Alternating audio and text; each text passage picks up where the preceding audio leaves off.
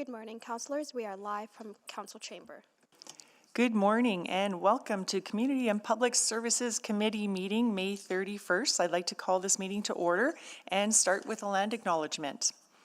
I'd like to acknowledge that we meet on the traditional land of Treaty 6 territory and Métis homelands, and acknowledge the diverse Indigenous peoples whose ancestors' footsteps have marked this territory for centuries, such as Cree, Dene, Saulteaux, Blackfoot, Nakota Sioux, as well as Métis and Inuit, and now settlers from around the world. I will do a roll call now of committee members. Councillor Knack. Good morning. Good morning. Councillor Paquette. Councillor Rice. Good morning. Good morning, Councillor Rice. Councillor Paquette, are you with us? We didn't hear. He may join us later, and I believe the mayor will join us later as well, but I will just call for him as well. Mayor Sohi? All right, and then I will check to see if we have other councillors joining us today. I don't see any on the meet, but if you are there, please let us know. All right, looks like it's the three of us to start. Councillor Knack, could I ask you to move adoption of the agenda, please? Yes, certainly. I'll move the adoption of the agenda with the addition of item 7.4, options to address catalytic converter theft. Thank you. Any questions? Please vote. Yes.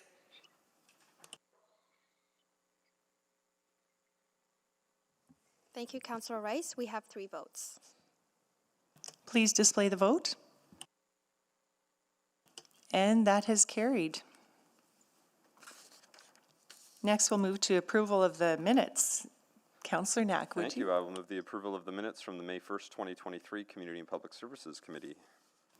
Thank you. Any questions, errors, omissions? Okay, please vote.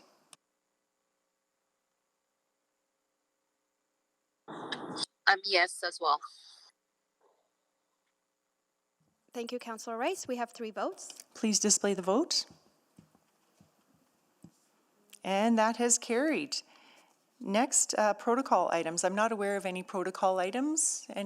No? Okay, so we will move on to select items for debate. Please, colleagues, sign up. Councillor Knack? Thank you very much. We'll select items 6.1, 7.1, 7.3, and 7.4.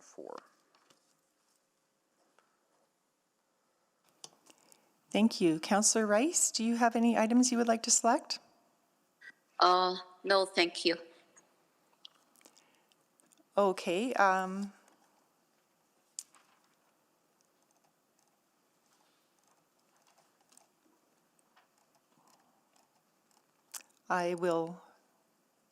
trying to sign up here. I will select item 7.2 then.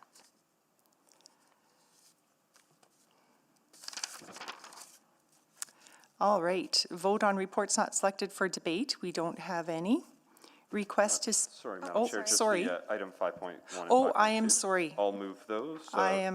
Yeah, thank you, Councillor Knack, for pointing that out.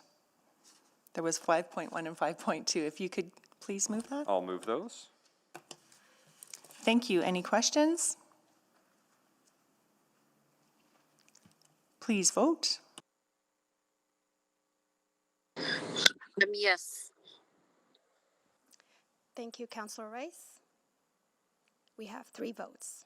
Please display the vote. Great, that has carried. Now we're on to requests to speak. I'll just read back what we've dealt with. Oh, if you don't yes, mind. sorry. Thank it's you. okay. Clerk Youssef, please do. Thank you, Chair Principe. This morning, Community and Public Services has passed the recommendations of the following reports without debate. Item 5.1, assisted Assisted snow programs with a revised due date of July 11th, 2023. And item 5.2, implementation of the Edmonton Transit System Safety Plan with a revised due date of July 19th, 2023. Thank you. Now we will go on to request to speak. Councillor Knack, would you do the honors, Absolutely. please? I'd be happy Thank you. to. So I think we've already moved all 5 speakers on item 6.1 from the previous meeting, so I don't need to restate those speakers. But I will move that we'll hear in panels where appropriate on item 7.1, Betty Latondra, Karen McKenzie, and Christine Kowalczyk. And then on item 7.3, Greg Zawoski. Great, thank you. Please vote.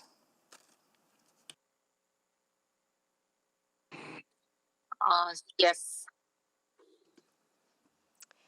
Thank you, Councillor Rice. We have 3 votes. Please display the vote.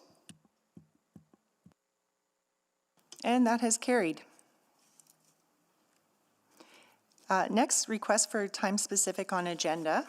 We do have 2 requests that Edmonton Arts Council time specific at 1:30 and then corporate homelessness plan 7.3 to be second item at 1:30. Any questions about that? 7.2 is already time specific on the agenda. I see. If selected, which it was, so we'll just make a motion to make 7.3 second item at 1:30. Okay, wonderful. So moved? Thank you. Please vote. Yes. Thank you, Councillor Rice. We have 3 votes. Please display the vote. And that has carried. Next, councillor inquiries. I'm not aware of any. Reports to be dealt with at different meeting, none. Requests to reschedule reports, already done. And now we're on to our first item, unfinished business. Thank you. I would just like to say thank you to all the speakers who came back. Sorry we had to postpone this, but we're so happy that now we have lots of time to hear from you, and we will start with, do we have administration have a presentation? And I would like to acknowledge that Councillor Stevenson has joined us. Thank you. Good morning.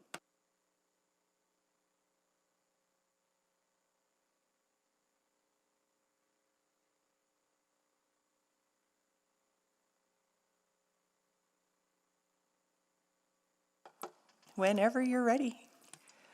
Thank you.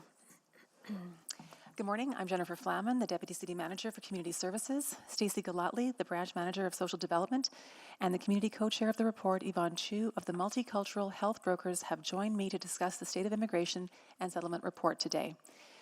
The report is for information and is the result of the second year's effort to illuminate issues and concerns related to immigration and settlement within the Edmonton community.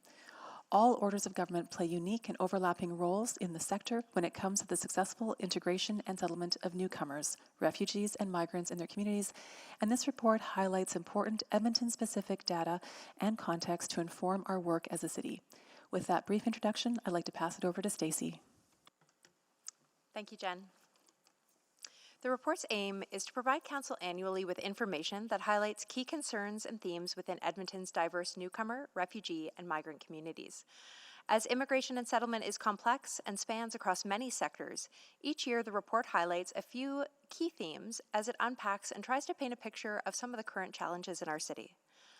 The themes in year 2 focused on key markers being education and employment.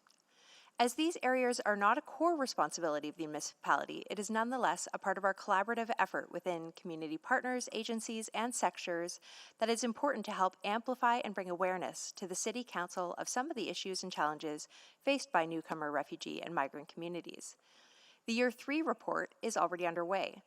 As we present this report to you, we're excited about some of the themes that we're already seeing. The Year 3 theme will be focusing on private sponsorships and people with precarious immigration status. I will now turn it over to Yvonne Chu to provide some highlights and opening comments, and administration would be happy to answer any questions that you may have afterwards. Yvonne? Yeah, thank you, Stacy. Everyone, I'm too old to speak from my heart, so I'm going to read from my notes here. So, in honor of multilingual Edmonton, may I greet you all in my first language, Cantonese. 早晨，大家好, which is good morning, everybody. Hoping you're well. So, being the community co-chair of CIS Steering Committee, I just want to speak a bit about the importance of the CIS report.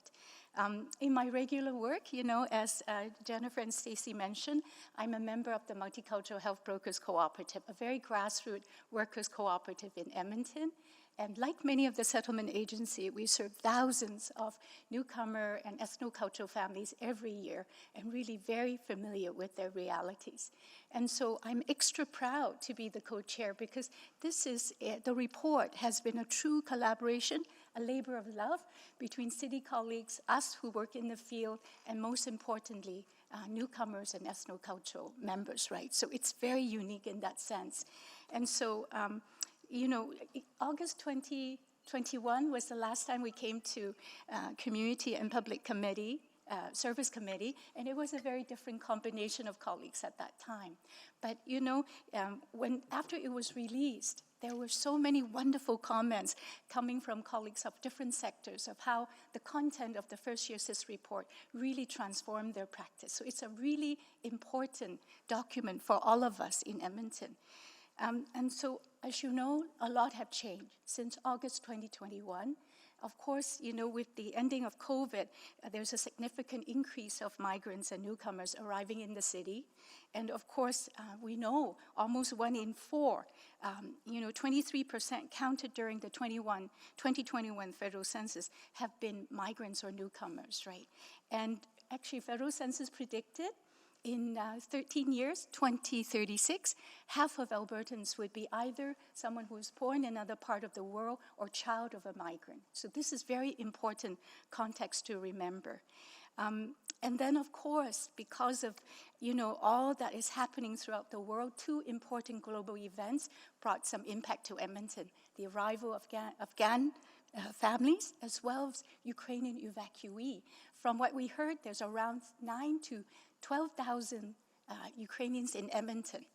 Okay, so this is very important to note from February last year until now. So, really, many organizations have done their best to respond to this new reality, but we know every day we hear the report of struggles such as lacking housing, lacking employment, and definitely even food insecurity, right? That's the realities that our report is wishing to bring to you all, but also bring out something very important beyond the realities. This second year report, everybody has a copy, I believe. I'm very hokey. I brought copies for everyone. We wanted to remind you, both years' reports have some unique features. It's well-grounded in strong social theories and concepts. Of course, it's complemented by powerful stories that really reflect the realities of our community members. And it always includes timely research done by very gifted colleagues. So each report contains these unique features.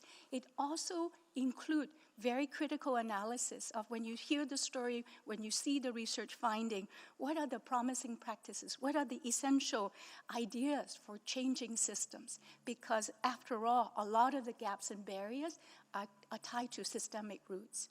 And so this year report, it was mentioned very earlier, we have 3 key areas mentioned, 2 of the most important determinants of social inclusion. We all know employment and education, right?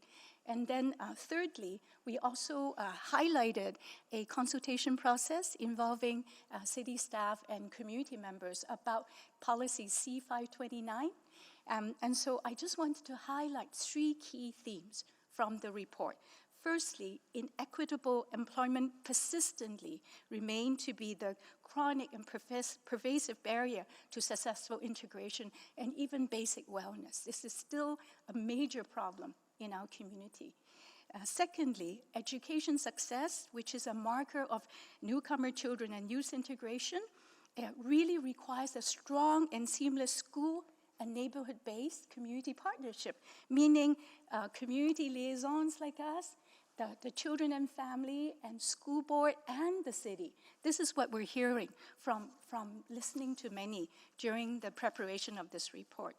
Thirdly, as I mentioned, the second year CIS report also included feedback from city colleagues and community members about policy C-529, the policy on immigration and settlement that was developed in 2007.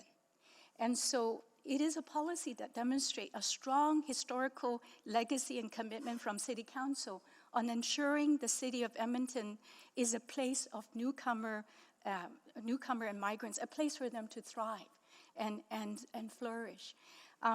So in the consultation with city colleagues and community members, I think there were over 50 city colleagues and around 180 community members and stakeholders participated. They all agree it is time to refresh C-529, given all of the changes and the sudden increase in our population. So it is really important that we remember that it is a relational policy that could help connect city administration with migrants and racialized community members. It is a chance to co-create the solutions going forward that city can pursue. And so, and there's none like that. I think this is really important. Hey? We have Indigenous framework and policy, but for our population, there's nothing that is overarching, that is a clear sign of commitment from the city. So overall, I wanted to say that Year 2 CIS report is even more strongly signaling the need for foundational explicit commitment to racial equity. The report is really talking about actionable approach for the city to tackle racism within systems tied to education and employment and city needing an overarching policy. So I really hope our committee members note these key elements of the report. And I further wanted to say it's such a good report. We must make sure that city colleagues really read it, invite other Edmontonians to read it. I'm confident this 5 year of the CIS report, we're going to transform hearts and minds of Edmontonians, both inside system and outside system. So I think that's all I wanted to say. And following me are a group of colleagues who have lived experience to share, who works for years serving our population. And so they're going to comment on those key areas, education, employment, and also the policy on immigration and settlement. So I'm going to end by also saying thank you in my first language. Thank you. Wow, thank you. That was wonderful. Thank you so much. And is that it for the presentation from administration? That's great, thank you. We will call our speakers to come down. If any are, I know we have some written down as remote. I will just call and see if you are online. Lena Awad? Yes, I'm online. Hi there. Mitali? I'm just going to go through the list and then we'll call you to speak. Mitali Banerjee? I'm in. Hi. Hi. Joey Jalal? Hello, I'm here as well. Hello. Jackie Holmes? I'm here as well. Hi. Judy Hello. Silito? Silito, yes, I'm here. Hi there. Okay, wonderful. You're all here. That's great. So I am going to go through the public speaking. So for each item, administration opens up with remarks or a presentation. The speakers will be heard in panels, and each speaker will have 5 minutes to present. The clerk will run the official timer in council chamber. The timer lights on the podiums will be green for the first 4 minutes, turn yellow when there is 1 minute remaining, and flash red when the 5 minutes are up. If you are participating virtually, you may wish to use a timer of your own. When everyone in your panel has had a chance to present, members of council may ask questions of you or other panel members. For this reason, you may wish to remain in the meeting until all questions have been asked of your panel. If you are participating virtually, please remember to mute your microphone when you are not speaking and refrain from using the raise hand function, as it creates issues of fairness and decorum. If you are having any experience of technical difficulties, please reach out to the Office of the City Clerk using the contact information provided in your confirmation of registration or at city.clerk@edmonton.ca. If you are here with us in person, the clerk will guide you to your seat when it is your turn to speak. In the event of an emergency, please follow the clerk's directions to evacuate. City staff will direct you to your muster point. And I would like to acknowledge that Councillor Paquette has joined us as well, and Councillor Tang has joined us in chambers. So we will start with our first speaker. Lena Awad, you have 5 minutes. Please go ahead. Thank you so much. Before I begin, I'd like to follow the teachings of Indigenous brothers and sisters and position myself in this space.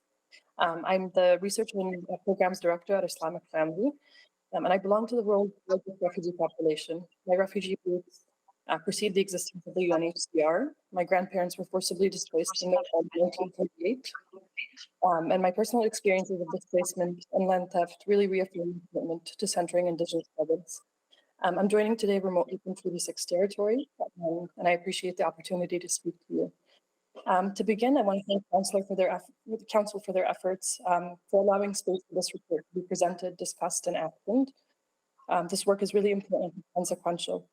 And I also want to thank the committee that worked on the report and echo the importance that Yvonne spoke to of recognizing and acting on this valuable body of data and learning. So recognizing this is the start, I just wanted to share a few asks and present some recommendations and actionable items. My first ask is for Council to engage the community in updating the C-529 policy in an effort to tackle migrant exclusion. We all know that finding gainful employment is pivotal in the newcomer journey, and it allows newcomers to feel wellness and inclusion. In a world where doctors are working Uber and engineers are delivering skip dishes, we need to reflect on our role that our institutions are playing in hindering access and perpetuating inequity. Updating this policy would allow us to tackle the root causes of systemic exclusion that migrants experience in the workforce. My second ask is for the city specifically, to immediately reflect on its own hiring practices.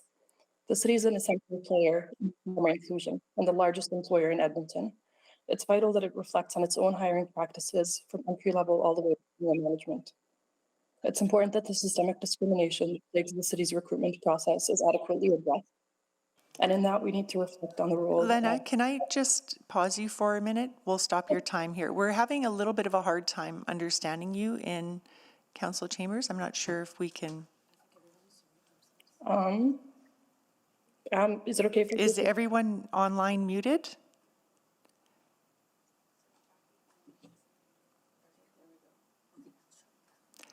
Can you hear me better now? Okay, go ahead. Yeah, let's see. I think everyone online is muted now. Go ahead. Okay, thank you. So we need to reflect on the role HR personnel and resume parsing software play in actively excluding newcomer applicants, especially ones with foreign credentials and experiences. We also have to reflect on the many barriers that newcomers face in accessing employment within the city, including the hefty cost of licensure and credential validation. Those barriers cannot be addressed in the resume writing workshop. They require an entire cultural shift.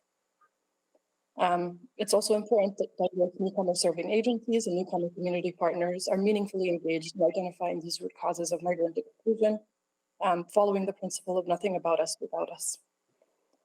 My third recommendation is for an independent body that is able to demand data from the city on hiring, promotion, tendering, and complaints.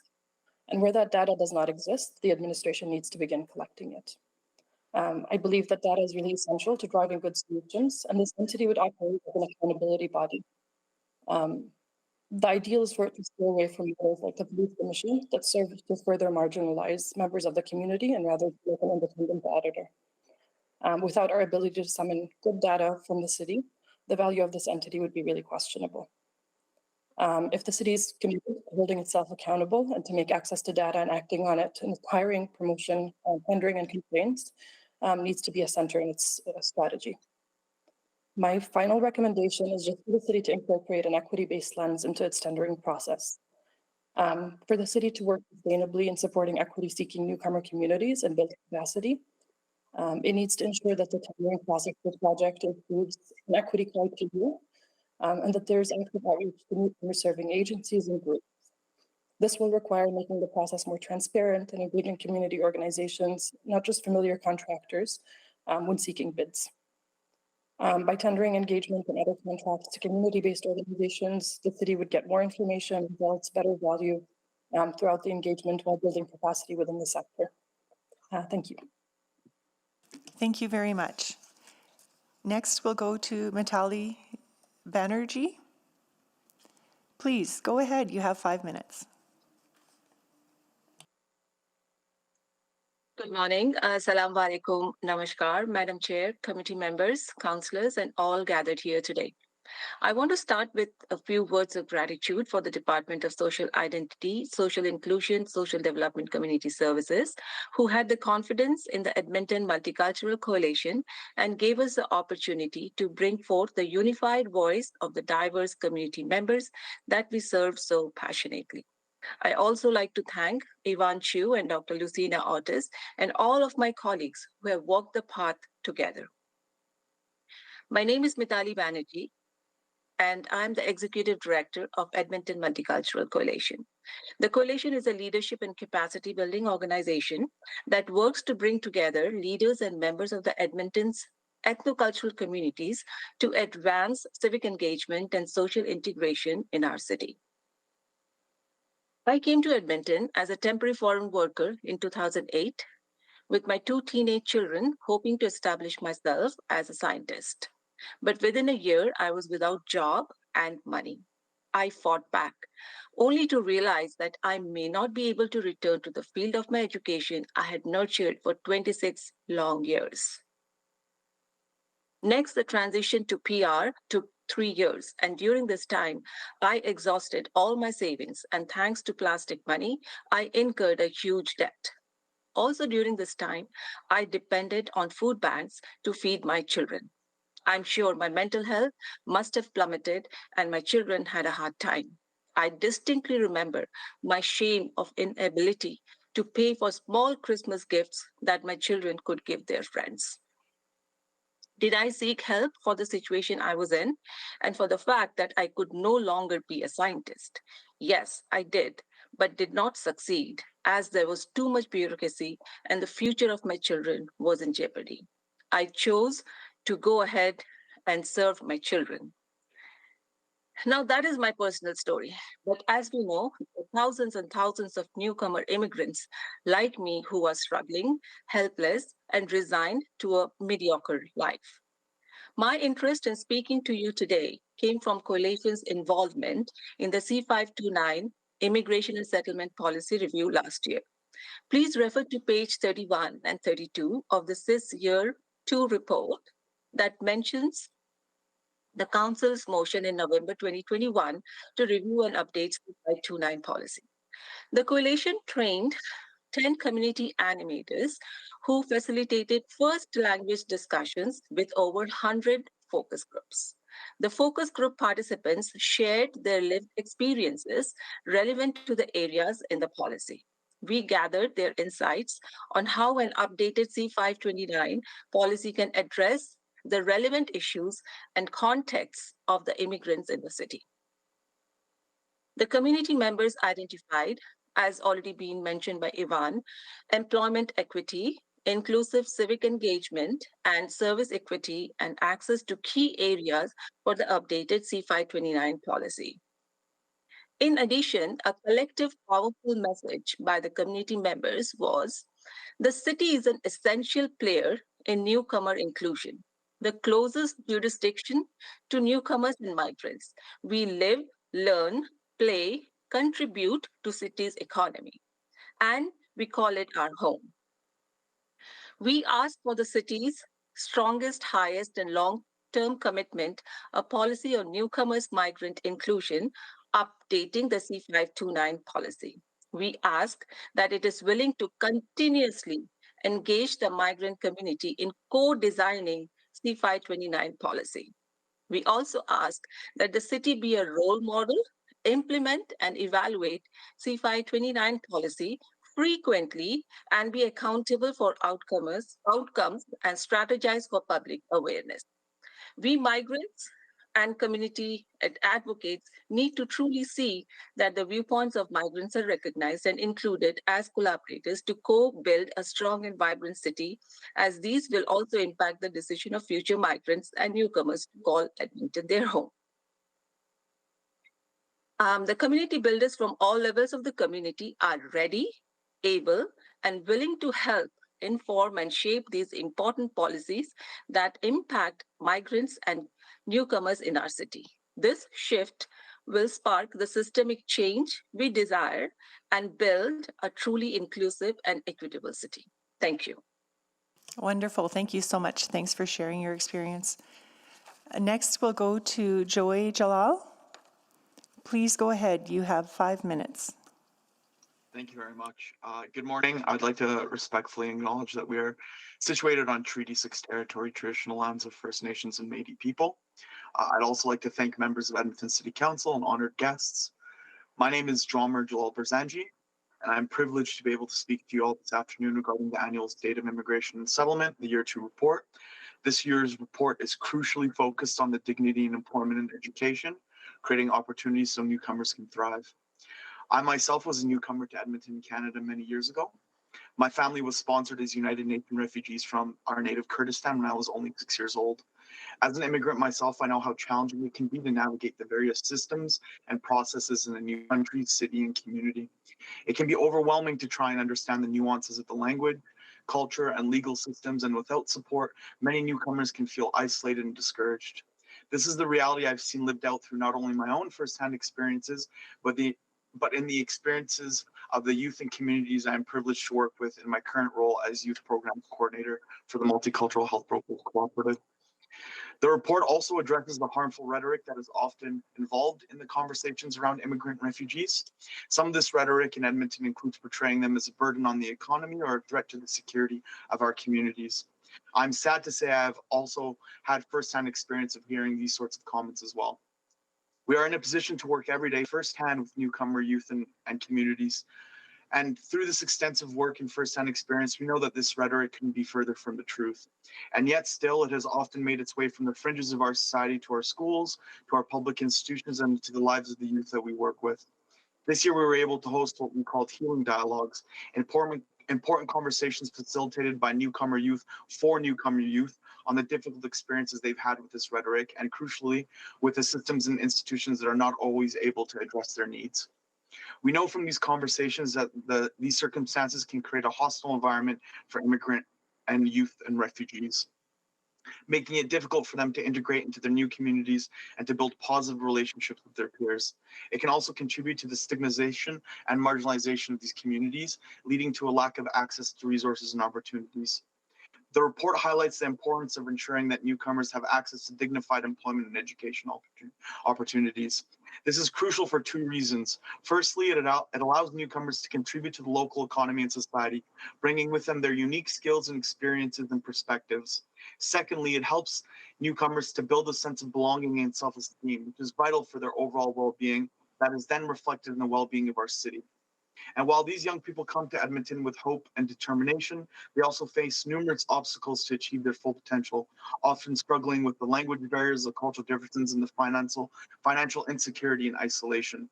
These challenges have a significant impact, especially on their education and employment. Our youth programs know that from experience that without adequate support, many of these youth struggle to keep up with their peers in school and may even drop out. This not only affects their future prospects, but also has long-term consequences for our communities as a whole. We are all collectively leaders in our community, so it is our responsibility to ensure that every young person in Edmonton has the opportunity and the chance to succeed. This often starts for our young people with schools. We must work together to create a more equitable education system that provides the necessary support to immigrant and refugee youth. I believe the city must play an important role in the process. We are often contacted by school administrators at our organization, principals and teachers who also see the challenges these young people face. As an organization, we try to provide support, but find it difficult to address every need with the resources we are equipped with. I would ask the city to become more involved in these conversations, to give organizations like ours and the educators coming to us for support their commitment to sitting at a table with us and acknowledging that these needs are mentionable and manageable, and that we are working together to address them. One way we can do this is by investing in language programs that help these young people overcome the language barriers they face. We can also provide cultural training for educators to help them better understand the needs and experiences of immigrant and refugee youth. Additionally, we can advocate for further funding for schools in areas with high immigrant and refugee populations to ensure that they have the resources they need to support these young people. And perhaps most importantly, we can create a welcoming and inclusive environment in our schools and in our community overall. We must take steps to address discrimination and prejudice and create opportunities for cross-cultural exchange and understanding in formal settings supported by the city. The CIS report also touches on the cultural wealth of these communities with the right care. This is what organizations like ours give, an expression of care every day to each youth to help them realize that they are unique. When immigrant and refugee youth feel welcomed and supported, they are more likely to succeed, and their success is our success as they contribute positively to our collective community.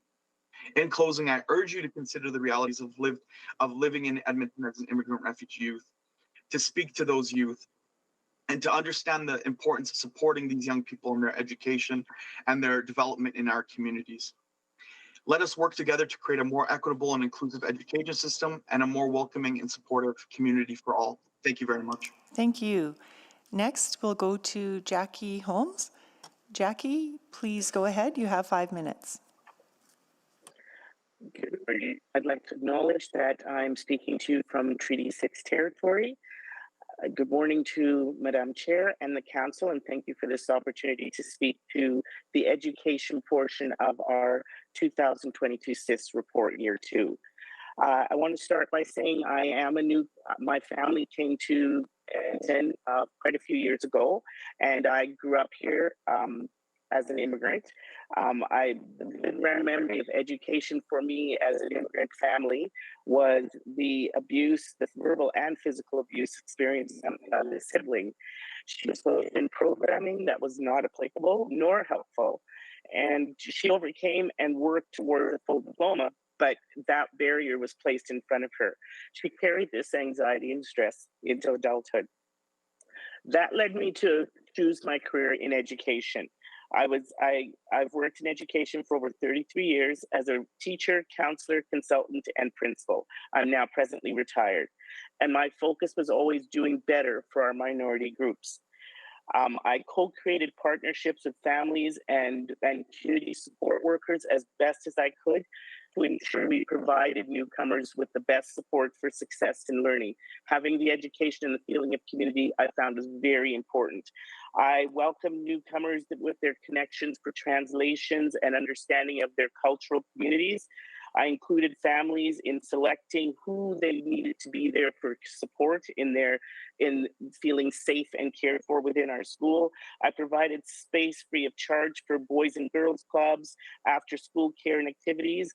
I connected with the food bank along with other agencies for clothing to be brought to the schools so families could have accessible resources for survival. And with our special needs community, I supported workers from all different venues who needed to come in to support the families so students could feel safe and learn in the school environment. I also encouraged diverse cultural celebrations for learning of the whole community, for inclusive and safe within our environment. I found that these collaborative and supportive opportunities led to successful learning and integration and inclusion of all students in our school environment. I presently volunteer with Bissell and see more of how we put barriers in education for our students who are newcomers to our city. I've spoke with families with the trauma and stress of trying to register children into school and get the supports they need when things are happening in school, learning isn't occurring. Things as simple as a supply list, a family struggling, not knowing what this is and what this is all about, and the processes. So many ways we can help and support.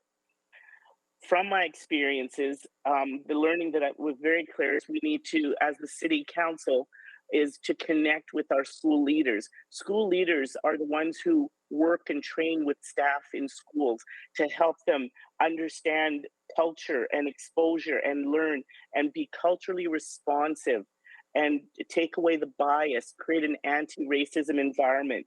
That leader is the one who is able to ensure that the students get what they need for their diverse learning needs and make education accessible to all of them so success can all be for all. And leaders are the ones who can co-create with the newcomers and different community agencies. They listen, hear, and they can respond to feedback and bring that to their staff and their student body. They can collaborate and listen to community leaders, social agencies, and government agencies. And so we need to collaborate and connect. So what I'm asking of the city council, is to focus on that policy C529. But as we focus on updating it, to really include the voice of our newcomer families, to make sure that they are heard and that each community is able to have input and active voice in the development of the C529. In addition, the city needs to connect to the leaders of the schools and hear and connect and make sure those connections can be made within the school to create that safe, caring, inclusive community. And lastly, to really focus on anti-racism policies within the school boards and make that a connection with the city, because the school is a small part of the larger city community. Once we have that safe and caring community within the school, it goes out towards the community in which all our newcomers live. Thank you again for this opportunity. It is so important, and education is a foundation to success. Great, thank you very much for that. Next, we'll go to Judy Siloto. Yes, thank you. Hi, you have 5 minutes. Please go ahead. Thank you. I want to start by acknowledging my gratitude for being here on Treaty 6 territory. I'm a born and raised Edmontonian and very proud to be an Edmontonian, and thank the committee for having us today to talk about the CIS report. I work with Yvonne Chu at the Multicultural Health Brokers Cooperative, and I've worked with the immigrant and newcomer community for 4 decades in Edmonton, and much of that time was spent helping newcomers connect to employment. So because of this insight over watching the work for 4 decades, I just want to talk a little bit about what I've seen grow and improve in Edmonton over that time. So I remember back in the early 80s, when newcomers came over to get work, it was all on the newcomer. It was the immigrant that had to do all of the heavy lifting, all of the preparing and the fitting in to what was there. And as we grew and learned and had more newcomers working alongside us, we in the sector began to move towards more inclusive workplaces. And we've all done some good work on knowing that good results is a product of a two-way street, that we really are working really closely together with our new employees and job seekers and the existing employers. So in the course of all of the other work I've been doing related to employment and in the new understanding of what it means to be an intercultural community that's really engaged meaningfully with each other, and some of our work in anti-racism and looking deeper at some of those systems, we realize that even though some of us have the best intentions for equity, diversity, and inclusion in the workplace, we have many systems that are very persistent, and they trap us, they constrain us, they camouflage what's going on because of those structures that are really rooted in colonial structures. So we're becoming braver and more courageous and stronger to really look deeply into what we need to do at that bigger level to make sure that we have inclusive, welcoming workplaces that are really making good use of the full talent that's coming from all of our new immigrants and refugees and ethnocultural groups. So my ask for the city, my dreams for the city, is to first of all take the chance to be the real role model for other employers in our community. We all know that recognizing credentials has been a long time problem, and we think that internships at the city could really go a long way to use this mentoring idea, internship idea, rather than strictly relying on credential recognition. So as we work out those bumps in the system of how we equitably recognize people's talent rather than let it wither and waste by underemployment, we could have these internships going on. And second of all, to really work in the community, because we know that service providers that are supporting immigrants, job seekers, need to connect better with employers. And this work is being done somewhat in our city right now through the ELIP Education Action Table, which the city supports very wonderfully. So that's an example of work that's working. And the JEDI Hub, which is the Gateway to Equity, Diversity, and Inclusion Hub for employers and service providers. But this is new groundbreaking work, and we need some support that the city can provide through the infrastructure that's already there, through the resources that are there, to partner with the people in the community that understand this work well and give the full support. And so I will just stop and say thank you very much, and thank you. Well, thank you. And I again want to say thank you to everyone for coming back and sharing everything that you did with us today. It's very important for us to hear, so thank you very much for that. Now, colleagues, I'll ask you please to sign up to hear or to ask questions of the speaker. And I'm looking at Councillor Knack because I have a feeling Councillor Rice is signed up. Yeah, please, Councillor Rice, go ahead. Thank you, Chair Principe, and also I want to take this opportunity to thank all the speakers who taking time come to speak this so important topic and for our city.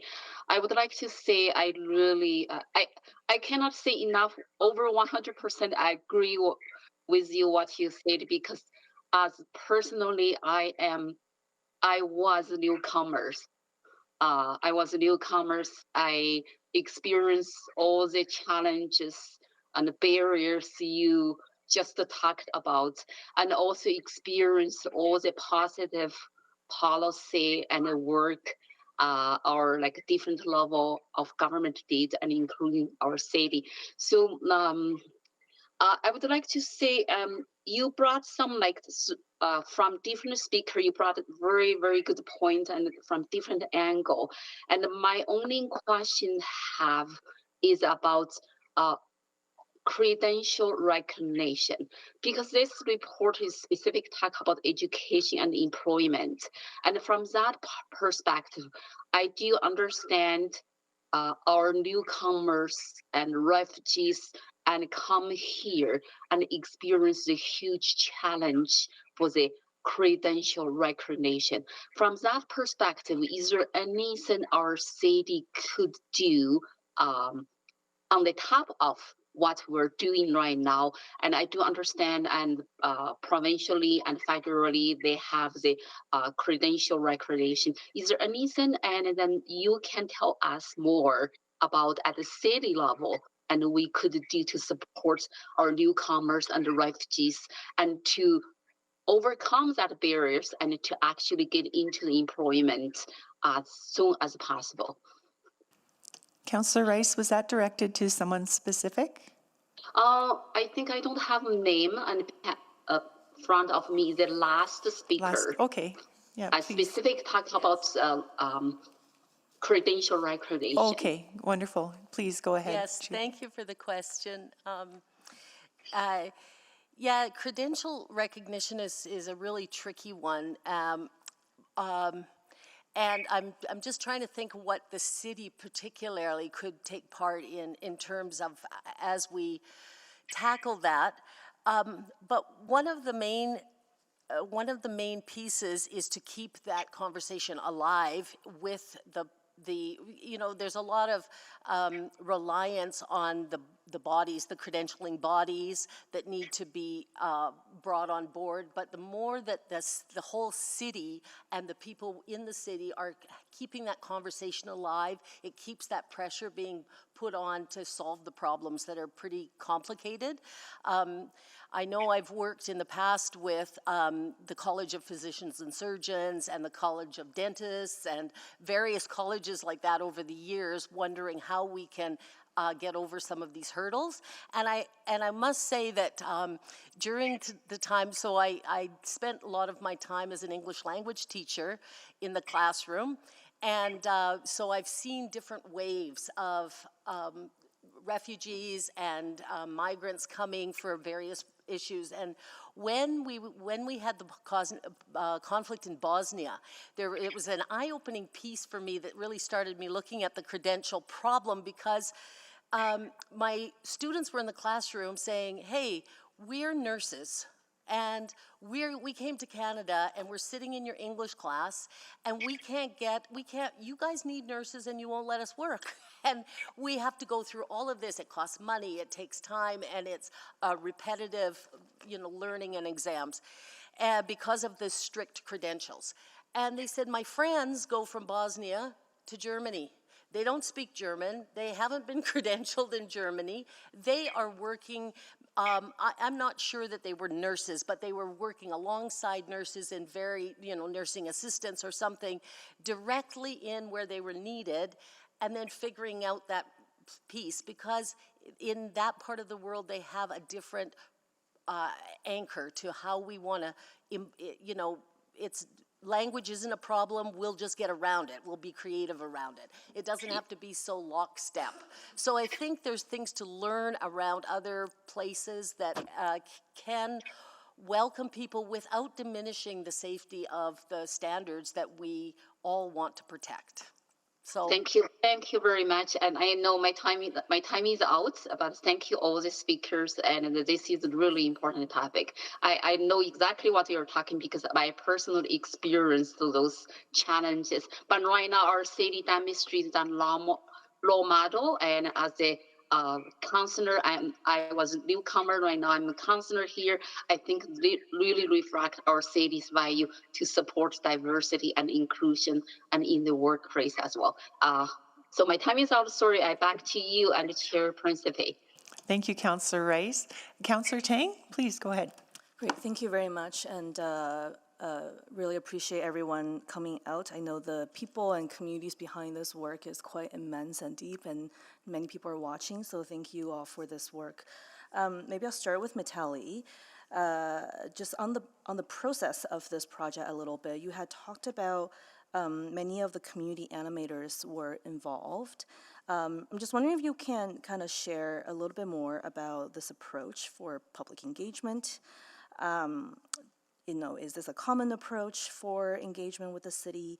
And what does this animator approach add that maybe a typical engagement on a policy like this doesn't really see?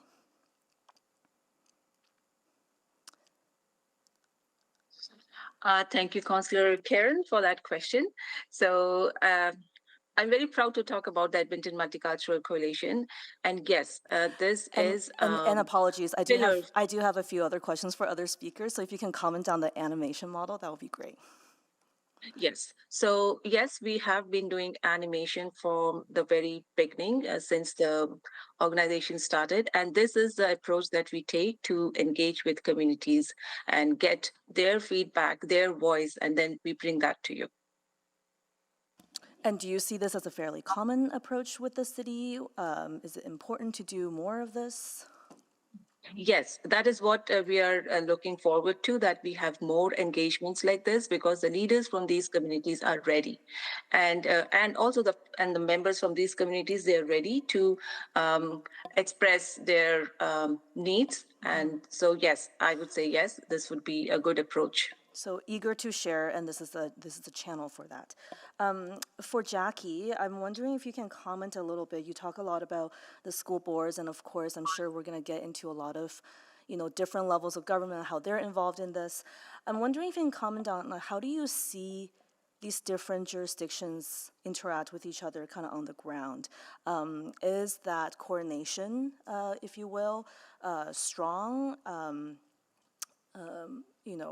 What needs to be improved?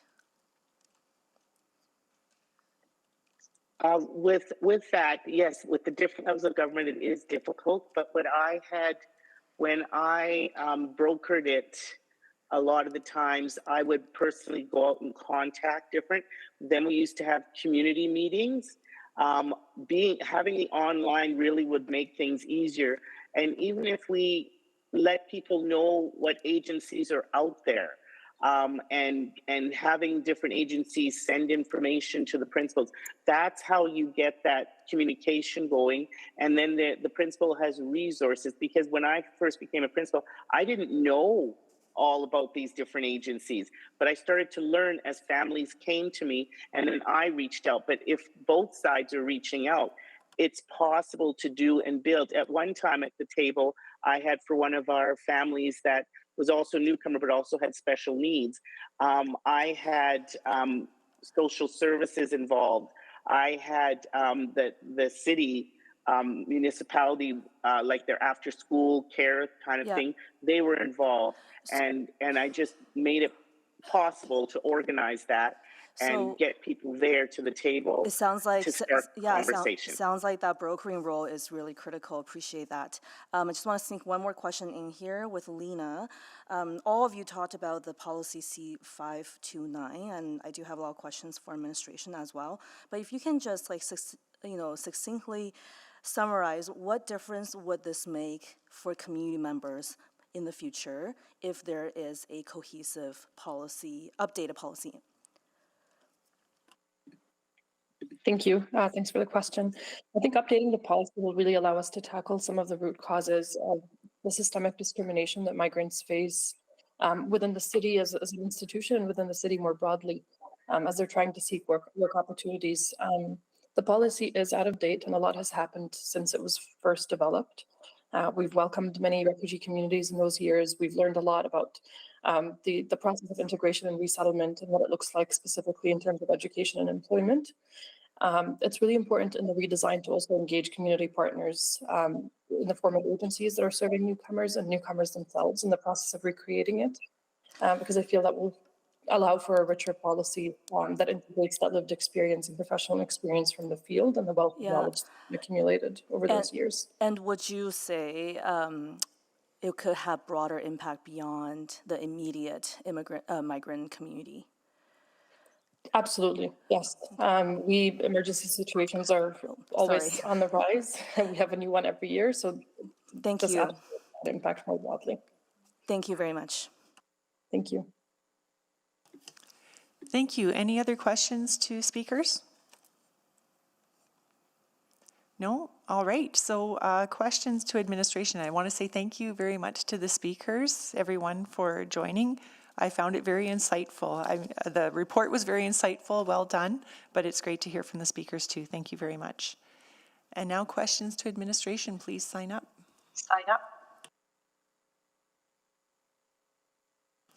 And I'll just ask the online speakers to mute themselves, please.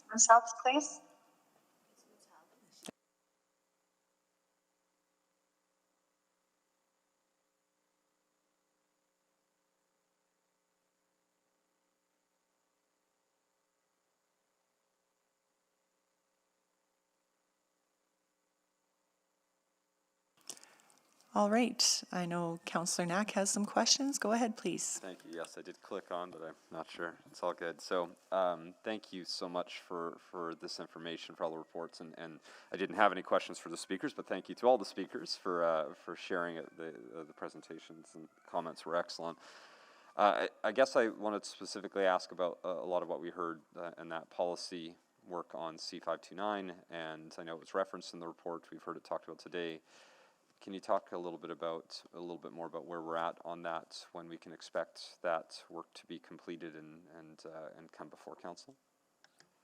Sure thing. Happy to respond.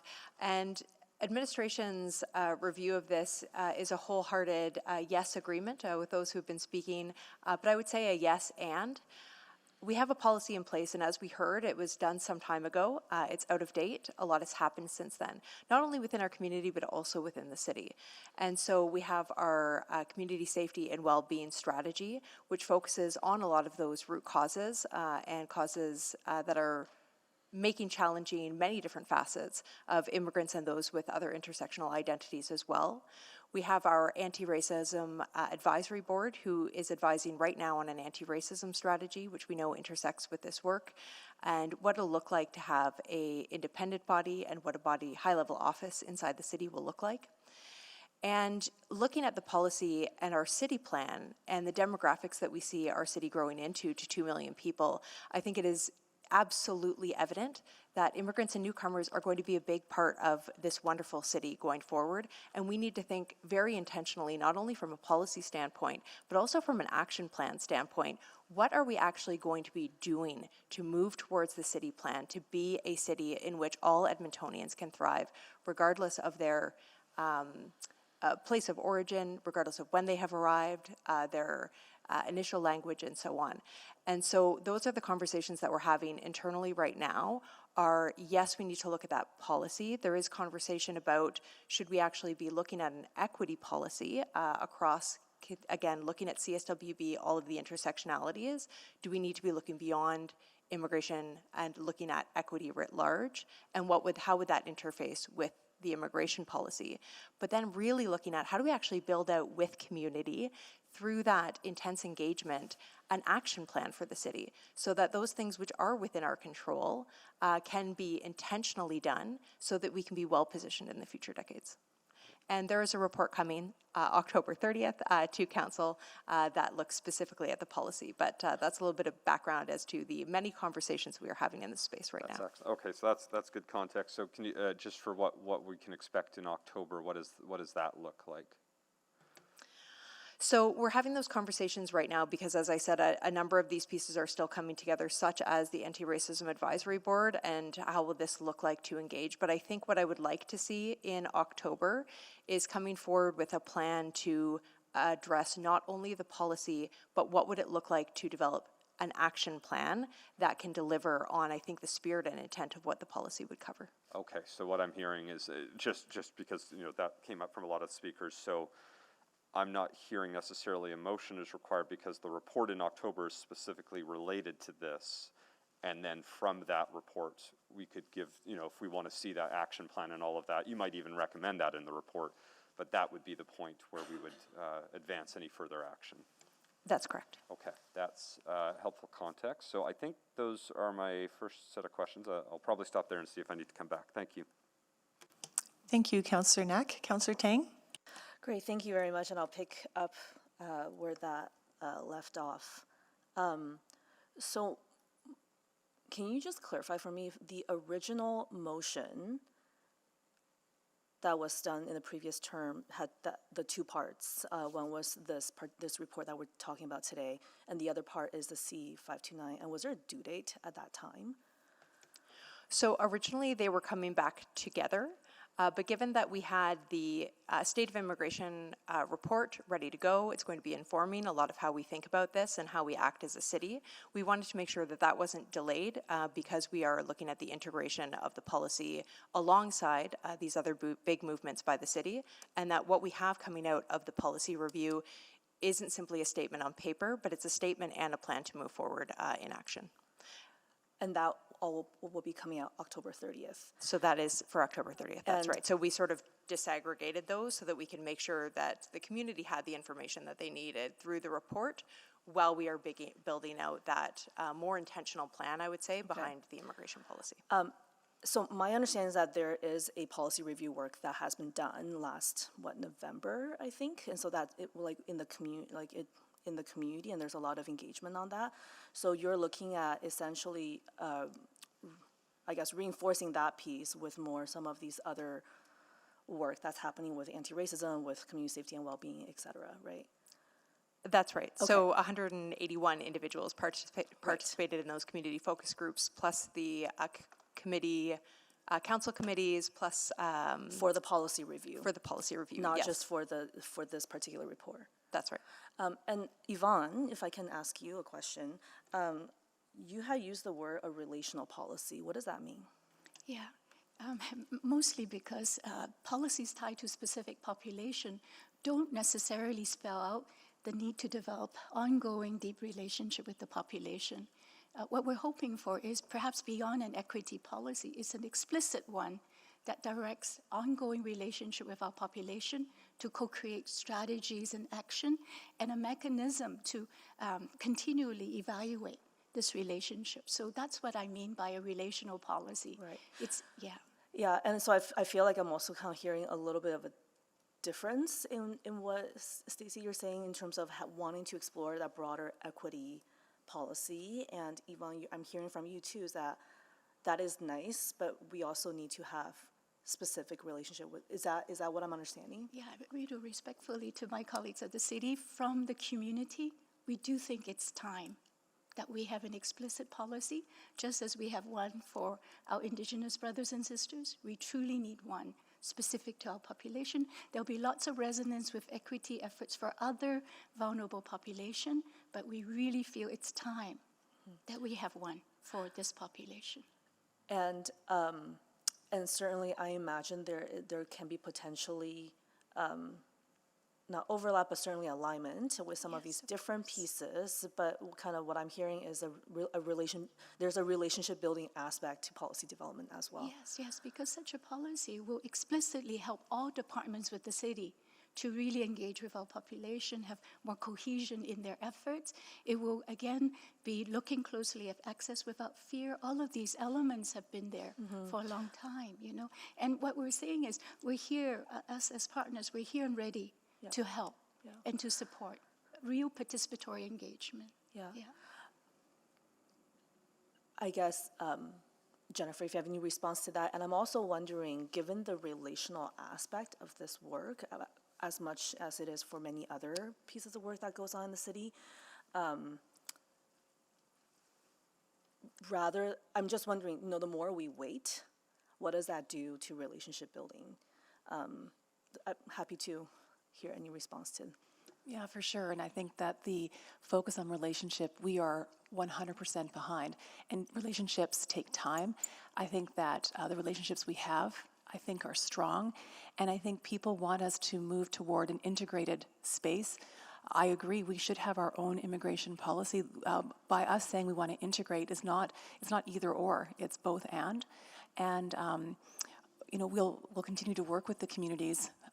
They are driving this work. We are happy to be partners in those discussions. And I think what's worse than waiting is not doing it right and not doing it well and thinking about all the other pieces of work and how it integrates. I think we wouldn't be doing the community much service if we went really fast in trying to meet a deadline and didn't, as Stacey shared, honor the other pieces of work that intersect to make it sure that we get it right. Yeah, I'm out of time. I'll come back for a bit more, but I'm also hearing the driving piece is perhaps policy first and then the action plan. That's kind of what I'm hearing from Yvonne and from the other speakers. Thank you.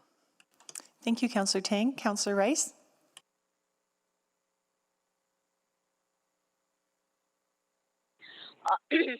So just let me know if the voice volume is not good because I'm outside.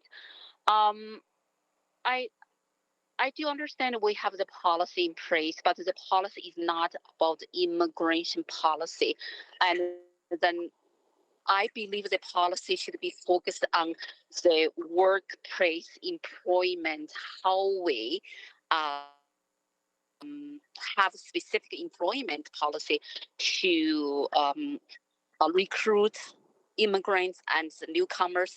Myself as an immigrant, and I really understand the challenge for the newcomers due to the language, due to culture, and to get into their workplace. So my question is, at the city level, do we have a specific approach or policy or guidance in place to really make our newcomers and immigrants get into workplace either, to provide that easy accessibility for them? I believe we have a representative from Employee Services that can respond to the City of Edmonton's practices.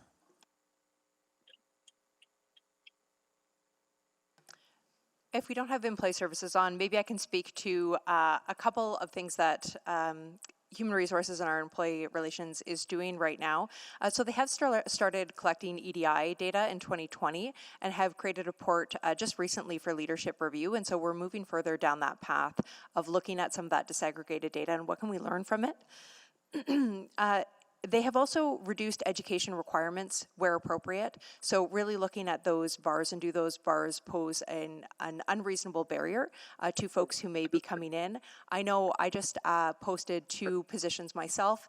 We've been looking at the findings in this report, and so we are very intentional about including those, such as being very clear that international degrees are welcome. International degrees and international experiences are welcome here at the City of Edmonton. And so we are looking to change those practices as a result of what we see come in through this report. They've also revised their pre-employment check requirements to eliminate those where possible. They've continued training for TA staff and hiring managers, and I've been assured that training program is being reviewed in light of this report as well. They're also looking at reviewing programs to support underrepresented groups. So there's a lot happening across the city to make sure that we are in alignment with what we are hearing from our community, and ensuring that the D&I framework, which is under the Art of Inclusion Actions, is really living up to what it says it's going to do. Thank you for that information. And specifically, you mentioned about the education requirements reduced that. So I believe it's not about education requirements reduced, and is about in the workplace. And there are 2 levels, and one level is how to make that accessibility easier for them to get into workplace. So the second is after into the workplace, is there any the culture sensitivity in place? Is there any language support in the place? And because the culture difference and it could impact how people thinking and how people behavior, and is there any this sensitivity training in place and in workplace to support an immigrants and with different background, different cultures, and easily to find and get into the workplace after they get into, and also they're easily to find to fit into the workplace and to get that enough support. So my question is, do we have this type of things in place already? If not, is there any plan and for us to include it and in the policy review and in the next report and for the further action plan? Thank you, Councillor Rice. You know, I think we're hearing today that there's a lot of different ideas about what we could include here and how we could improve. And so that intention would be to build that into the pre-work and conversation for October 30th. Maybe if I could just comment on this, Councillor Rice, as well. It's Andre Corbould, City Manager. I think the answer to your question is there is some of that in place, but we need to do a lot more. And so we're actively, going to get to the next stage and do a lot more. I also think that in addition to reviewing our policies within the city, we really have to advocate at other orders of government, because no matter what we do from a policy perspective of the city, I can't change the requirements we have to follow, for example, with professional associations, because those requirements are in law. And as I understand it, it could take a year or 2 for an engineer to be accredited here in Canada, which is way too long. Same for a bunch of the other professionals. So I do think we need to continue to advocate hard with other orders of government on quicker, faster accreditation for those who have clearly the experience and professional education to do things, because we're waiting far too long to get them into the workforce, and we lose people along the way, I think, as a result. So. Okay, thank you. My time is out. And then back to you, Chair Principe. Thank you, Councillor Rice. Councillor Stevenson? Thank you. Yeah, I just wanted to start off by saying how much I appreciated the report. I thought it was excellent, and some of the elements in terms of the storytelling that was part of that was really powerful for me, and really appreciate reading through. I think my colleagues have covered most of the questions. I just want to get sort of absolute clarity. So page 47, sorry, page 47, thank you, has sort of the guiding principles for the policy review. And I just want to clarify, it does say it's going to come November 2022, but that's November 2023, right? Like that hasn't already been presented? When the report was developed, the original, as I said, those motions were originally coupled together for this report and the immigration policy. And so when this report was originally going to be coming was November 2022. In light of budget, et cetera, that was moved forward, but those were decoupled so that we can take a more integrated and, dare I say, ambitious look at immigration policy, but not hold up the report. So this is sort of legacy of when it was printed. I gotcha. Okay, but those 5 principles, that review, that is what will come to us in October. That's right. Perfect. Okay, thank you so much. Well, and I think Councillor Rice sort of spoke to this as well. I think I'm hearing the call for a policy, absolutely, and the importance of that. But it's sort of this question again of sort of like policy versus practice. And is that an opportunity as well? Like, I'm just thinking, I loved the page around sort of the resume builder, like, the good and bad resume. Just wondering, like, is that work actively underway in terms of reviewing? And appreciate all the things that HR is already doing. Just want to confirm that that's also happening. 100%. I love that page. I sat down with it quite a bit when I was developing the new postings that we have happening in our space to make sure that we were adjusting them. Had a lot of conversations with HR about, how do we really live this and own this, go through numerous iterations. And through those conversations, they had indicated that some of those findings and some of those, not only the resumes, but also how do we conduct interviews and so on, they're going to be reviewing their training plan to making sure that those findings are integrated. So we don't need to wait for October to do that kind of stuff within the city, and we're actively pursuing that. Great, very exciting. In terms of, so I think some of the disaggregated data that's shown for, the employee engagement survey results is really excellent. But it sounds like we're also looking at overall workforce composition as well to monitor progress. So looking at the proportion of new Canadians, newcomers, those pieces sort of as a corporation as a whole. Because I think we sort of say once you're hired, we break down some of the data of who we've hired already, but do we have the stats for the overall city employee composition? Yeah, we can get back to you on that. We don't have the right employee services folks to speak to that, but I do know that they do track, how many diverse applicants are applying, how many are being interviewed, and how many are ultimately being selected. Okay, great. And I think, and again, I think looking at the overall composition of our employee base to ensure that it's reflecting our community is another really important one. Are we potentially, and again, I know that this is a lot of work in and of itself. In our contemplation of the policy development, are we looking at standards for external vendors that the city hires as well? In terms of just, again, doing what I think is excellent work for our organization, but then what are the levers we have to see that push out into the community as well? I think that is a great question, which we would hope to look to in that, again, that action plan, implementation plan. How do we ensure that not only as a corporation are we learning, but we're learning with community, and community is also moving along with us, and we are moving along with them. Awesome. And then just the last one too, I think that some of the focus around civic engagement and participation, something that we've talked about as a council is just around enfranchisement for permanent residents as well, so just enabling more people to vote and be active in that way. Will we identify some of those advocacy items for other orders of government, also again licensing, that type of thing? I think it would be wonderful to consider that, yes. Okay, great, thank you so much, really appreciate it. And thanks again for the report, it was excellent. Thank you, Councillor Stevenson. I just wanted to confirm, Councillor Paquette, are you online? I surely am. Lovely, thank you. We have quorum.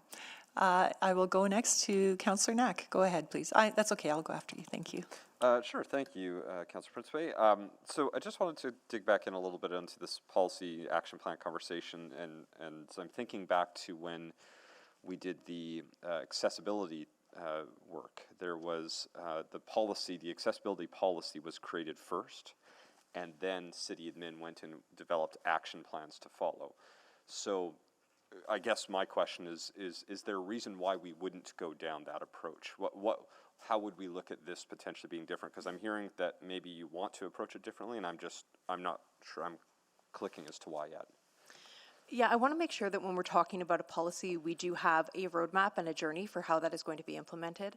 Yes, it's true that sometimes we put together the policy first and then the action plan follows, but it's also true that sometimes a policy gets put in place and we don't get an action plan. And that is my concern here. Not that we have to have the entire action plan in place, but when we're having the policy discussion, I want to say, and here's how we would recommend that we actually live this. Here's how we think we can move forward with community in those conversations and what those conversations will result in. So to me, that's a commitment to us that the policy is not going to just be words on paper. We've had a policy in place since 2007, but that we really are going to live and own that as a city, and that we have a way to take actions to implement them. Okay. So then again, just sort of sorry, I apologize I'm still just walking through everything in October. So from what I heard from Councillor Tang's questions, we've done a ton of engagement on this policy already. Very much want to make sure we have an action plan to follow through on. So with all of the work that's already been done to date, is it not so walk me through again, sorry, just one more time. Will there be a draft policy at the October meeting that would then say, because we've already done all this work, it sounds like you've engaged 181 people, you've got that. Will we see that, and then from there, that would be the opportunity for us to say, yes, this is moving in the right direction, maybe we need to make a few adjustments, and let's provide direction to the action plan? Is that how I can expect the October meeting to? So part of the reason why we're having the conversation in October and not having the conversation today is, in addition to that sort of how do we build out that action plan side of things, is there are other things that are happening in the city that I want to make sure that we are considering as we move forward. So again, CSWB, what that looks like, what we may be thinking about in terms of that equity policy and what that could look like, how that interfaces with this, as well as the anti-racism work that's being done. And we have an anti-racism strategy that is out in community right now. There's a whole bunch of recommendations in that are being considered, and I want to make sure that this is aligned with that. So it's a little bit early to tell you exactly what that is going to look like, because I still think that there's some of those integrated conversations that need to be had. Okay, perfect. Sorry, and I apologize. I'm just making sure I'm on the right page here. So, everything you just said, that's coming October. Will we also have a draft policy in October to review along with the items you just listed? So I think we need to have conversations internally about what that will look like before I can make a commitment in this room today. Okay. If there is a desire amongst committee, I don't want to speak for the rest of committee, to make sure that is part of that discussion. I'm hearing that you want to do some work. I think there's some eagerness.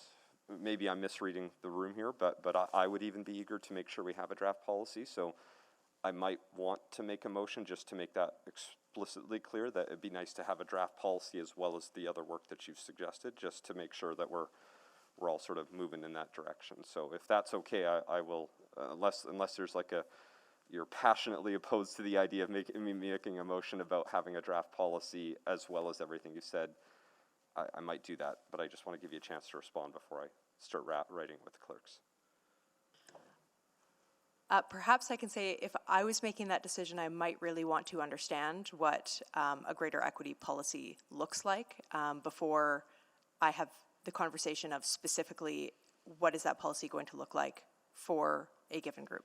Okay, I'm going to reflect on that, and then I'll debate whether to bring. Thank you. That's helpful context. Appreciate it.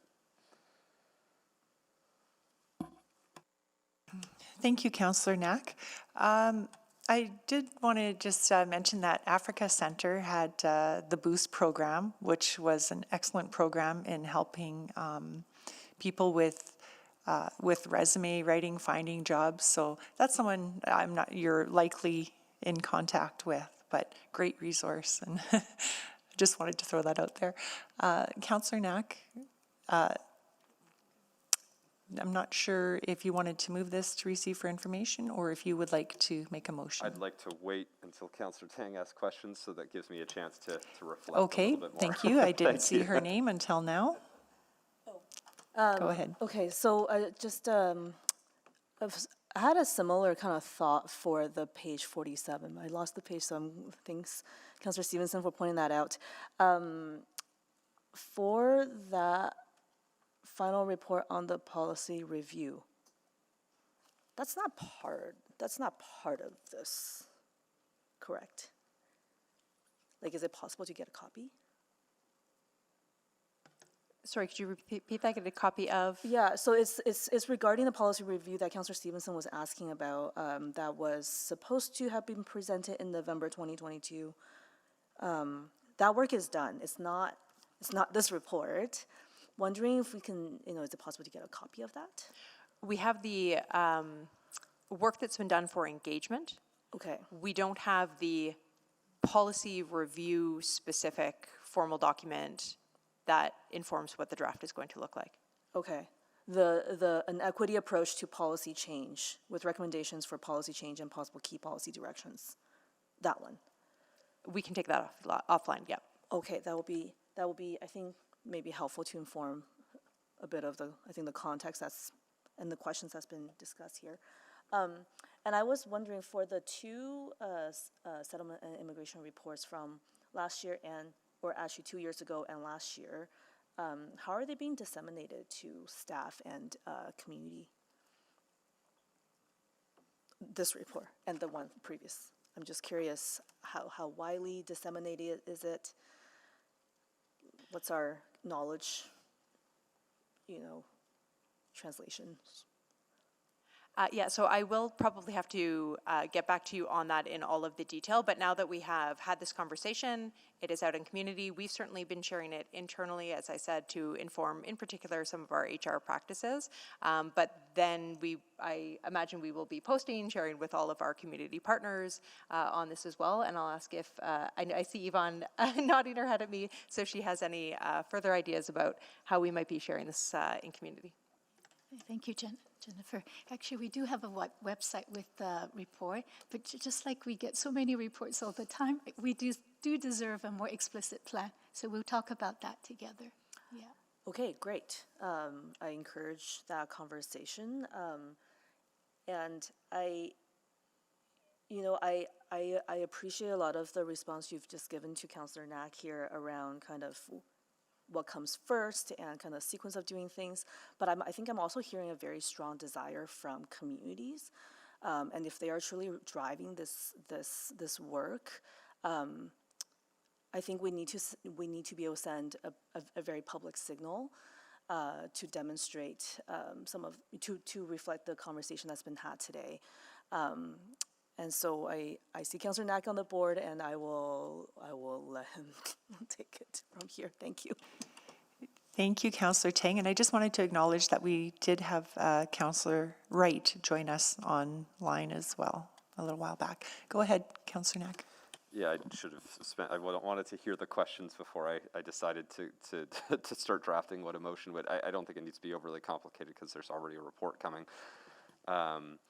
So on the fly, which is always great governance, or preferably for better governance, I could make a motion to receive for information and then take the lunch hour to work on a subsequent, which would just allow me to make sure we're not doing this all without any type of thoughtfulness. So why don't I move receipt of information, and then I'll take some time at lunch to do that next step. Well, that is great. Thank you very much, Councillor Knack, for doing that and for your good flow of the meeting as well. I appreciate it. Any questions on that? Anyone to speak to it?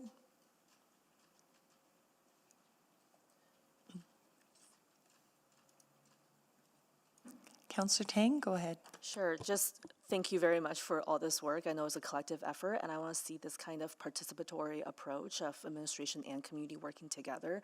And I think the more we do that every step of the way, more of that relationship that can be built. And then it doesn't feel one side is driving it more than the other. It's a much more partnership approach. So I encourage the continued effort in that, and thank many people. Many of them are not in the room, and I know that. So just appreciate this work. Thank you. Thank you, Councillor Tang. Councillor Paquette? Yeah, thank you, Chair.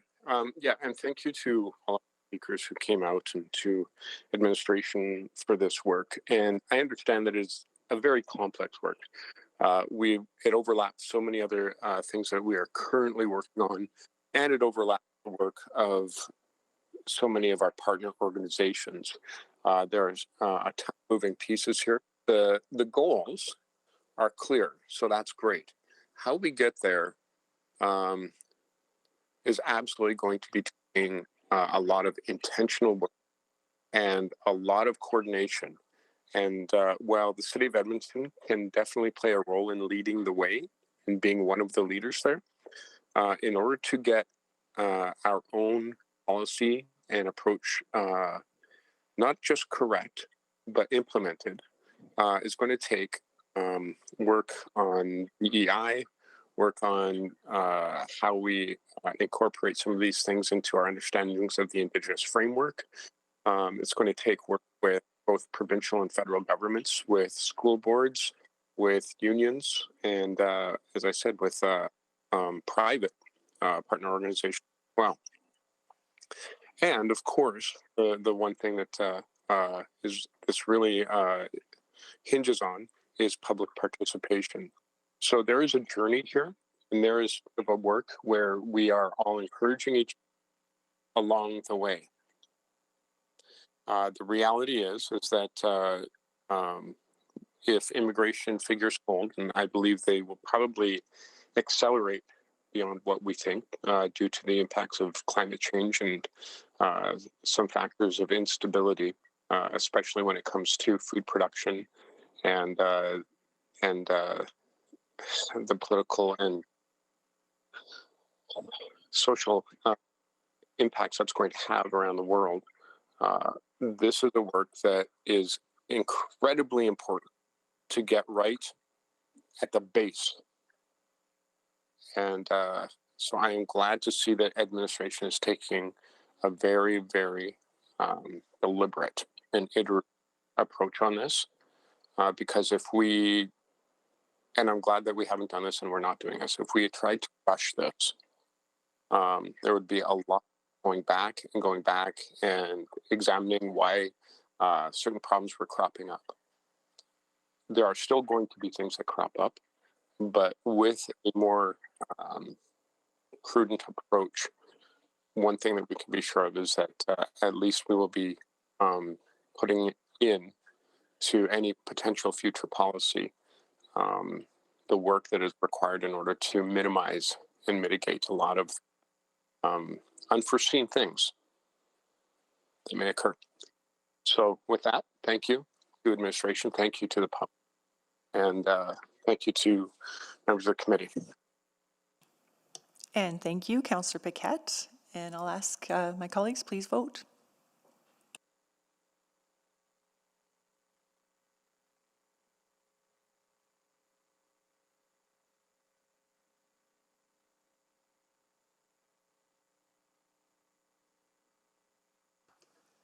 We have 4 votes. Please display the vote. Sorry. We have 3 votes. Please display the vote.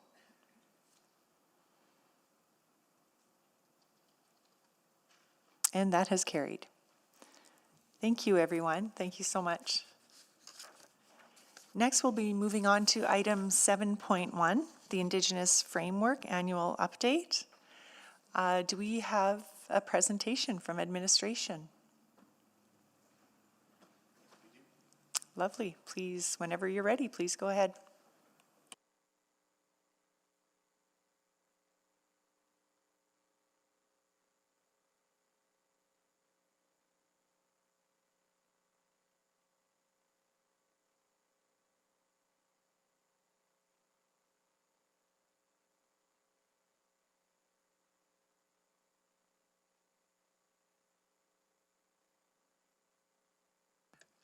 All right, good morning. Thank you, Chair and Committee. Today we're here to bring forward our annual update on the implementation of the Indigenous Framework. The Indigenous Framework was adopted by the City Council and Administration in February of 2021. And one of the commitments we made in the framework was to increase communication about what we're doing to move forward on our efforts towards reconciliation, and that we would provide an annual update to both City Council and community on the implementation of the Indigenous Framework. And joining here today as part of the panel is Jennifer Flaman, Deputy City Manager of Community Services, executive sponsor for this work, as well as Stacey Gelatley, our Branch Manager of Social Development, and Jamie Miller, our Senior Executive Advisor, Indigenous Relations and Office and at the Office of the City Manager.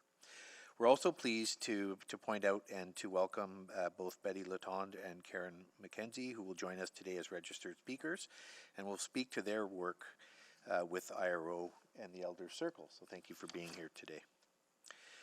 I'd like to begin our presentation by offering a territorial land acknowledgement. And as we've talked about before, the City of Edmonton acknowledges the traditional land on which we reside is in Treaty 6 territory. And we really want to thank the diverse Indigenous peoples whose ancestors' footsteps have marked this territory for centuries. We also acknowledge this is the Métis homeland and home of the largest community of Inuit south of the 60th parallel. It's a welcoming place for all peoples who've come from around the world to share Edmonton as a home, and together we call upon our collective honored traditions and spirits to work in building a great city for today and future generations. And I just have to say that today, on this very last day of spring, and spring, as we know, is a time of renewal and rebirth, and so it's a great opportunity today at the end of spring to renew our commitment to truth and reconciliation actions and start this new cycle. And we really want to focus on actions that are guided by this framework that we'll talk about today. So I hope as we continue to offer these acknowledgements, we're able to reflect on how they ground us and help us commit to our roles in the journey of truth and reconciliation. Today's presentation is an overview of the collective work that administration has done throughout 2022 and currently doing in 2023 to implement the Indigenous framework that was approved by City Council on February 17th, 2021. Details of our progress are found within each topic area as listed here and the Indigenous Framework Annual Report. And I'll now ask Jennifer Flaman to share a message as the executive sponsor for this work. Thank you, Andre. Connect Edmonton, Edmonton's strategic plan, reminds us that to achieve a healthy, climate-resilient community with vibrant urban places in a prosperous region, we must be connected and plan our future together.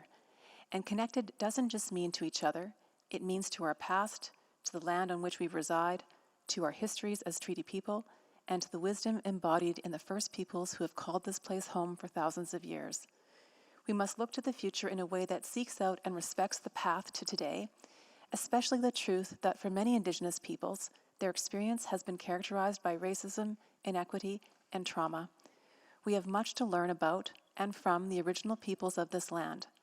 I consider listener to be the foundational role of the Indigenous framework. We must embrace the wisdom provided by elders and knowledge keepers who give of themselves to guide the City of Edmonton through its journey of truth and reconciliation. When we listen with open hearts and minds, we will better understand how we can embrace our roles as a connector, an advocate, and as a partner. If we bring patience, curiosity, and respect to our journey, we will build a stronger community and a stronger future, where everyone feels they belong. It is our responsibility and our privilege as city employees to forge stronger relationships with Indigenous peoples. We do this through all of our work to implement the Truth and Reconciliation Commission's 94 calls to action, but we also do it through every action, conversation, and choice we make with and on behalf of Edmontonians. I'm humbled to be called into this way of being and look forward to supporting the next chapter of this very important work. I will now turn the presentation over to Jamie Miller, Senior Executive Advisor for Indigenous Relations. Thank you very much, Andre and Jen, for your support of this work. The Indigenous framework has been built upon the significant work that the City of Edmonton and Indigenous peoples have undertaken for at least the last two decades in Edmonton of working together in terms of building good relations. The unanimous approval of the Indigenous framework by City Council on February 17th, 2021 signaled the development and rollout of department-specific action plans that align with the framework's 4 roles and 7 commitments. This report highlights what the City of Edmonton has done in 2022, so it's sort of a retrospective of looking at what was done in 2022, as well as a few highlights of what we are working on in 2023.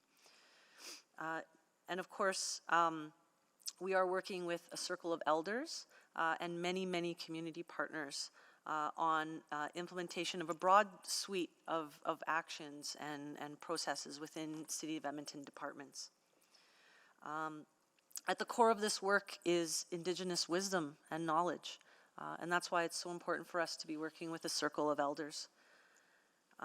You will see, of course, Wahigi Chichobi referenced in the slide. I also want to share the concept of Wahkotoin, as shared by Cree and Michif elders, as well as Ilaijit, which is an Inuktun word that references kinship relationships. This is the core of Indigenous wisdom and knowledge that has been shared with us, and to help us understand our relationships and the responsibilities that come with those relationships that we have with Indigenous peoples in our city. Kinship relationships with the community and with city staff are fundamentally important for helping us build a firm foundation for the work that we need to do today and going forward into the future. The Indigenous framework is intended to help us answer the question, how can the City of Edmonton best support and build strong relationships with Indigenous peoples in Edmonton? It's a living document.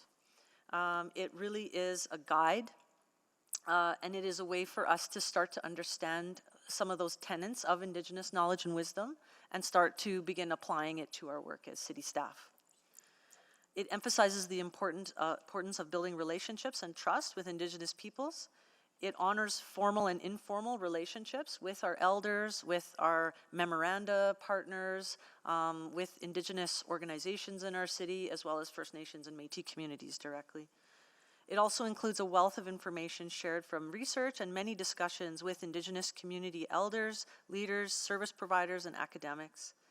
And of course, I would like to acknowledge our elders that are with us today, and I want to acknowledge all the elders that we work with as a city, as well as the youth and the community members and partners who are essential to the continuation of this work. With your guidance, this Indigenous framework would never have been possible.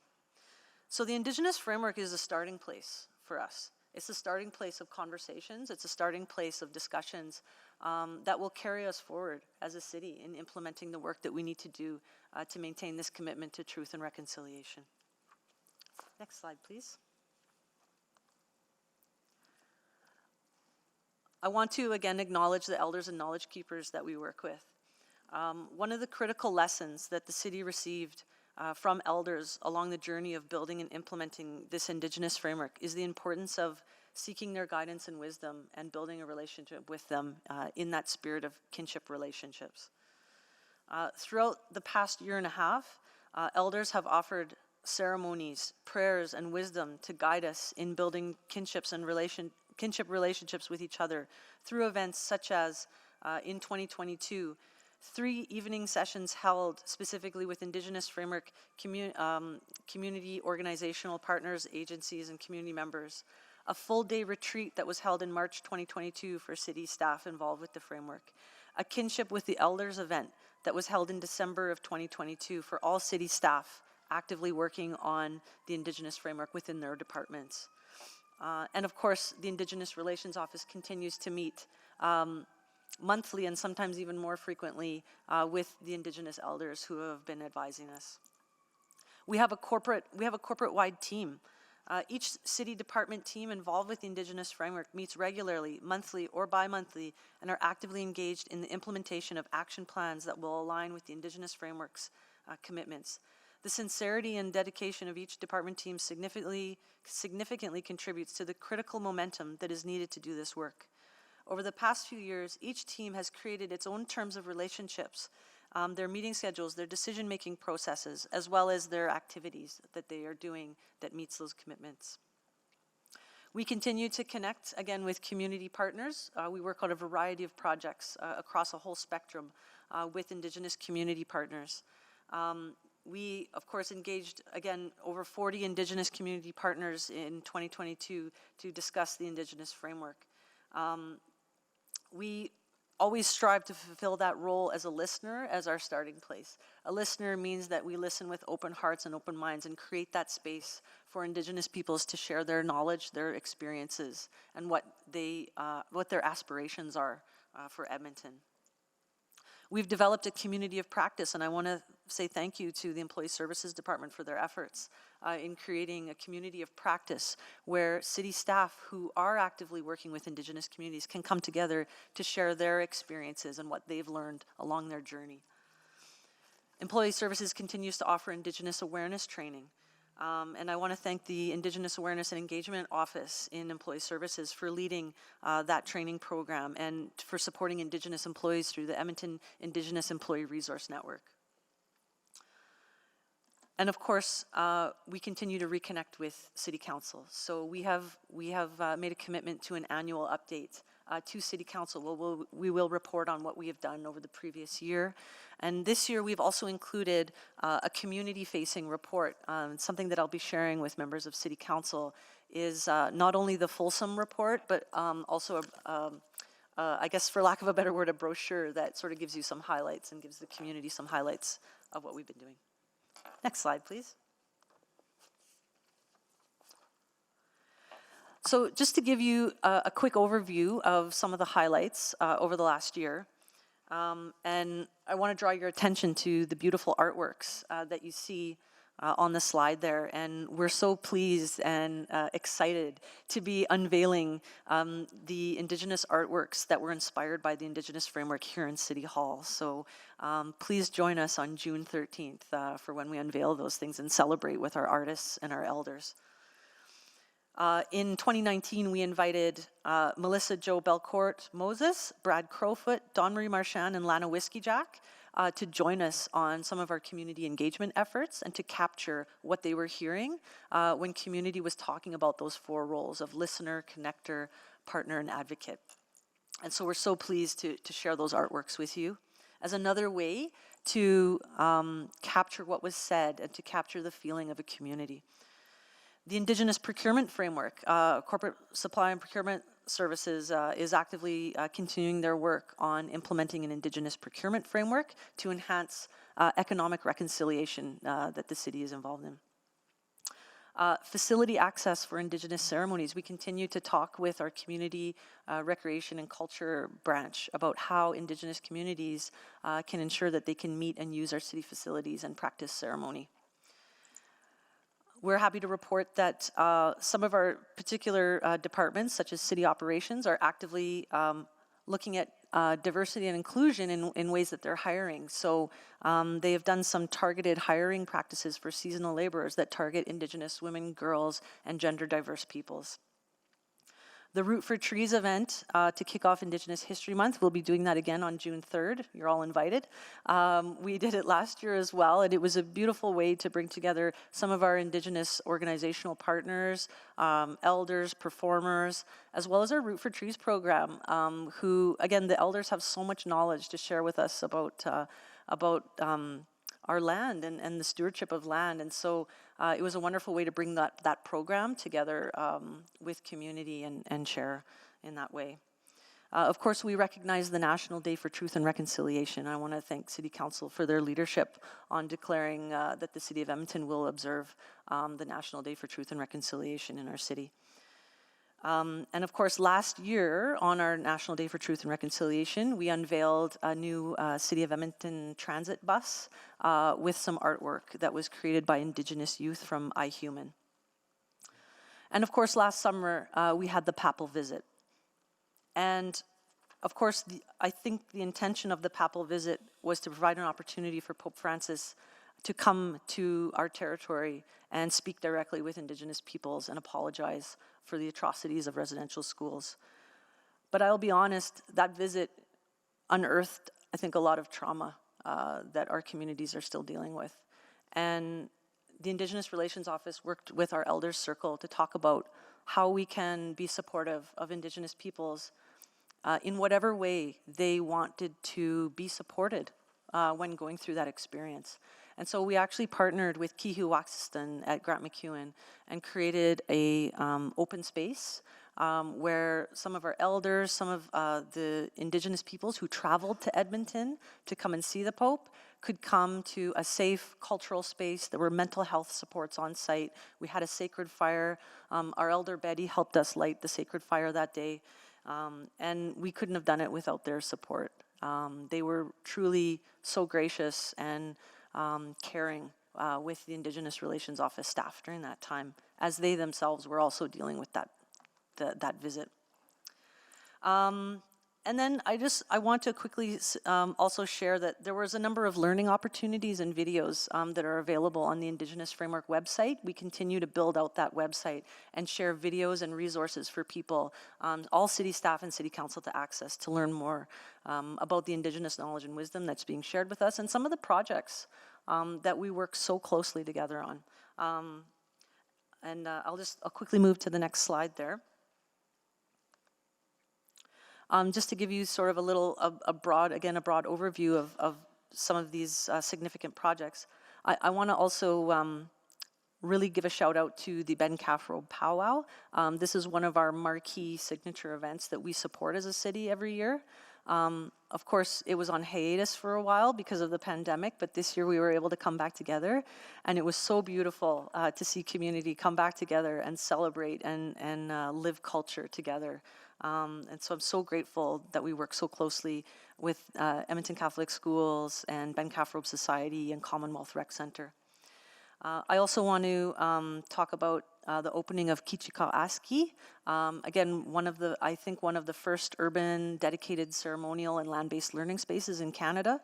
We're so proud of the work that's being done, and we're looking for an official opening, grand opening of that site in September.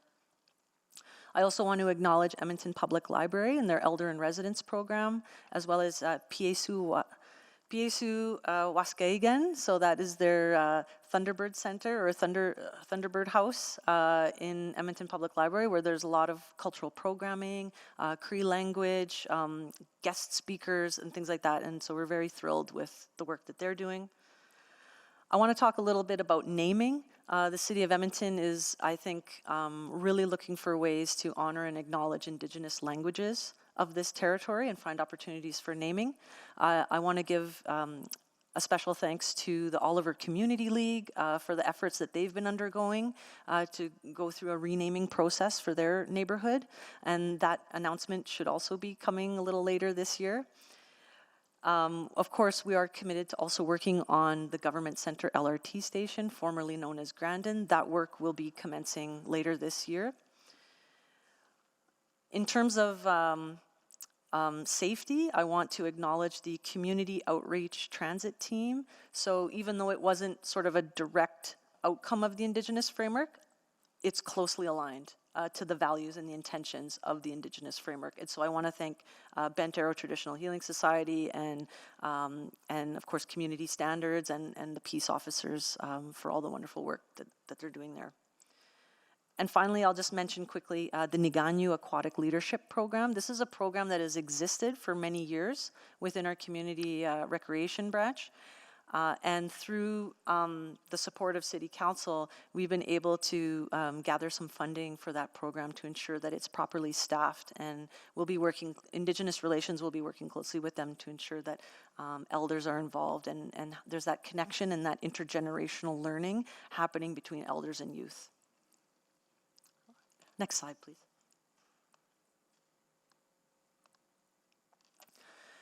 I want to quickly just reference back to an image that was shared with you previously. Again, the City of Edmonton's approach to reconciliation is that the Indigenous framework is truly our guiding light. It is our North Star. It sets the intentions for how we want to work as a city. But we understand that this is a journey. And to be honest, it is a multi-year journey. It's a generational journey, and it's a societal journey that we're going on. But I do believe that we are making active progress, and we are taking steps every day and every year as a city to walk on this road towards truth and reconciliation. Within the framework, we have what I call supportive beams, and that is our responses to the TRC calls to action, the Missing and Murdered Indigenous Women and Girls, and Two-Spirit and Gender Diverse People calls for justice. And of course, our department action plans and our nation-to-nation work with our MOU partners and other First Nations. And I would say that this work happens through relationship. It works through ongoing conversations, ongoing dialogue. Next slide, please. Finally, for 2023, I'll just quickly highlight that in the first quarter, we were very pleased to host a elders and executive leadership team gathering at Fort Edmonton Park. And so I want to thank our executive leadership team as well as our elders for coming together in a space of learning and sharing. In the second quarter, again, we've committed to a quarterly update on our progress addressing the truth and reconciliation calls to action. And so you will see an attachment in this report as well, giving you a bit of a highlight of some of the ways that we're addressing those calls to action.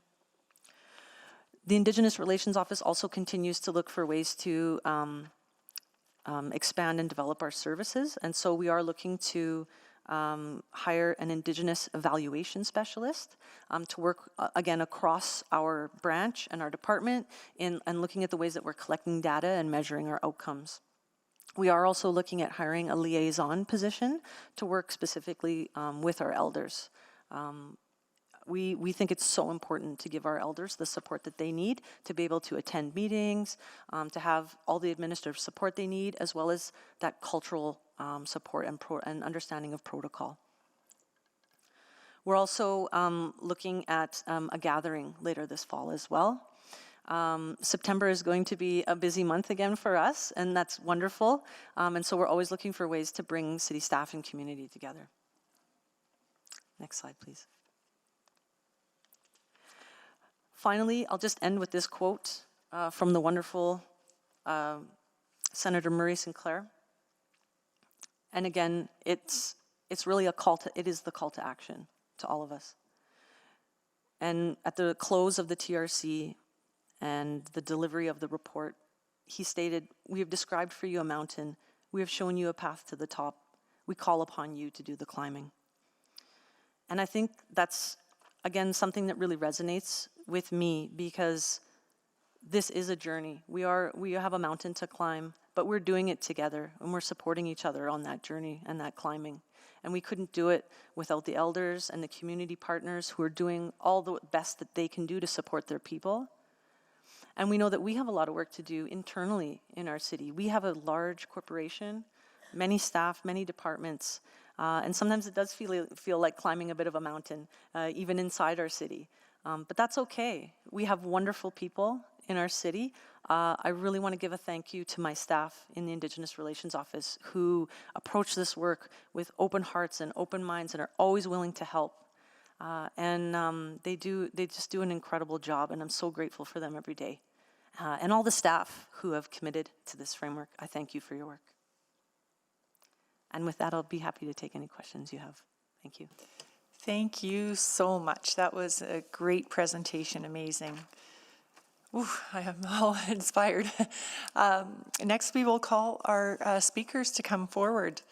Elder Betty Latendre, the city clerk will guide you to your seat. Elder Karen McKenzie, please come forward. And Christine Kowalczyk, come on down.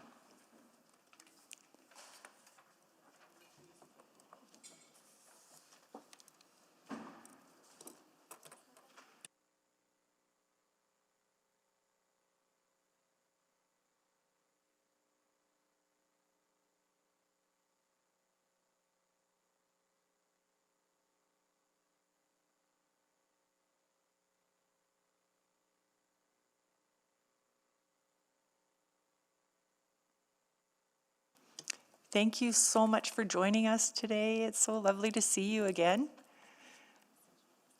So we'll have 5 minutes each to speak, and if there's anything further you need to say after, I'm sure the counselors will ask you questions so that you'll have the opportunity to share more. So whenever you're ready, Elder Betty, you can go ahead. Do you have a question? No, Elder Betty has asked, Miss Betty has asked me to speak first, Karen McKenzie. Oh, sure, no problem. Karen McKenzie, please go ahead then. And thank you so much. And I'd also like to acknowledge the protocol that was offered by Indigenous Relations Office, Jamie Miller, and to reflect on what a wonderful partnership this has been. And I didn't realize when I had put my hand up to agree to sit with the Council of Elders and the Circle of Matriarchs that it would be such fulsome and exciting work. And the commitment that we make is certainly being reciprocated by the city staff. But with that, comes challenges as well. And I would ask,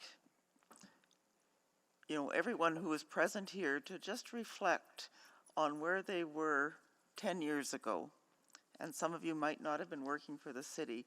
And to think of the journey that you've been on and what is different today and how do you work differently today than what you did 10 years ago. And some of that is the knowledge that has come from the report on the Truth and Reconciliation, and also just some of the changes to see in the city. And I thank Jamie for putting that quote by Senator Murray Sinclair up, because I usually quote him as well, to think about the journey that we're on and to move from, what we are, whether we're a city councillor, whether we're a manager of a division, whether we are a teacher, we're not those people. We are who we are. Who we are, where do we come from? And those are what makes relationships happen. And we speak to each other's heart. So, think of yourself at a gathering, and typically when people come together and they haven't met, they often say, "So what do you do?" But that's not really what's important. It's like, who are you? And why are we having this conversation together? And it really changes the framework. So when we talk about respect, building relationships, I ask you to each think about how you build relationships and who's in your circle of relationships. Is it people that you feel safe with? Is it people that challenge you to be different or listen differently? And so, that diversity of relationships is really, really important. Elders, youth, men, women, gender diverse, the plants, the animals. We all say we love Edmonton because of the River Valley. That's our relative. So again, that learning to get away from that ego-driven that's in our head about how many degrees we have or where we got those degrees or what our jobs are, what our titles are, but just who we are as a human being. So, I'm a grandmother of 2, unfortunately only 2, because I'm also a mother of 6, and I keep waiting. But I'm, a wife, a daughter, a sister, a granddaughter, and, and a friend. So that's how I build out what I do. So that's part of the work that we do, is to, when we sit as a circle of elders with the Indigenous Relations Office or with the community, it's really to bring that perspective of that connection to our traditional ways of being and knowing, and to, I would say, keep it simple. I'm always amazed when I see all the policies and the work that goes into it, all the reports, and I'm just so glad that I wasn't the one who prepared it, but, it's trying to make sense and connect. I wore this Métis sash pin today just because it really reflects on our ways of being and knowing. So if I pulled out the yellow color and said, it's about employment.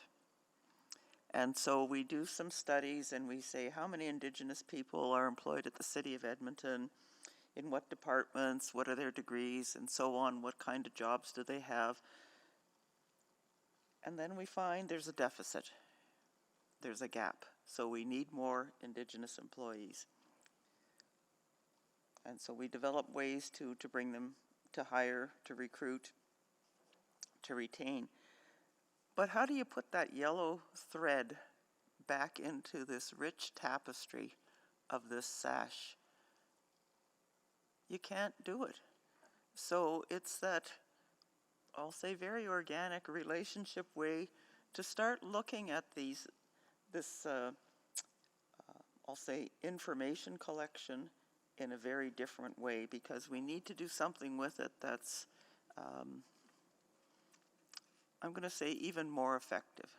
So I think we hold I know we hold ourselves back from what we could be by our limited thinking, by sometimes the data we collect, and we do something with good intentions and we get to a certain level, but it could have been so much more if we took some of those, I'll say, blinders off. Not necessarily blinders, but just an ability to look at things differently. I look at the growth of being people now speaking of themselves as an ally, and I say, so what does it mean to be an ally? And of course, you can take training, how to be an ally. But again, it's all the stuff that's up here. And what we want to know is what's in your heart, and to let people speak for themselves so that we don't, I'll say, appropriate people's stories and start telling them. So if we want to hear from Indigenous people, we let them speak. And that's what the United Nations Declaration on the Rights of Indigenous People is all about. It's nothing about us without us. We tell our stories, and our allies listen, but more importantly, they create space so that those stories can be told. Thank you so much for sharing that with us, and I'm sure we will be having some questions for you. Okay. Thank you, Elder Karen. Elder Betty, hi. Please go ahead. Tanse, miasen nistepetsi patapian. Good morning.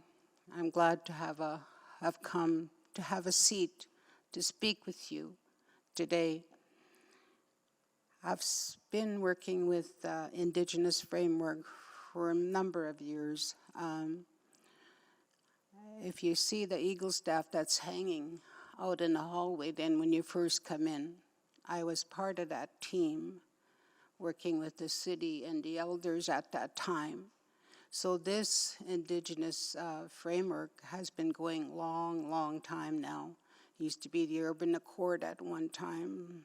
I know you probably all know this, but I want to remind you and to pay respects to Jamie Miller and her team for the work that they've done up to date, and continue to move forward with that work.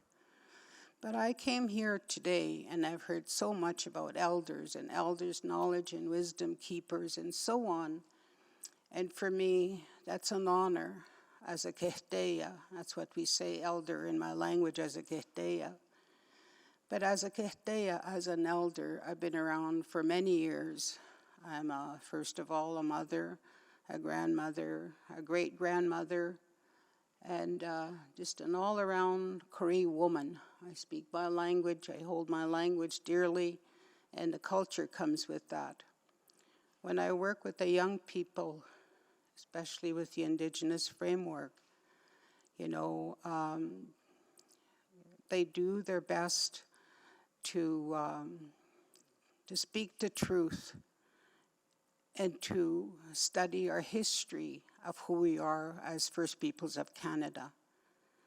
But as elders, sometimes we are looked at not as a person with 10 degrees.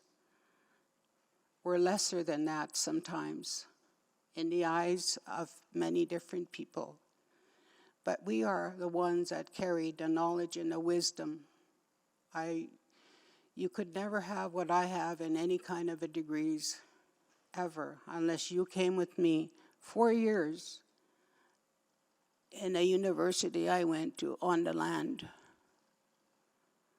4 years, you might even get to maybe light a match by then. That's how hard and long this work has been to become who we are as an elder, to never forget what our ancestors left us. And saying that, I would like the city, you as a council, to continue to support the Indigenous framework in giving a stronger voice for the Council of Elders or the Elder Circle to those elders. I worked with a school district and still do. And when I first talked about elders, it would have been over 20 years ago, they said, well, go find some elders. And I did. And from that became a Council of Elders, the authentic voice for Edmonton Catholic School. And today that is honored by a policy. It's Policy 19 within Edmonton Catholic School District. And me and great allies I had at that time did all that work. And I often feel, why can't the city do that too for the Indigenous framework? Not only for Indigenous framework, but all city, for the city itself, because you work for us is like we work for you too, to make your lives better and to make our lives better too as First Peoples of Canada. Where are we? We need more spaces. Spaces, I mean by being invited to hiring processes, all those things. Whatever is being done to our beautiful city, invite us. Because in the past with the colonial history, we were never acknowledged for anything. And it has come a time now when we say calls to action on DRIP, our languages, the language bill that was just passed, we're making some strides. But we have a younger generation that's waiting for this. It'll be their turn to sit where I'm sitting at one time in their life.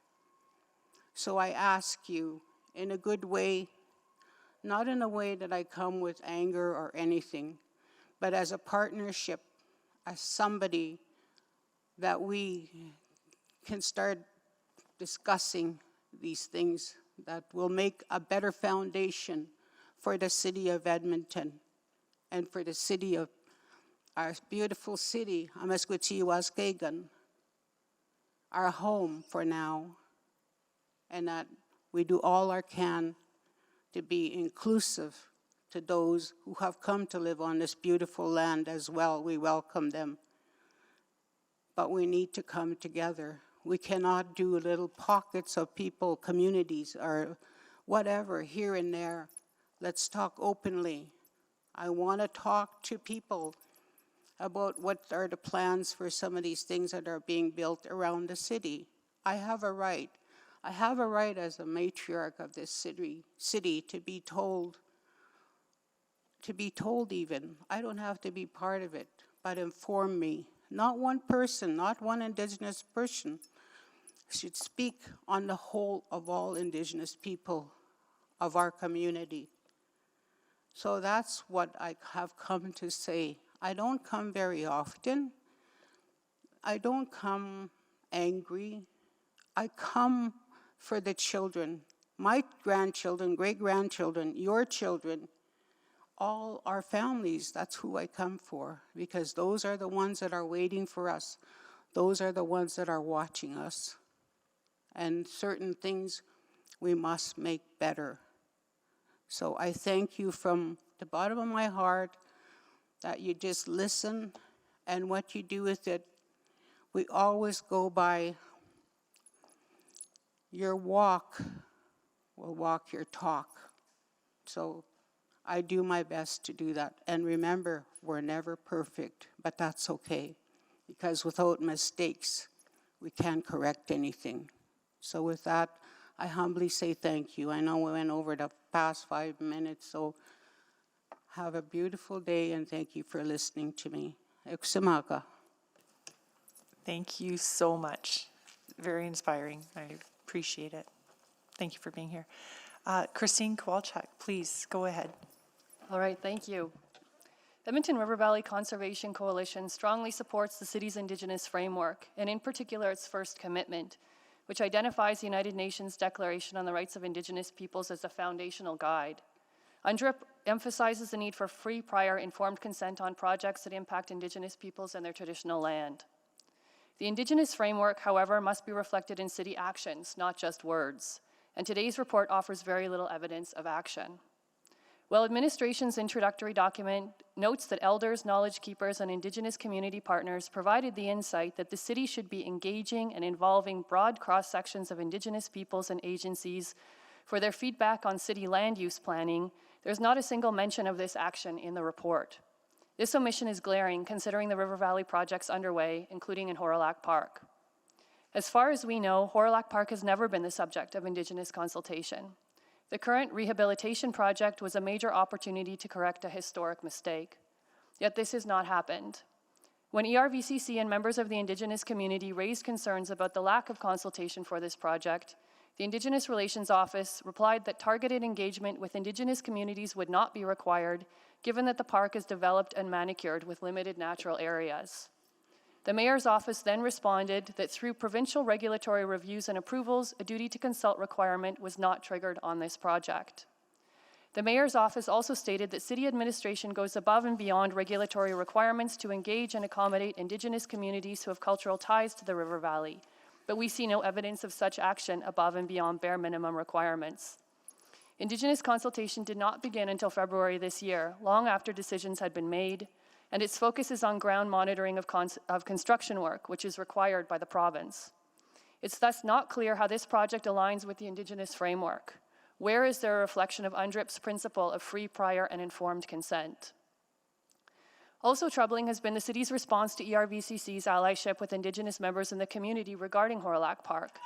Even though Lloyd Cardinal, an Indigenous community leader, and I met together with the Mayor's Office and brought questions on behalf of a local elder, my follow-up emails received the repeated response that the city prefers to deal directly with Indigenous community members. This response ignores the partnerships that Indigenous individuals themselves have chosen and obstructs the allyship that the city should be encouraging among citizens. It feels very much like an attempt to divide advocates from working together to ensure the city itself maintains control. This insistence on division also keeps the burden of work on Indigenous individuals, requiring them to respond to emails and so on, rather than allowing allies to help alleviate that burden. Hawrelak Park is just one example in which the city's River Valley land use decisions fail to align with the Indigenous framework. The report mentions no Indigenous consultation on decisions made in the last year regarding enforcement of illegal trails or of pesticide use, even though both of these harm the land and disrupt the safe gathering of traditional medicines, as well as cause direct risk to those camping in the River Valley. Meanwhile, River Valley projects that are mentioned in the report are superficial rather than representing the deep change that is truly needed in our city. For example, while today's report claims that the Tawatana Bridge is a transformational infrastructure project, even though trains are still not running, and the Indigenous Art Bus Wrap project was a success, the reality, as CBC recently reported, is that Indigenous people are disproportionately ticketed on the public transit system. Why is the city profiting off poverty? Where was the consultation with the Indigenous community on transit issues in the first place? Did they actually request the wrapping of buses? Why is the report focusing on celebrating marketing projects while city decision-making continues to cause harm and hold Indigenous people down? How do the items listed in this report and the goals listed for next year actually work to help Indigenous people? This brings us back to Hawrelak Park. Consider what the $134 million budget for this unpopular project could do if it were redirected instead to Indigenous-led River Valley stewardship jobs. This change, unlike the Tawatuna Bridge, would actually be transformational. We encourage City Council to seriously reflect on the need for decolonial decision-making on all issues to end the colonial violence that continues in the River Valley and city streets today. We urge you to halt the Hawrelak Park project as a first act of ensuring that city land use decisions align with the Indigenous framework and begin again with meaningful consultation. Let's use this park project as an opportunity to put actions behind the words of the Indigenous framework and ensure a much-needed new beginning to enable the healing needed by both the River Valley and everyone living in this city. Thank you. Thank you very much for that. Councillor Knack, would you like to go? You selected this item. Okay, please sign up.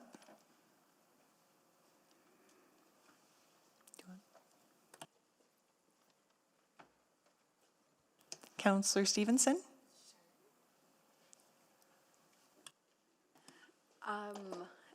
You know, I mainly just wanted to take an opportunity to thank all of the speakers for being here today, and particularly to our elders.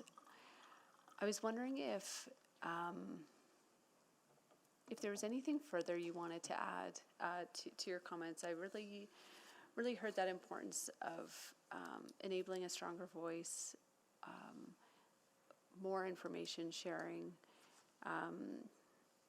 I don't know, Elder Karen, if there was anything further you wanted to add to your comments previously?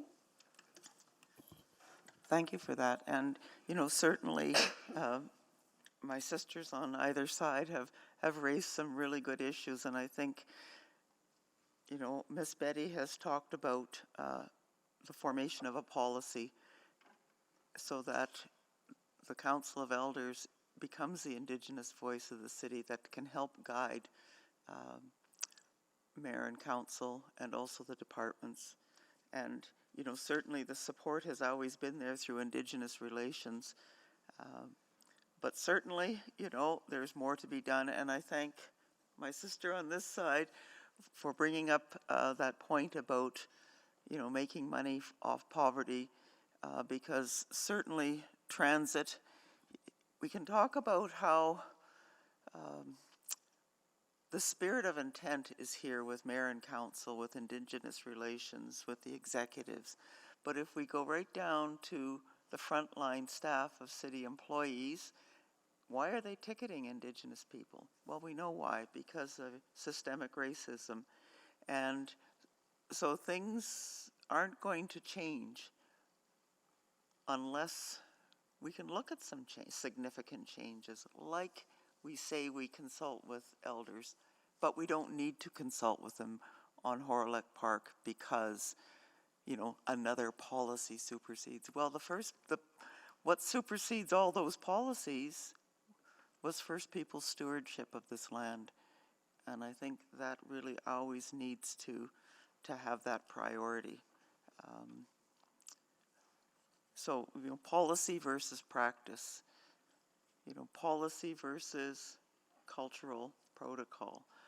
How do you bring those two together? Well, you can't just write a policy and make it happen, but it's through conversation and building relationships that you find a way that you see yourself in those words.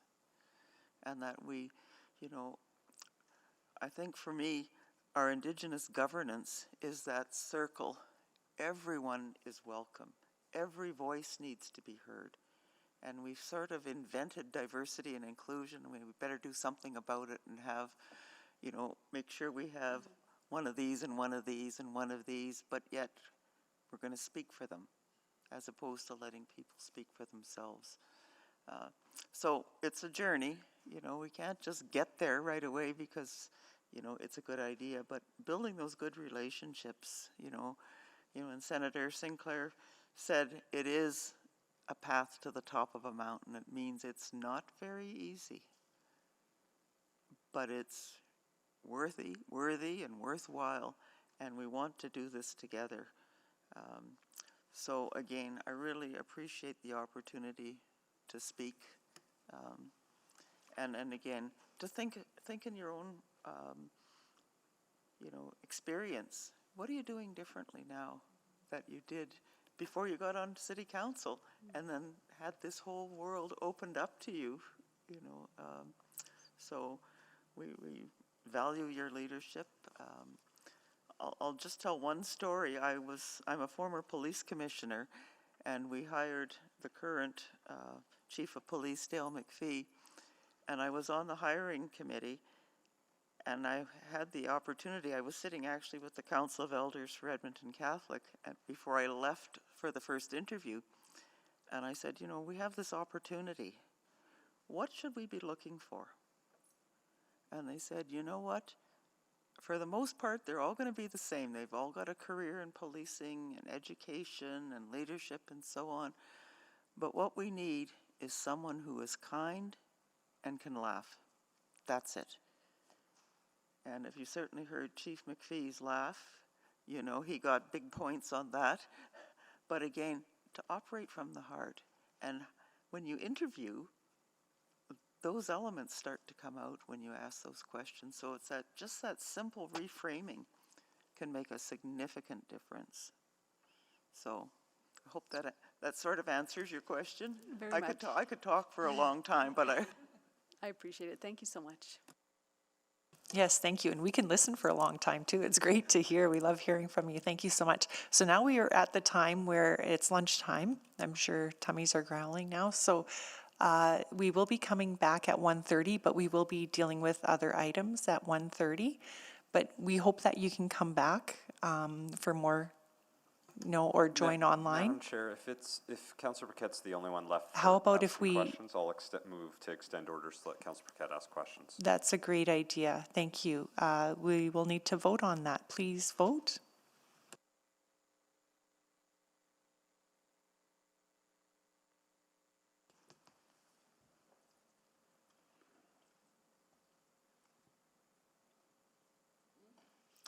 We have all the votes. Please display the vote. Great, that has carried. So please, Councillor Paquette, go ahead. Oh, thank you, Madam Chair. Thank you, Councillor Knack, for the suggestion. I feel a little bit guilty because I voted against extending yesterday noon hour. But thank you to our elders who came to speak. Really appreciate your voices. I can say that there's a lot that's been going on, Cookums, that make me feel tired.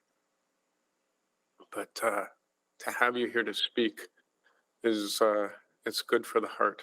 So hi, and thank you.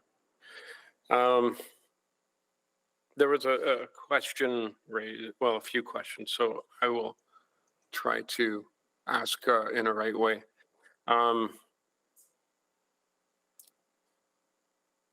One thing that was raised, which I think is a good indication of systemic issues, was the ticketing of Indigenous people on transit. And for a while, council policy was to not have specifically something called loitering in our bylaw. There was also all other behaviors, if people were being rude or making people uncomfortable or anything like that, they could be asked to leave. They could even be ticketed for those behaviors. One thing that was removed was loitering because we knew through the data how it was being applied. Well, that was brought back last summer. And then, so we see that it's being applied exactly the way it used to be applied.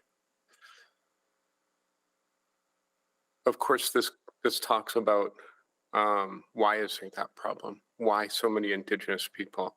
And we know the reason is colonialism. We know the reason is the enforced isolation of Indigenous people from centers, from community, from economic participation, and that these things are ongoing today. So understanding those root causes and how it's not just a city issue, it's a provincial issue, it's a federal issue, and without the partnership of those two governments, a city which has the least money and the least power to make these changes is in a really tough spot. So understanding those factors,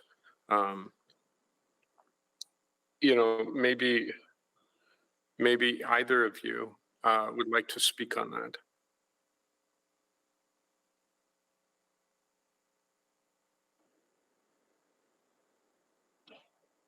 And maybe to make it easier, I'll specifically ask Karen.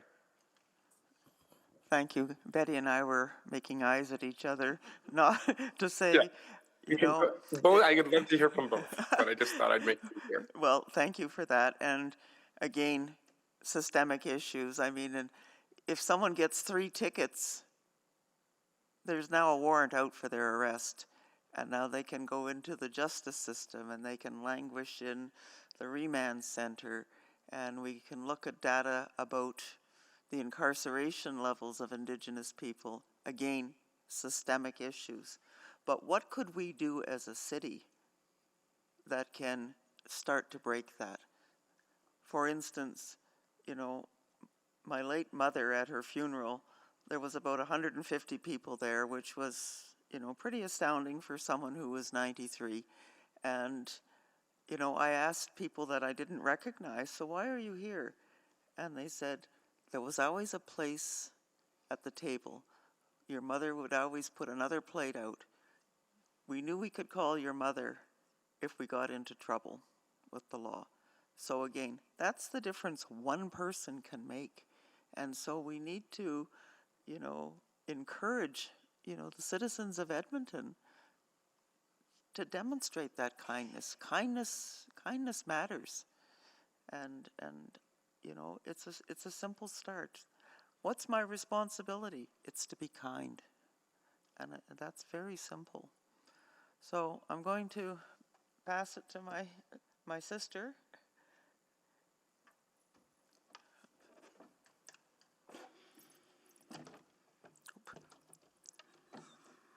Hi for that question. I just want to say we've been on this journey for so many years. It's not to give up, though. There always has to be, there will be some sort of a solution that's fair to all, but ticketing the homeless, the less fortunate, it's just a cycle. It's like when we're in an abusive relationship, we stay because now things work a little bit every time we make a change, until we stand up and say, no more. We can't do this anymore. You know, there's so many things. Yes, we could say the citizens or our communities of Miskwaciwâskahikan could do more. But you also have to remember, a lot of the people are suffering with addictions, and therefore it becomes unsafe. I feel unsafe in my community because I was attacked. So when you try to do your best, but as if we came together somehow, I don't know. I sat on a committee with the provincial government to end homelessness and so on. That's been like 5 years ago. So every year it comes up. It just comes up continuously. So I think, you know, we take models from here, we take models from there, we take models from everywhere in the world and how to end this. I don't think we're ever going to end it. But if we could have something that's like halfway there, something has to be done. And you know that, Mr. Paquette, Councillor Paquette. We know that. We've been on this journey for a long, long time. You know, I wish I had a magic wand. I wish I had one. Because I see so many of our people, not only our people, I say our people, Indigenous people, but there's others that are just suffering as well. And I don't know, I don't know either. But I'd like to be at a table where we could discuss some of this stuff with the police, with the counselors, whoever. Maybe we could come together, strong people like we are, come together and say, how about if we change this? How about if we do this and do that? But there's so many, you know, people get discouraged. People become afraid, you know, and we have to be afraid. There's a reason to be afraid. because not all the homeless are like that. I'm not saying that. The less fortunate, they're probably my relatives there too. I know that, you know. So I can never discriminate against that form of lifestyle. But I would like to do my best to be part of something to help in any way that we can. I'm not sure at this moment. I wish I knew, I would tell you, but it's working together, being inclusive with all our society here in the city, or Maskwaci, Waskagan. We have to do something different. Those tickets will never be paid. Those warrants may never be, you know, brought to justice, whoever. And I don't know that. I know that's not a solution. I like what Ms. Kowalczyk said about, you know, wrapping those buses with those, what are they called again? There, those buses with the advertising. Yes, that's good and all. That's yes. But that money could be spent somewhere else to make a lot more impact. You know, I'm not afraid to work with people with addictions. That's been my life. That's part of my family. So I'm not afraid to do that. You know, it's not getting my hands dirty. I've lived with that for 75 years. So, but there has to be a solution. And I, you know, as I think and pray and so on, you know, and I hear so many things, but I'm not there to, some of my ideas, I think, that would help a little bit maybe. But let's work together. Let's do something out of the ordinary. We're doing the same thing year after year. We're doing the same thing. We have to change that. All right? Change is not easy. But once you start to make change in a good way, you know, good things will come out of it. So I don't know. That's all I have to say on that part. Thank you for inviting me. Hi, Nanaskumon. Hi, thank you. Thank you so much, and thank you, Madam Chair, for the indulgence of time, and to my committee members and to administration. I really appreciate this. And to Betty, we don't have a magic wand, but we do have an eagle feather. And maybe through our prayers and working together, we can make that change. And I do believe that I heard you say that we need to all come together. And maybe that will look like a massive national symposium with all of us there. I don't know, but that's food for thought. Hi. Thank you. Yes, thank you. Hi. And I think I can speak for all my counselors saying that we're here to listen and communicate with you and have a relationship with you. And thank you for being here. Your words are very important, and your warmth is too. I can feel it all the way over here. So thank you so much. And so we are finished from hearing from our speakers. So when we come back, we'll work on the items that are time specific, and then we'll ask questions of administration after. So thank you again for being here.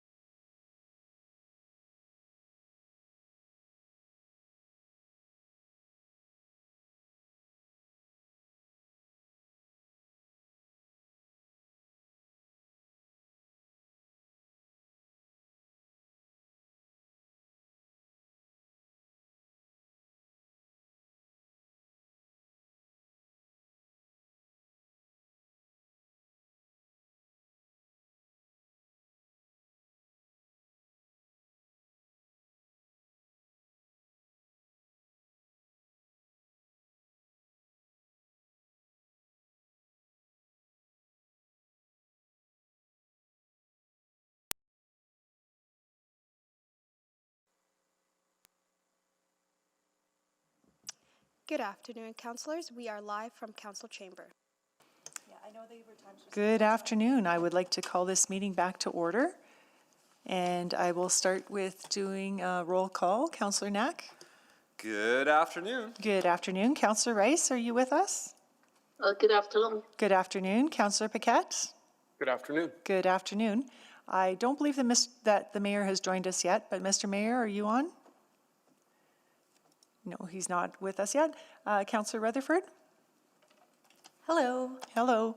Councillor Stevenson?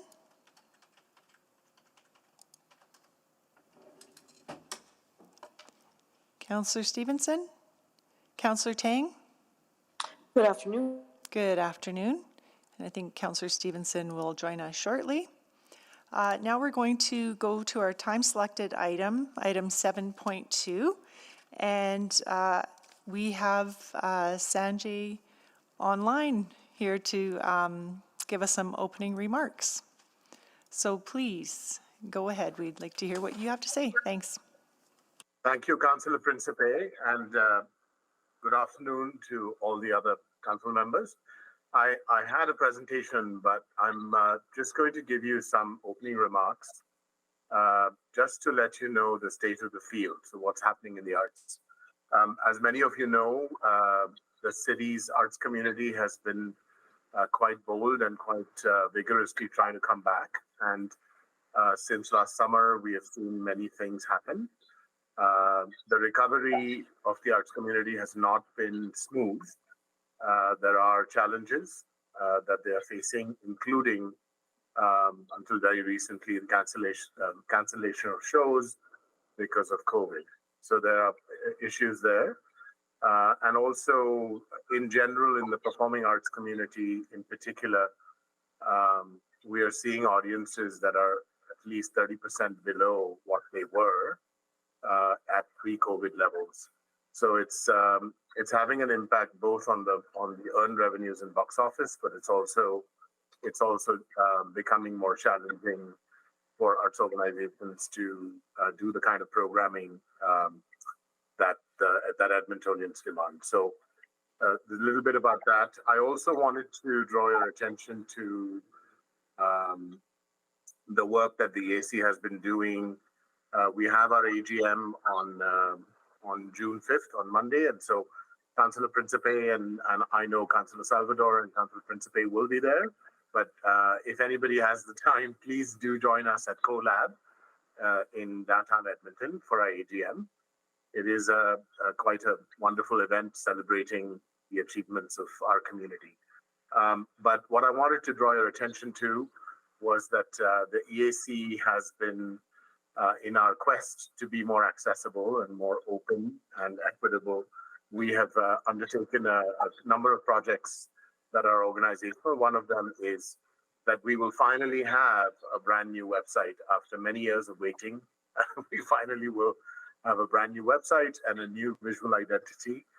The launch of this is tentatively scheduled for June 19th, but we will be sort of unveiling all of it, I think, at the AGM. And then what I would encourage all of you to do is share it widely with your networks.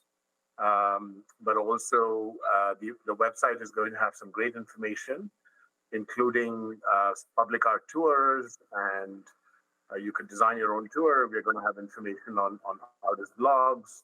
We're going to have information on what's happening in Edmonton. And we are going to have all kinds of information about opportunities for artists in a way that is actually easy and approachable, as well as people can access it now from their phones and so on. So just wanted to bring that to you. And I'm here online. If you have any questions or anything about the report that you've read, I'm more than happy to answer them. Thank you. Thank you very much for those remarks. Does anyone have any questions? I don't think anyone actually has any questions for you. It's a very good report. The reason I had selected it was just to give you an opportunity to have to present it to us. So thank you very much. Oh, I see Councillor Stevenson does have a question, so I'll go. I would just like to put the motion on the floor first. And so I'd like to recommend that the May 31st, 2023 Edmonton Arts Council Report, EXT 01830, be received for information. And I will go on to Councillor Stevenson. Please go ahead. Great, thank you. I also just want to say thank you so much for the report, for the information. You know, I'm really interested, or lots of very exciting programs. I think the Green Shack shows is really exciting. Opening up for non-registered nonprofits is also, you know, great work happening there. I did want to speak a little bit more about the measurement indicators and the work that's happening there. You know, I really appreciate the additional narrative information in this report just around some of the breakdown in terms of equity-seeking groups, Indigenous-led organizations. Just want to confirm that the sort of cash value of that, the value of those of that support is something that will be part of the measurement framework as well. So are you asking about the investment value or? Yeah, so there were some great examples in terms of, you know, the operating investments looking at, you know, I think there was $1.2 million, you know, looking at the $345,000 for the 30 artists and collectives. So again, is that going to be part of the measurement framework as well moving forward, looking at proportion and? Yeah, so it's not necessarily part of the overall framework, but we do have outcome in Connections and Exchanges, which is about economic resilience for artists, for example. And in that, we have an outcome for equity-seeking artists. So what we have reported in this report is artists who have self-identified and organizations who have self-identified, because we do have in our registration process, it's online, of course, we do have a volunteer disclosure form where artists can identify their primary practice, their art form, and those kinds of things, including their you know, sort of racial and ethnic background. So we do have that information, but it's only what they have identified. So that there might be more information, but we haven't assumed that we know that. We've just used what was self-reported. Great, and just for my clarity as well, so there's conversation about the formalized corporate performance measurements. Is that the same as the measures that are set out in Connections and Exchanges? Like I think the Book 2 and Book 3 have those, so those are the primary ones? So Book 2, 3, and 4, they all have progress measures at the level of the aim. So there's the ambitions, which are like the North Star vision of the strategy, and then the aim, which is the outcomes. And then there are actions below the aim to fulfill the aim. And so what we've done is we've created a research and data plan, and we've taken those broad progress measures, and we have now sort of purposed those through 5 different ways of gathering information. One is through environmental scans. The other one is through you know, StatScan data. The third one is through surveys. The fourth one is through case studies, and the fifth one is through qualitative focus groups. And so we have a fair amount of granular data, qualitative and quantitative. And part of the work is to allow us to improve access, improve equity, improve inclusion. So we've also developed sort of corporate measures to foster continuous improvement so that we are able to sort of do it somewhat in real time. It's never in real time. There's always a lag, but we're able to do that. So that's how we're using the information and collecting it. Great, and my apologies too if there was some content in the report that I missed, but just wondering too about some of the ongoing work that you're doing with the city's other groups. So of course the other Connections and Exchanges partners like Heritage Council. Also, you know, looking at the Edmonton Film Screen. Sorry, I always Screen Industries office. That's the one. Yeah, just sort of those partnerships and that ongoing collaboration and work together. Yeah, so with the Edmonton Heritage Council, it's a long-term partner. We were responsible in a way with the Art of Living for incubating the EHC, and same thing with ArtSAD, and also with the ESIO, which is a newer organization where we had a hand in supporting their growth. We have a relationship with them. I wouldn't say it's at a program level as yet, but the new CEO of the ESIO, Tom Vinica, I have had a couple of very productive discussions. He has big plans for what the ESIO will be able to do in supporting our film, television, and digital screen industries in Edmonton. And so wherever we have an opportunity to work with them, we will. Wherever we because many artists actually, straddle the commercial and the non-commercial world. They kind of go back and forth. So we'll do that. With EHC and ArtSAD, we are working on shared actions with them. Great. Thank you so much. Thank you. Councillor Rice? Thank you. Thank you, Sanjit, and for your remarks. I do have a few follow-up questions. The first one is about for Arts Council activities and programs. So the scope for those activities and programs is only covered in certain area across city, or you cover the entire city? Because across city we have 12 wards, and it seems like in some area appears more, and some area does not have any activities and programs. Can you comment on that? Yes.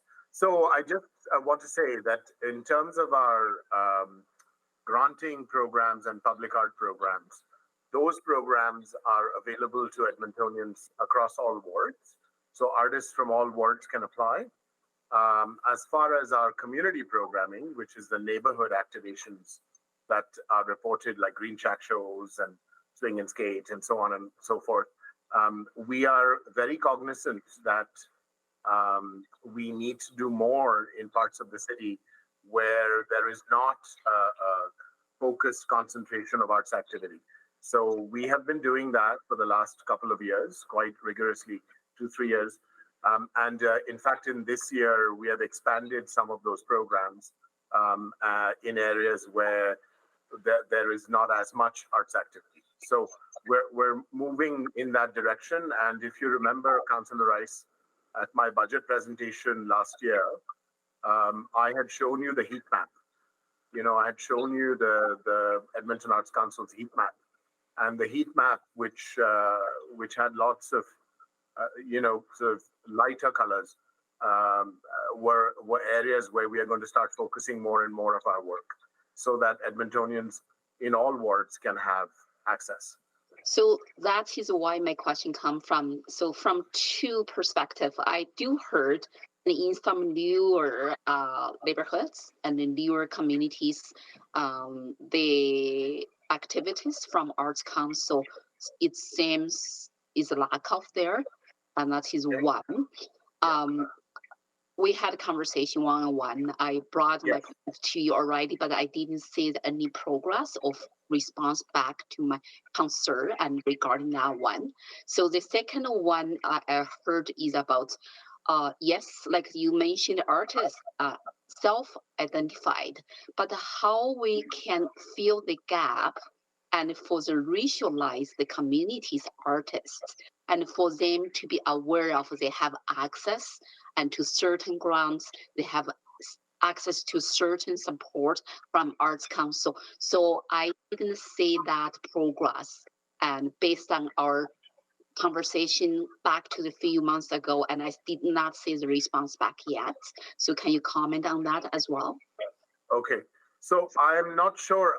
When I met with you, I did say that we would keep your office informed, and I believe that we have done that. I feel that the work in communities where the arts activity is not as abundant, that work is work that's going to take a little bit of time. Edmonton Arts Council, we do our own programming, but we're also focusing more and more on partnerships. And so we are hoping that we can have more partnerships with Edmonton Public Library, with the city's rec centers, so that we are able to reach more people in areas where there is not as much arts activity, as you pointed to. So it's not only about working with partnership. I believe libraries do a great job to connect with community. And then my concern is about what the community engagements actually you mentioned here to make that connection. And with artists, specifically with racialized communities, our city has over 70 racialized communities across the entire city.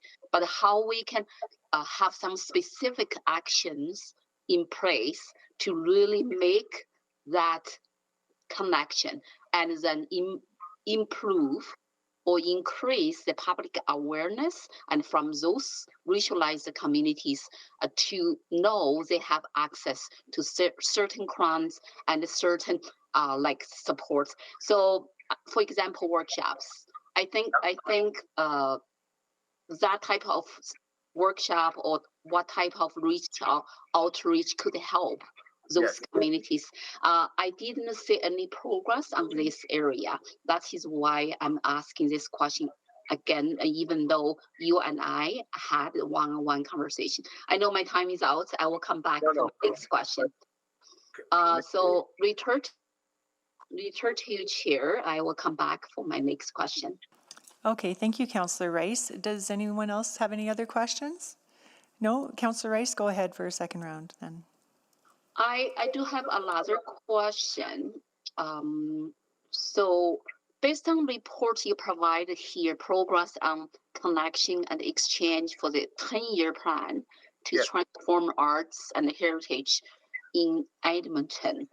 So back to my earlier question, is there any specific action could be added into this plan to increase that public awareness? How the connection to the racialized communities, specific artists, and in those communities to increase that public awareness for the access and to the grants, access to the support, and for those artists, and also some like nonprofit organizations. Okay, so I think the short answer to your question is that yes, there are actions. We are expanding our workshops post-COVID. We're doing more work in the community. Are we going to do more work as we go along? Yes. We do have specific programs that provide equity and access supports, like the Equity and Access Grant. We also have a new website, as I mentioned in my opening remarks, which will allow us to reach more people in a way that is not so clunky. But, you know, Councillor Rice, I think we recognize at the Edmonton Arts Council that there are artists and communities that we need to know better. We don't know them as well. And so that work is ongoing work. And part of it is you have to do more outreach.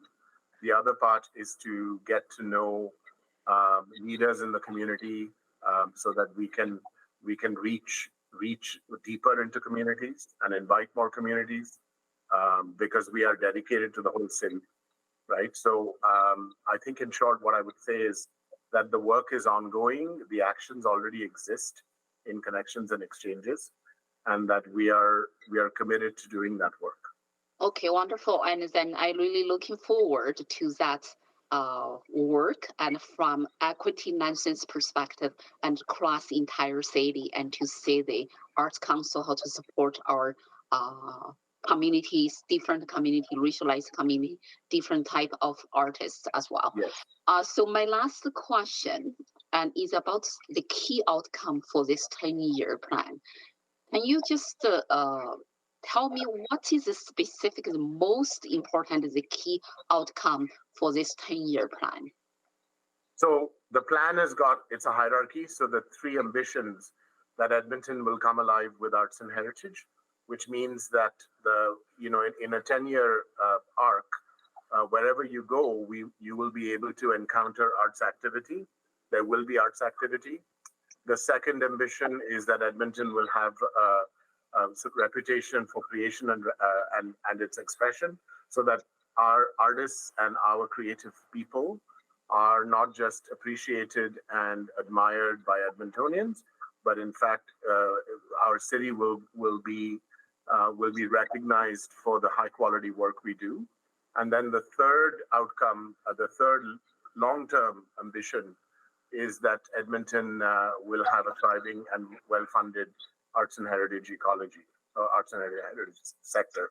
Now, within that, there are 8 aims. So in the report, we've reported on each of those 8 aims and each of the actions that drive those aims.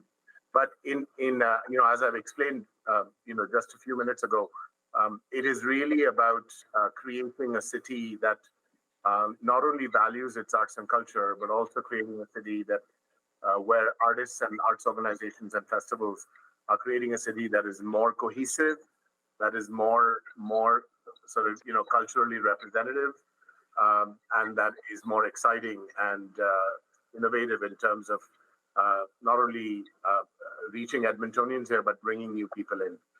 So that is an important part of the work. And of course, this has an impact on economic development too.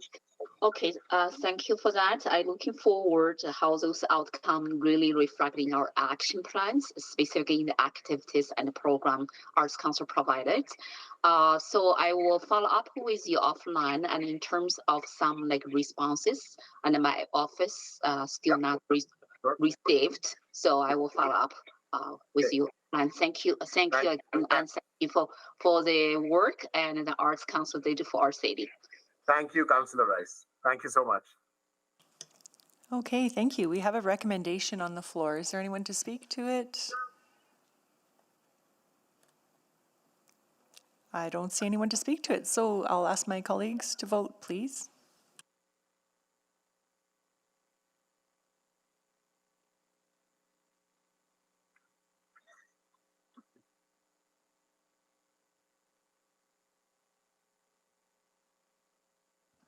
Just waiting for one vote. Mayor Sohi, are you with us?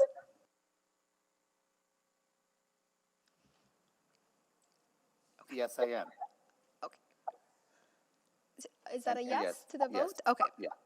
Thank you. We have 5 votes. Great, thank you. Please display the vote. And that has carried. All right, thank you very much, Sanjay. Thank you, Council Principe. Thank you. Take care. Bye-bye. Bye-bye. Okay, so we are on to our next item, item 7.3. And we just have administration coming up to give us a presentation. Whenever you're ready, please go ahead.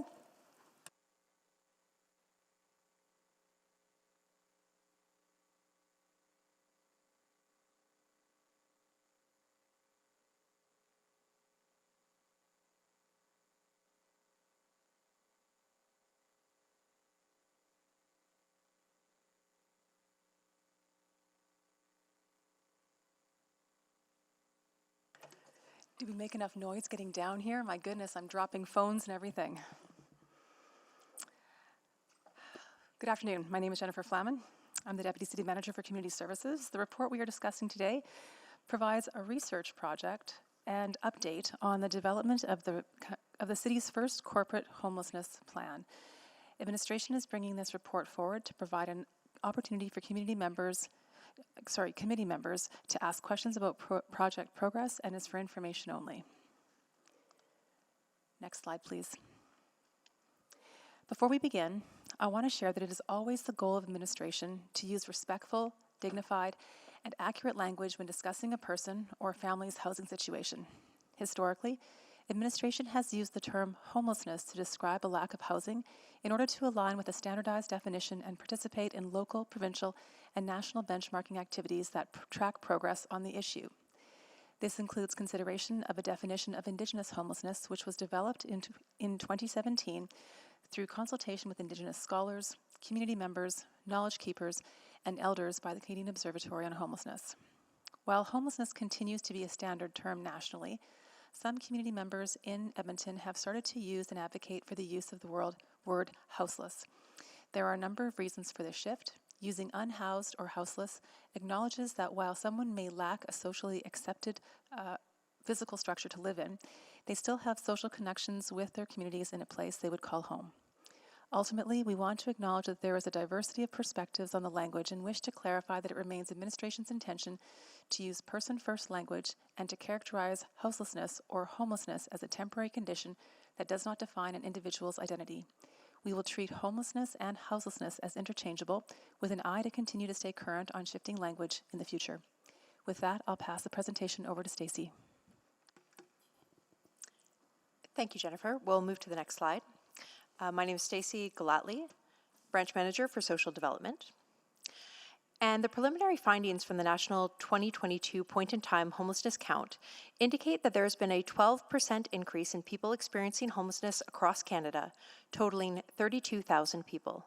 Those counted in unsheltered locations have doubled since 2018, meaning over 7,000 Canadians were counted sleeping in encampments or other places unfit for human habitation across 61 communities. In Edmonton, the number of people experiencing homelessness has doubled since the onset of the pandemic, and currently over 700 people experiencing homelessness in Edmonton are unsheltered. Cities across Canada are assessing their homelessness response as organizations and all orders of government try to shift away from the pandemic-related emergency decision-making and back towards proactive planning efforts. These planning efforts must consider the long-lasting pandemic, social, and economic impacts on vulnerable groups and the corresponding new challenges that communities are facing to end and prevent homelessness. Edmonton is no exception to that trend. Next slide, please. Over the past few years, the scope and scale of the City of Edmonton's response to homelessness has necessarily increased to fill system gaps in caring for our unhoused community members and to respond to the growing impact of homelessness on city services.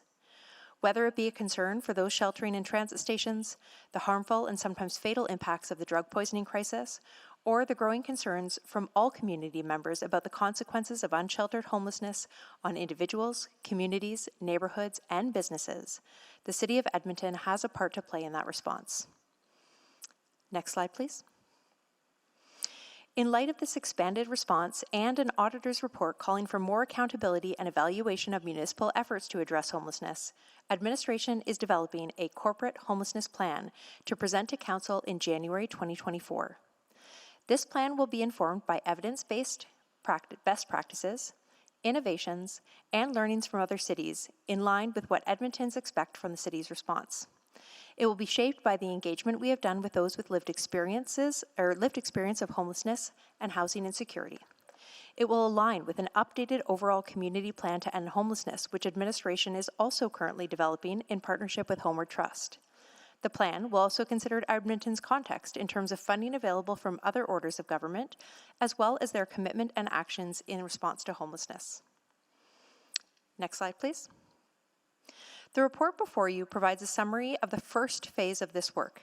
Administration undertook a jurisdictional scan to better understand how other Canadian municipalities organize, fund, and evaluate the impact of their homelessness response. The City of Edmonton responds to homelessness alongside Homeward Trust, the designated community entity responsible for systems planning and coordinating the local response to homelessness. Through our research, we found that other cities with similar jurisdictions and funding structures all struggle to determine the total costs in FTEs allocated to their city's homelessness response. This is because homelessness initiatives can impact multiple lines of business, and cities who support a partner agency are typically not the lead in delivering client-centered services like Housing First programs or shelter services. We could not find evidence of another city with a corporate homelessness plan. In fact, several other cities indicated that they would watch the evolution of Edmonton's progress on this work to see if they could benefit from a similar approach.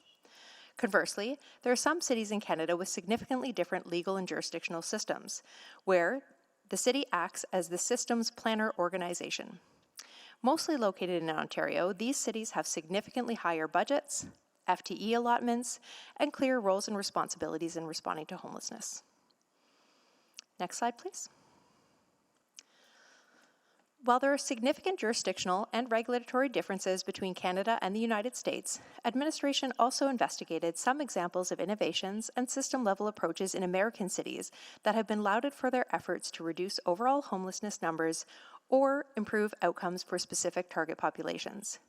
These case studies demonstrate the effectiveness of integrating medical supports into the homelessness serving system and highlight the continued effectiveness of the Housing First approach. This is particularly true in Houston and Los Angeles. In Houston, a commitment to Housing First over the decade resulted in 25,000 people being housed, 90% of whom remain permanently housed. In Los Angeles, dramatic pandemic investments in housing resulted in flattening the curve in the city's 2022 point-in-time homelessness count, which had previously increased 32% between 2018 and 2020. By way of comparison, in Edmonton, 15,749 people have been housed through the Housing First since 2009. Next slide, please.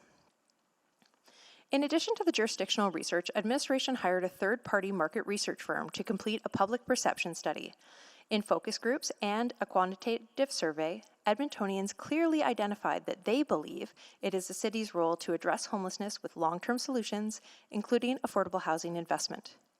They also identified transit safety, homelessness prevention efforts, and long-term solutions to homelessness as priorities in order to reduce the need for first responders such as EPS and Edmonton Fire Rescue Services to be involved.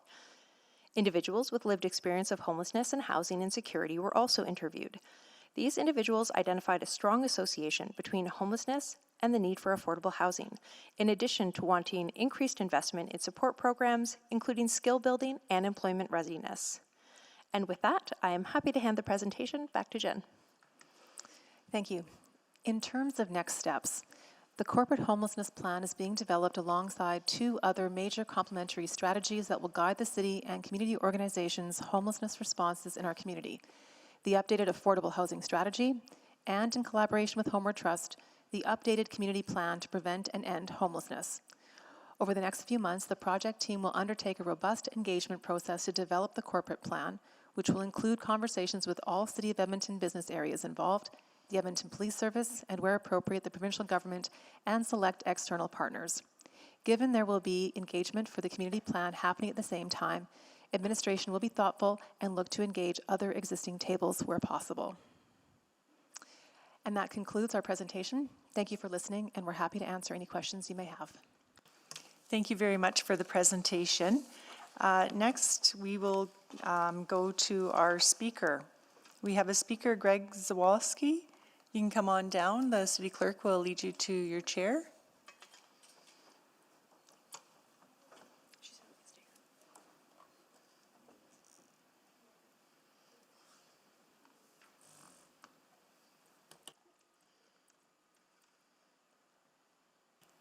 Okay, go ahead. You have 5 minutes.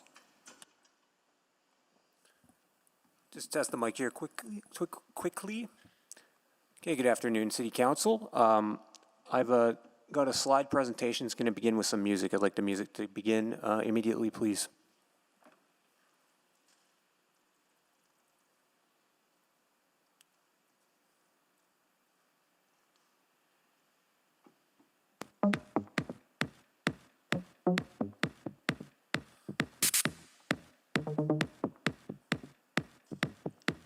I'm going to ask this, sorry, I was a little agitated there.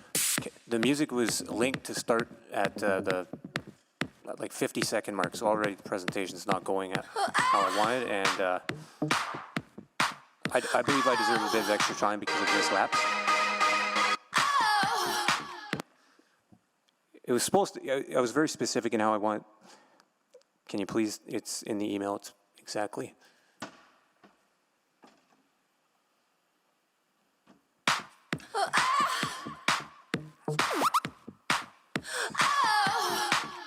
Still not the spot, it's like 56 seconds.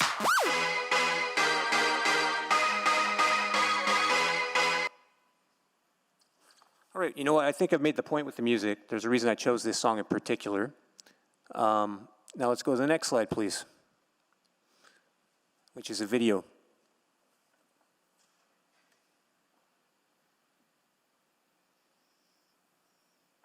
City Council continues to play the stupid card by suggesting what are the root causes of crime and disorder. There are two reasons for crime and disorder. One is the individual choices of those who cause the graffiti and behave like this and leave this mess. It's someone's choice. It's very simple. That's one of the root causes. The other root cause is City Council enables this. Yeah, thank you. That's when the video is supposed to stop. Next slide, please. So, and by the way, before, just comment on the video. That's at a location, Ann, you might remember I met you at that location. Very problematic location. So here's some comments of me on Twitter. I was asking a certain city councilor about what are the costs of, what is the budget for cleaning up this ongoing mess? And we'll go to the next slide, please. As you can see, this councilor wasn't interested in further conversation. Next slide, please. This is under the stairwell. So people live under this location. This is a large stairwell, about 130 steps, I think. It's actually a nice stairwell if you want to do a workout on the stairs. But, yeah, I mean, someone's living under there. We can do better than that. That's unacceptable. Next slide, please. Oh, and actually, can you go back to the previous slide? No, not that one. The next one. No, the stairwell. Yeah, so you can see the comments, right? Just pay attention to the comments, please. So next slide, please. Yeah, so I mean, people leave their mess. It's an ongoing thing. I've lived in this neighborhood approximately 3 years. This is not just a one-off. This is multiple times per month. Report to 311. 311 rarely comes out. Why is this happening? I mean, happened under Scott McKean. Now, Ann, it's happening under your leadership. I mean, it's problematic. Next slide, please. Photographic evidence of, I mean, come on, disgusting. What if someone's going to a restaurant? There's a nice Thai restaurant right on 99th Ave. I don't know if anyone's been there. It's called, what's it called? Anyone know the one on 105th or 106th and 99th Ave? Yeah, it has good food there. But let's say someone goes to the Thai place, then they want to go for a walk in the River Valley. I mean, they're going to see this nasty stuff. And 311 will never get to it. Next slide, please. Graffiti, I reported that on April 8th. So when can we expect it to get cleaned up? Maybe by Labor Day? Maybe in the next decade? I don't know. But calling 311 is ineffective. Next slide, please. Just going to let those comments speak for themselves. Maybe next slide after about 10 seconds of this. 100 million for bike lanes, but we have this stuff going on. Thank you, Karen, by the way, for not voting for 100 million for bike lanes. Yep, this is a good meme from the internet. I mean, happened on Iveson's watch, and now we're seeing more of the same. Go ahead to the next slide, please. Okay, here's our mayor. The reason I chose this one is because, has anyone, any councillor been to Vegas? Show of hands. I have not. Sounds like, Andrew, you have. Andrew, you know the Strip, they say the Vegas Strip is always clean. Would you agree with that? Okay, well, something Vegas is doing is effective. They have a large tourism industry. I mean, they keep their city clean. We aren't. We are the losing team in the hockey, and we bet on a mayor to be effective, and that was a losing bet. So we have to maybe pick up the phone and figure out what Vegas is doing that's working. Next slide, please. These are my personal comments. And I'm going to close by saying, hey, I only have 15 seconds left. I believe I do deserve at least probably another minute because of the mix-up, but I think we need solutions. Look, when that disaster Pekawaywan was going on, the city was able to send people to the Shaw. So I was in favor of that. But why are we not, with all of the infrastructure in this city, why are we not ending the encampments and saying, here's a place to stay? It's not like there's no infrastructure. There is infrastructure, so why do we allow the encampments? And I'll close my presentation now. I'll say that, you know what? The transit safety is absolutely out of control. People who are regular transit users need a voice, and we can't have the vested security The vested security is a disgrace. It accomplishes nothing because all they do is observe. If anyone in this room right now was being assaulted or attacked, Sorry to interrupt. The time is up. we need security that's effective on transit. Thank you. Okay, any questions to the speaker? I'll just wait and see. Okay. Okay, so questions to administration.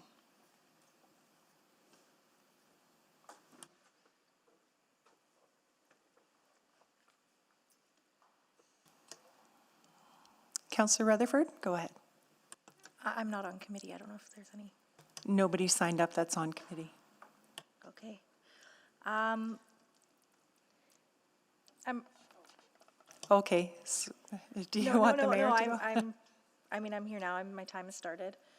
I'm just trying to figure out how to articulate my thoughts. I thought it was interesting when you said in the presentation that no other municipality has a corporate homeless strategy, and I remember when this came to audit, asking the city manager at the time why they accepted the auditor's recommendations, because this isn't within municipal jurisdiction, and we do have Homeward Trust, who is funded provincially and has a homelessness plan. I guess without the acceptance of that audit, would we be doing this work? It's an interesting question to pose. I think that all of us in the system are suffering from a deep desire to have better coordination. And sometimes when there is a vacuum, we want to step in and fill it. You know, some of the engagement results that we got from Edmontonians, like they don't much care who, they just want somebody to do it. And if we're in a position, given our expertise and the relationships we have, if we can lean in and provide some support, I guess that's why we are stepping up.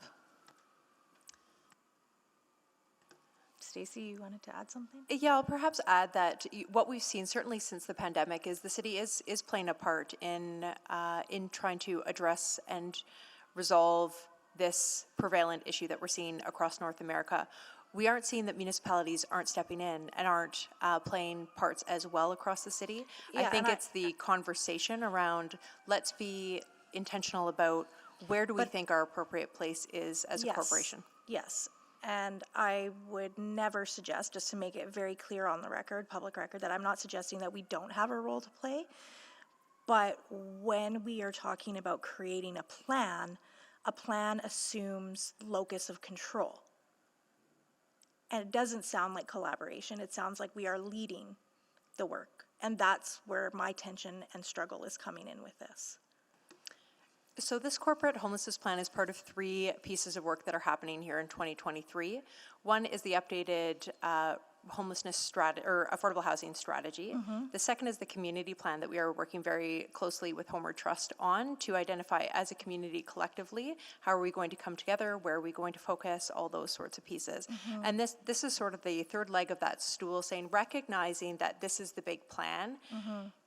Let's have some intentional conversations about where we fit in, what we might be doing, and what that looks like for us, so that we aren't simply moving into the spaces where we see gaps, but we've really had that conversation to say what makes most sense for us. That helps me feel more comfortable. That explanation helps me feel more comfortable with it, because that means, so for example, right now, we continue to, and I know that you felt this tension, so just if I'm understanding this correctly, you know, every winter we're always like, why are we here again? Why are we here having this conversation at council? So this is meant to mitigate and be a little bit more strategic in some of those kind of conversations. Is that correct? That's exactly right, Councillor. Okay, that helps me to feel more comfortable. Thank you. Thank you, Councillor Rutherford. Mayor Sohi? Yeah, thank you, Chair Principe. Can you hear me? Yes, we can. All right, thank you. I want to thank the administration for this report. And also it's quite not revealing, but I think it reinforces the fact that regardless of the jurisdiction, Edmontonians see this as a big priority for council, and they expect us to step up, which we have been. But I think part of the going forward as we develop this plan, Jennifer, is there room for kind of more delineation in a way that education to Edmontonians around who is responsible for what, and using that as an advocacy tool to further engage the province. Absolutely. And I think getting to your point around role clarity and really understanding responsibilities and how we hold each other up, how we support one another's actions is absolutely what that plan will illuminate. Okay. And will there be opportunity for us to talk about some of the costs to the city and other orders of government of not responding to houselessness? And can we figure out a way to quantify and better communicate those costs as well? Yes. Okay. Well, that's good. And on the system integration and data integration, who do you think is best situated to kind of provide and lead that work? Is it us? Is it Homeward Trust? Or is it coordination of different organizations? Mayor Sohi, why do I always do that? Mayor Sohi, I think that's a really good question, and it depends on the exact element of the problem that we're describing. So part of what we were hoping to do with this plan is to determine which lane is sort of the cities within the broader homelessness response in the community. And so on an issue like encampments, for example, the city probably is best positioned to support in terms of a data information sharing coordination capacity, because we bring together the enforcement response with the city cleanup response and the homeless or housing for sort of oriented outreach pieces. So we can be that intermediary. But when it comes to, running a housing first program or some of the other interventions that are more focused on housing solutions, obviously Homeward Trust is sort of in the best position to lead that integration from a data perspective. They maintain the by names list, the coordinated access, and all of those other really integral systems to organizing the response. Okay, good. Oh, that's good. I was intrigued by the Denver example that you shared in the scan that you did, that on particularly the police department, how they housed repeat offenders in permanent supportive housing. I'm wondering if we have any conversations with EPS, because HELP program that they run, they do come into contact with a lot of vulnerable population, and sometimes they do provide them housing. But just understanding how had we had any conversation with EPS further elaborating or further exploring this model that Denver has?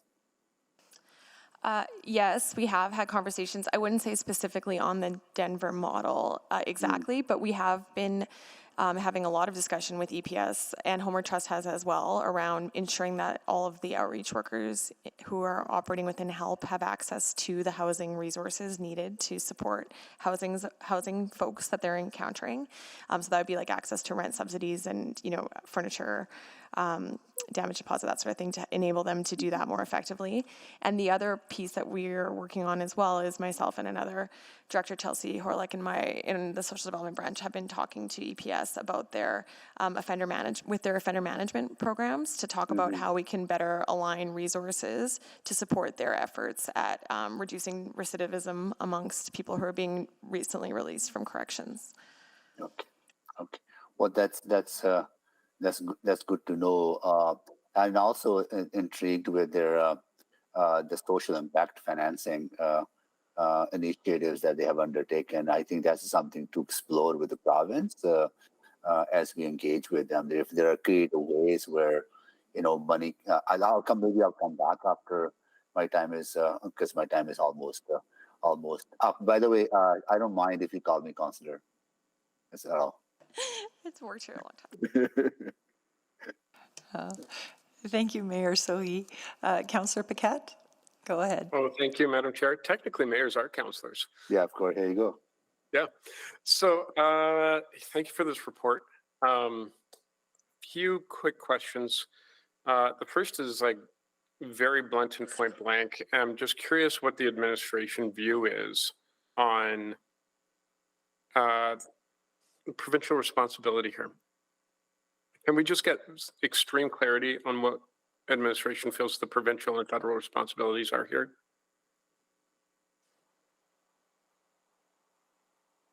And to say it's complicated probably isn't a very good answer. We all know it's complicated. But if we don't have clarity on roles, and hey, after more than 5 years talking about this, it gets really extremely frustrating for everyone. So, Councillor Paquette, so I think the way that I would articulate it is that, homelessness is actually one of the areas where the federal government initially started by giving the municipalities a role in defining their local needs. So when the first homeless funding programs in Canada were at the national level, and they went directly to municipalities or community entities, because they saw that municipalities have a key role in defining and articulating the needs, because the nature of homelessness as a social problem varies significantly from city to city.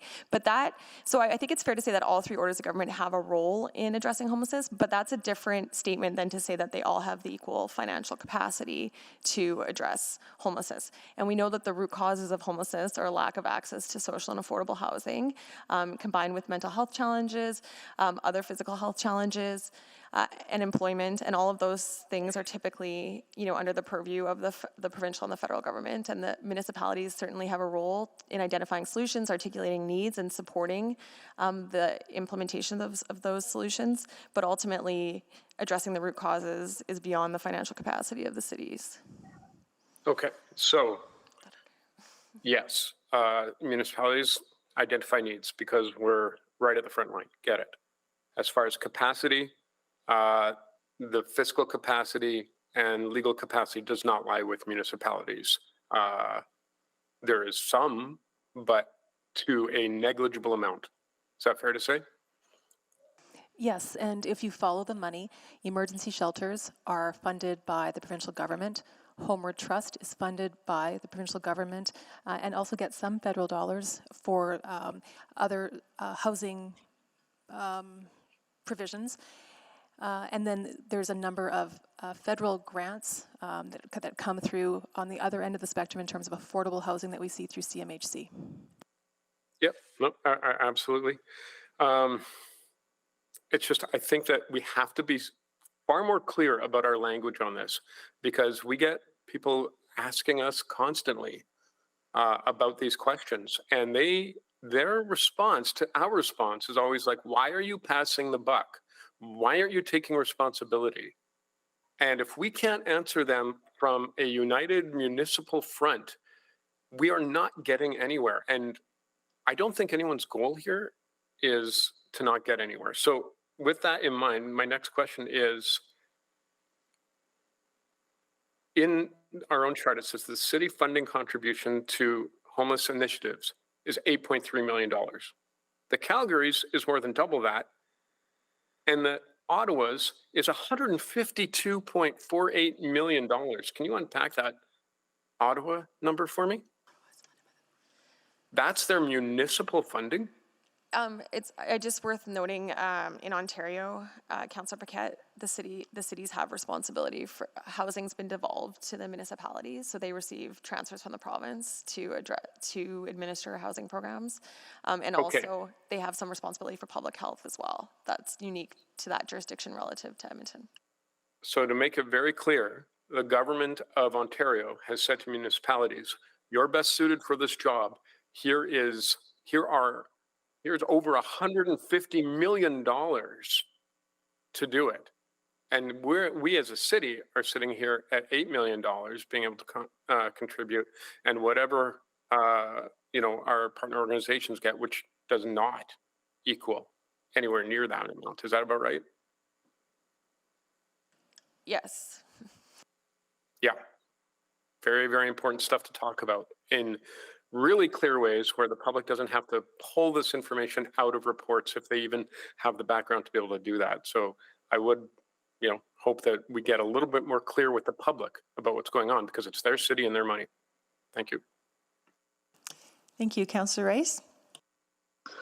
Thank you, Chairperson. And I did have the similar question as Councillor Paquette, and then I think I got some information there. I'm not going to repeat my question, but I do have a question regarding this plan. So my question is, we didn't have the plan. We didn't do any corporate homelessness plan in the past. This is our first time doing, or this is a repeatedly initiative.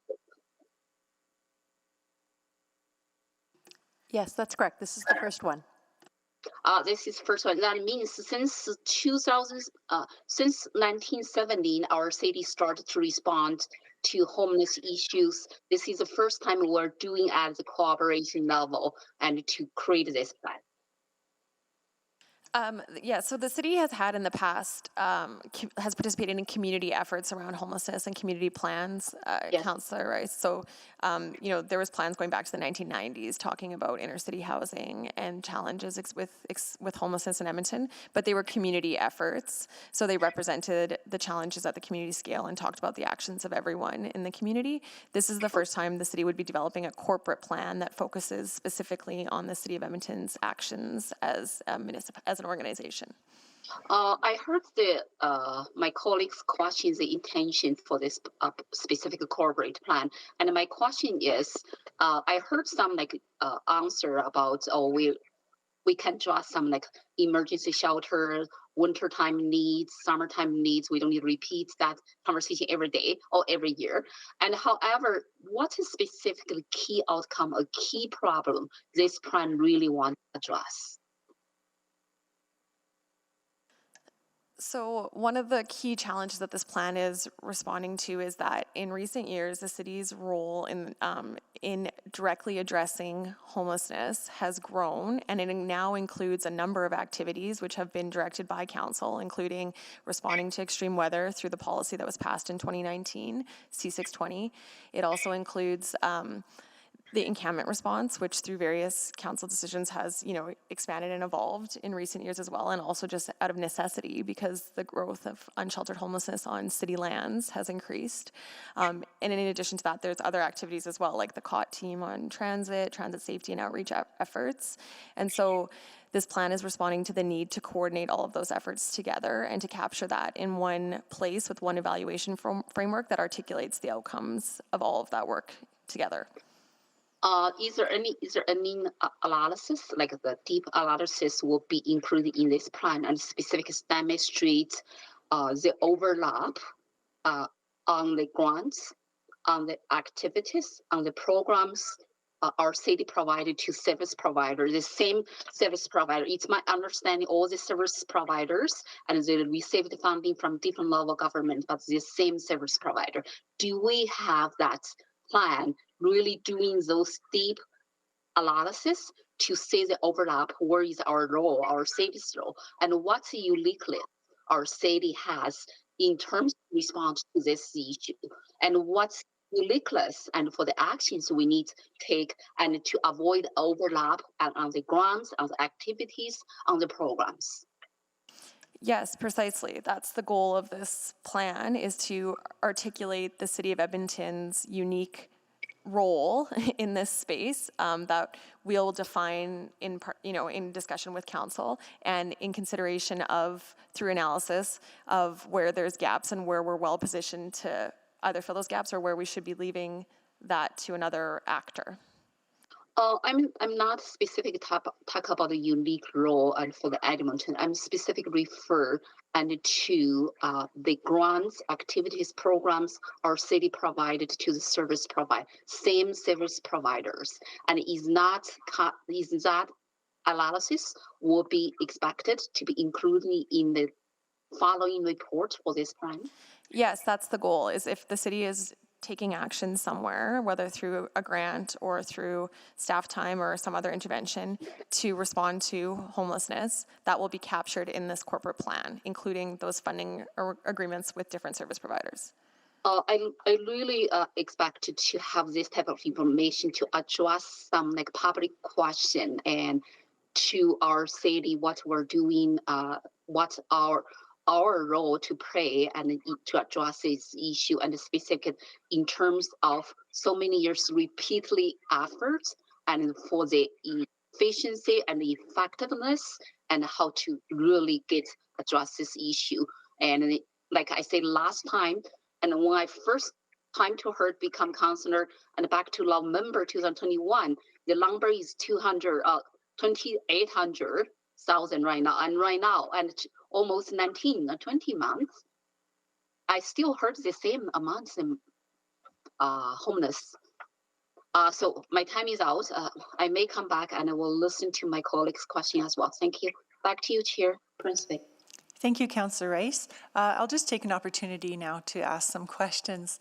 And I do want to let you know that when I was at FCM, I actually did hear that. Someone did say to me that they're following Edmonton and watching what Edmonton is doing. So kudos to you. But, you know, it's hard also being the leader because sometimes it's hard to learn from others when you're leading. But that's kind of leading into my question. I noticed that the case studies were all American cities. Is there a reason that no Canadian cities were included? Thanks for the question. So we included in the jurisdictional scan a summary of all of the conversations that we had with Canadian cities. So in, I think it's attachment 1, all of the tables outline the comparables between Edmonton and the various cities that we spoke to across the country. We focus on case studies for the American system because our jurisdictions are just so different that it would be unfair to represent them in a table and try to simplify that information. But we wanted to provide council with some high-level examples of how integration with the healthcare system and specific interventions have benefited populations. Give us something to aspire to. Yeah, okay, great, thank you. And then another question. I noticed in the public perception summary report, one of the members that responded with, it was a participant with lived experience, made a quote, which I thought was interesting: measure by the number of people who are able to get out of the provided housing and maintain employment. Do we do any kind of measurement like that? Is that something that's possible, or is it really timely and costly to find that kind of information? So the city doesn't necessarily deliver employment programming, but we do fund partner agencies that may provide that type of programming. And so in the second phase of the corporate plan, we'll do a deep dive into the different programs that we fund and ensure that we've got good outcomes and evaluation tracking related to those types of activities. And I would just add to that, Councillor Principe, that in general, there is, I think that's tracked within the context of programs, but it's not systematic, right? And part of that is just because of the data challenges in terms of data sharing between systems, whether it's the health system, the justice system, but then also we just don't track people once they're not accessing services, right? Because there's no reason to do that. Right, okay, thank you. That was it for me. Thank you very much for the report. Next, we'll go to Councillor Stevenson. Go ahead. Yes, thank you very much, and thanks for all the great work that went into this. I think it's an excellent touch point as we work towards the final plan.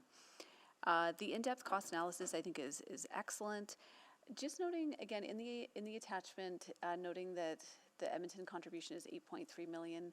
My memory is that we had approved 18.3 or like 18-ish million per year for the homelessness strategy. Does that also include? Is that because we're excluding the grant program? That's correct. So in budget, the additional 18 million was approved, but the vast majority of that was for the housing grants, with 1 million per year for homelessness prevention, which we're working through defining the programs for that right now. Oh, interesting. And so the other 7 million there are some of the other contributions that we make through various city services. That's correct. And Rachel, correct me if I'm wrong, but I'm almost positive that number is only the annual ongoing contributions. It doesn't include one-time, just because over the last few years, there's been a number of one-time that aren't sustained over the longer term. Right. So that wouldn't be sort of the 4 million for Boyle and Bissell recently. Okay. Okay. Really interesting. I noticed, I appreciated on page 6 of the report, sort of all the different branches that are involved. I see Edmonton Police Services there as well.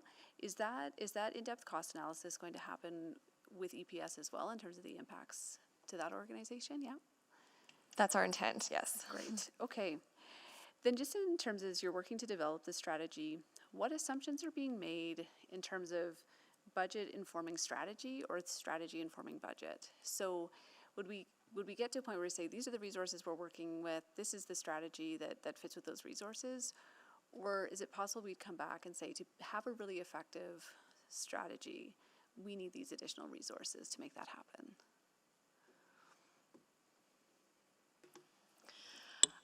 I think it would be preliminary at this time to say, but it's probably not one or the other. I think this is an iterative conversation. That's why we're coming with developmental, pardon me, developmental on this project so that we can have that conversation over time. And there's going to be a sense of course, you know, you could put together a response that looks like this, you could put together a response that looks like this, and we're going to kind of have to see where's community on this, what does the community plan look like, where's our place in that, and that's going to be an ongoing probably negotiation with the entire system.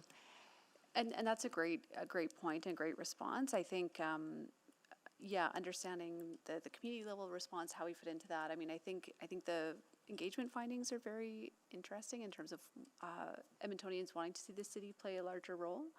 Maybe just, I'm going to blur the lines a little bit because I will acknowledge that these are probably getting to the community level conversation, but I think some of the data is really critical as well, just in terms of really understanding the numbers that we look at in terms of the number of people housed. And through the work that's being done, are we going to get a better understanding of are people being housed and unhoused and housed again?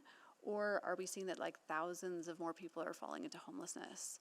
Are those the types of answers that can be explored as this work is underway?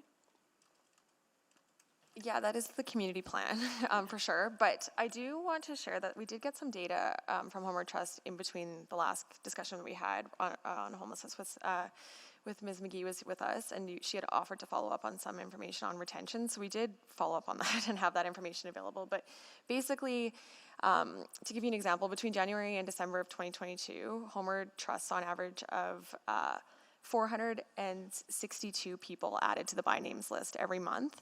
And of those, 274 people were brand new to the by names list, so did not have a prior experience of homelessness in Edmonton that we're aware of. So the remainder would have potentially had a prior experience of homelessness. So it's, you know, over half are brand new people that are entering. We also know that at a year in Housing First, retention rate is around 80%. So for somebody who's intake into the program and measured at a year, about 80% of people are still in the program, or still housed, I should say. But what we also know is that the challenge is when it comes to transitioning people off of the rent subsidies, right? Because the Housing First program provides that support and the rent subsidy, but and at any given time, 1,600 people are being supported with that type of support, but there's more people waiting and needing to access it too. So the goal is to transition people into affordable housing or some other, you know, employment, whatever that is, some other sustainable living situation, and that's where the challenge really comes and when a lack of affordable housing or robust affordable housing, deeply subsidized housing can create barriers to transitioning people out. Totally, and those are such important stats. And I think the other question, and you don't need to answer it, but I think what we would look for in the strategy is, we have been at 3,000 folks before, 3,000 people experiencing homelessness. How did we get out of it before, and why weren't those gains sustainable? I think having some answers to those questions will be really helpful moving forward. But great work, really excited where this is going. Thank you. Thank you, Councillor Stevenson. Councillor Wright? Hi, thank you very much. Ms. Kajana, just sort of going back to what Ms. McGee told you, that the 462 and the 274, that's just an average for the year, is it? Or like, is there a trend up or down throughout the year? That's correct. And so on balance, the average is that slightly more people are entering the list on the by names list every month than exiting, which is why we've seen in the slow growth over the last year, slow but steady upward growth. Okay, so I mean, people are being impacted by like other costs that are rising as well that maybe are putting them into houselessness? Absolutely. Okay. And then I'm just also wondering, with your jurisdictional scan, Calgary's police is contributing? Yeah. So our understanding, when we interviewed the City of Calgary, they identified that they had created a community safety wellbeing fund that consisted of $8 million from the City of Calgary and $8 million from the Calgary Police Service, and they put that together into their fund, their CSWB fund, which was $16 million on an annual ongoing basis. And according to the information we have from their manager responsible for homelessness, the vast majority of those funds are being used to address homelessness. Okay. Oh, great. Okay. But none of the other ones, none of the other municipalities have something like that, including Edmonton? Is that right? We do also have, Yeah, so we have our community safety wellbeing strategy, which, as you know, had a pool of funds allocated to it also that included some funds that had been prioritized by council from through reductions to the police service budget at one point in time. And so I think, So, yeah. so we're funding community safety and well-being plus the police. And there's not that same sort of funding back from the police to contribute to our community safety and well-being, right?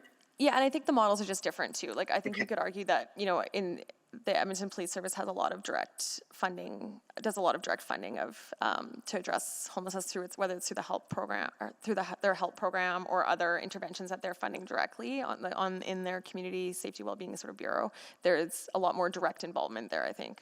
Than in Okay, so they are making a contribution to help with the solutions. Is that right? Yes. Okay, good. And then I'm just wondering, the dedicated FTE, there is quite a difference between us and Ontario, and I think you explained that sort of in to Councillor Paquette. But are they getting any better results with that? With that higher amount of FTE? I think it would be difficult to say without looking at all of their dashboards right now and comparing them across time. I will say that in our conversations with the cities, it's really just that there was a different jurisdictional structure. And so with that devolved authority from the province as a service manager, cities in Ontario essentially coordinate the entire homelessness to housing system and are responsible not only for those, the delivery of services, but also for the development of housing and operating those housing buildings. And so they suggested that like the burden of work was quite significant, but that they were facing many of the same challenges that Edmonton and other cities we spoke to are facing, which is that there is a lack of enough affordable housing for folks, and that challenge remained consistent no matter who we talk to. Okay, so if we look at it sort of in combination between us and what the province funds in Homeward Trust, then would our FTE be comparable? It's really difficult to say because we don't have full transparency in terms of the number of FTEs supported by the province directly. Like, obviously they fund the emergency shelter system, but we're not aware of the exact amounts allocated to each facility for which FTEs. So I think it's difficult to compare apples to apples that way. We have dug in on a few components though, Councillor Wright, like on their Toronto's encampment response, they have quite, which, you know, is just their city response, like which they're responsible for in the same way that we are. And there's quite a lot, they have quite a few more FTEs than the city of Edmonton does. And I think that does make their response times more effective when it comes to responding to encampment complaints, because their service standard is not, it doesn't take as long for them to respond as it might here because they have those additional FTEs. But encampment response doesn't necessarily lead to sustainable housing, right? Well, it's our hope that it will, but it depends on the exact nature of that response. That's correct. Okay. All right. Okay, thank you very much. My time is up. Thank you, Councillor Wright. I'm going to go to Mayor Sohi next because of other city business commitment that he has. He will need to speak next. So please go ahead, Mr. Mayor. Yeah, thank you, Councillor Principe. Just a couple of questions remaining. One is just want to build on what Councillor Stevenson was asking. I really would like to understand, not today, but as the plan is being developed, whether we under the corporate plan or the community plan, what are the reasons that despite that we housed 1,600 people in 2022, why more and more people are falling into houselessness? Is it poverty, mental health, people released from hospitals without a plan or correctional facilities, or people moving from the region or north? Whatever those reasons are, I think we need to have a very good understanding why more and more people are falling into houselessness. Is that work will be undertaken, whether it's under corporate plan or community plan, right? Yes, absolutely, Mayor Sohi. That'll definitely be part of the community plan. Good. Okay, that's good. Other question I have is that we know that supportive housing with wrapped around services works to house people. and it saves money for healthcare, for justice system, for policing, and many other aspects. It also increases revenue for the governments when people are productive. They contribute through their taxes, right? So, are there any creative ways that you would have come across or may want to explore, where, you know, in case province is not willing to provide upfront investments into prevention, but we come up with a system or arrangement where city is able to do that if we make that decision, but province pays it back to the city through the savings that they will realize in the healthcare justice system and policing. We might have to be more creative in that area. Have you come across any sort of creative funding models? No, I would say unfortunately, no, we haven't come across any creative funding models where we could, you know, front end the cost of housing someone and then pay it like a CRL almost for housing or something like that. But unfortunately, we haven't come across anything like that. Well, maybe it's something to explore, maybe not today, but something like I've been thinking more and more about this. You know, looking at the past history of the provincial government, I hope that changes in the future, right? But if we can demonstrate them, I think savings, absolutely research demonstrates there are savings, maybe not in an exact amount, but there's evidence. But having that conversation, or like how do you pay back, right? How do you, something to think about as we grapple with this problem in the future. So my last question is the engagement with people with lived experiences. We have heard from them at some of the committee meetings, and how do we continue to engage with them that actually we see their experience as informing our plan, but also the community plan. So in the public perception survey that we did prioritize interviewing 5 folks with lived experience and ensure that their perspectives were included in that report on how Edmontonians are viewing homelessness. In addition to that, we know that administration, we've undertaken and prioritized lived experience as a part of many of our engagement projects on homelessness. And moving forward, we'll make sure to prioritize those voices in the work and the development of the corporate homelessness plan. Good. And the community plan to end homelessness, sorry. No, thank you, and please keep up the good work. It's hard work, and you've been carrying a lot of this work over the last number of years that we've been seeing here as being in this role, and the other colleagues have been seeing that for a long time, right? And the work you've been doing. So keep it up, and look forward to the next stage. Yeah. Thank you. And I'm going to go. Thank you. Bye, everyone. Okay, thank you, Mayor Sohi. Councillor Paquette, you're up. Okay, No, thank Councillor you. Paquette, I am so sorry to interrupt you because I just noticed that Councillor Tang is still on her first round. So please go ahead, Councillor Tang. Thank you. Thank you, Councillor Principe. I'll just build on some of the questions that's been asked. Thank you very much for this update. It's been very helpful. I appreciate that there has been 5 interviews with lived experience.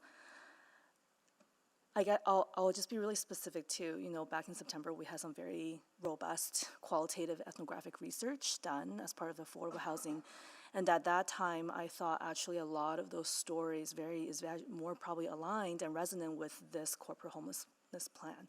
So that was something I was looking for, is how, I mean, we've also have more other past ethnographic research, dozens and dozens of profiles and stories from the streets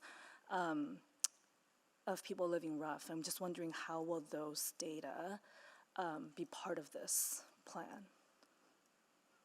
Because I think it takes more than interviews. For sure. So, and I think it's through the components that this plan, like what we're defining with this plan is more of a framework that will say these are all the activities that the city does. But the way that we do those activities needs to be heavily informed by that ethnographic research. And so you can see that happening right now with, the enhanced encampment plan, where we have the 4 different prototypes that have come directly from engagement with people with lived and living experience. Through the affordable housing strategy, part of that is also going to be looking at how we can activate some of the specific ideas that were in the work that you mentioned that came forward in September. Looking at how we can prototype some of that through the strategy, the affordable housing strategy, over the next 4 years. So I think the best way to see how that is going to show up is in the way that we do the work that you tell us that you want us to do. Okay. Okay, that's good to know. And I think it'd be good just even have that kind of information, like that what you just said, very more explicit, so that we are always reminded that that's quite central to this narrative as well. A few people asked about the American jurisdiction, and I'm curious, because there's such structural difference when it comes to legislation, just like fundamental structural difference, like cities have health authority to better integrate with housing. Do you think those kinds of exploration could be part of this plan? Or is that just like too far out there that we're never gonna go down that path, so why bother? No, that's why we included it. Okay. Because at the end of the day, ultimately, those are the types of solutions that are needed to end and resolve homelessness for people experiencing it. But we're talking about like legislative structural change. Totally, but at the Okay. same time, we need to figure out how we head on that path, right? And to Councillor Principe's point, around when we are one of those cities who's been leading Canada in terms of our reaction to homelessness. Prior to the pandemic, we are the largest city best positioned to end homelessness through the reductions that we achieved since 2008. And so we are really at the front of the pack within cities in Canada. And so we do need to look to those other jurisdictions, even if they have different powers and legislative frameworks, to see what types of solutions can push us further. And then we need to come back here and figure out what that looks like within our jurisdictional context in terms of who needs to lead, who needs to support, and that sort of thing. And I mean, I, for one, would love to see greater authority for the cities in some of those areas. And then just, I guess, I was recently on a 24/7 crisis diversion ride-along, and it was quite heartbreaking to hear about and see more and more young people experiencing severe addiction and houselessness. Can you just speak to a little bit of the weight that this plan or framework will place on prevention, or are we just going to go down this rabbit hole and to boil the ocean? No, this is part of why, as far as the corporate homelessness plan goes, part of why we asked in budget for some funding for homelessness prevention was to start building out more of a focus on prevention, because I think that has been an area of less attention relative to addressing it, especially over the last few years. So you will see that, I think, I don't want to prejudge this plan, good. but Yeah. I think you'll see that because you've approved some funding for that, and so we are going to come up with a good programmatic approach to that, and we've already done some work through End Poverty Edmonton Community Bridge Program, so it's really building on the success that we've had in the past, but expanding that into a clearer role. Yeah. The other piece there too is just in terms of youth. I think we talk about discharging into homelessness, and like so we talk about the health system discharging into homelessness. We talk about the justice system discharging into homelessness, but there is a lot of evidence that people's first experience of homelessness comes when they turn 18 and lose access to the supports that they would have been accessing through the child and family welfare system. And so that system also is a significant contributor to homelessness. And so I think that that's something that really needs to be unpacked in the community plan and quantified and spoken to, so we can start to pay more attention to how we address that. Okay, that's great. Thank you so much. Those are all my questions. Thank you, Councillor Tang. Councillor Paquette, go ahead. Thank you, Chair Principe. Okay, so in the report, it says a full cost account of work across the corporation will occur in the next phase of the corporate homelessness plan project. When will we see that? So that is the work that will be done between now and January, when we're planning to bring that plan back. Between now and January. So we will see it in Q1 2024, Q2? Q1 is the goal, yeah. Okay, Q1 is the goal. All right, and in that report, we're going to get a breakdown on these municipal homelessness initiative budgets that actually show how much funding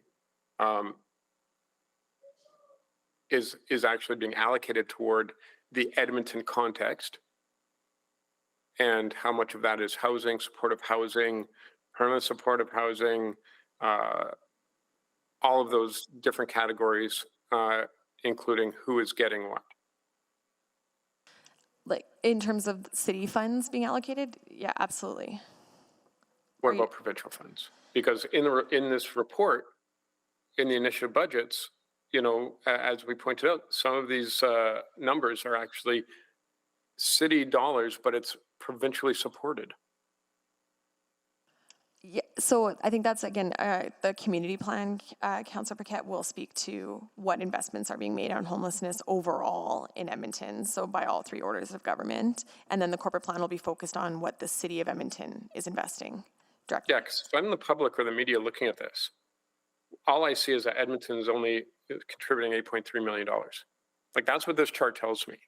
I know that that's not true, but that's what this chart looks like. And if we're not expanding that so that everyone can understand, we can't possibly expect to have a common voice on this issue. This is a serious problem, I think, in how we're communicating these things. So are we going to get that breakdown in a way that it's extremely clear to media, to the public, to other orders of government? Yes. Because if we're not all working off the same information, we're all building different structures.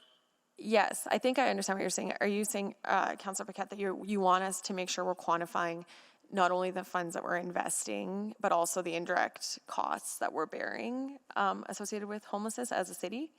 Absolutely. Yes, that we can do that in the corporate In addition to that, what other municipalities are getting from different levels of government compared to what we're getting, and your piece about prevention, what that looks like. I mean, this is really frustrating. Like, I'm at the point of asking for a motion to hold a provincial symposium on this and declare a state of homelessness emergency because you are doing incredible work, but I don't feel that everyone has the right information to support you fully in that work. So we will make sure that you have that information that you're looking for in terms of indirect costs and direct costs and how that relates to, like, and whether there's any money coming from other orders of government to support that in Edmonton overall, but then in particular with the activities that we're funding, for sure. We can provide that. Yeah, because I guarantee you, in my conversations with representatives from other orders of government, they don't know about this information. It's not on their radar. And even if they got access to it, if it's not a one-pager that they could understand, I don't think that we're going to get full participation here. Just FYI. Madam Chair, I'm happy to put the recommendation on the floor. Thank you, Councillor Paquette. Is there anyone who would like to, and do you have anything else to ask? No, I'll just speak to You're this. good? Okay, thank you, Councillor Paquette. Would anyone like to speak to the motion or any other questions?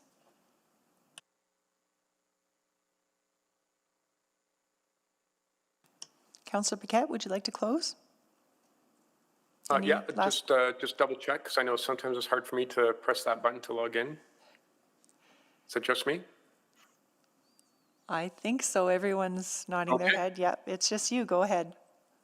Okay, well, I want to thank administration for their hard work. I know they work so hard, and in my opinion, with very little. I think they need more FTEs. I think they need more financing and support, not just from us, but all orders of government. And, you know, we heard today that cities in Ontario not only have the legal mechanisms from the province to do this, they also get the funding from the province to do this. Edmonton does not.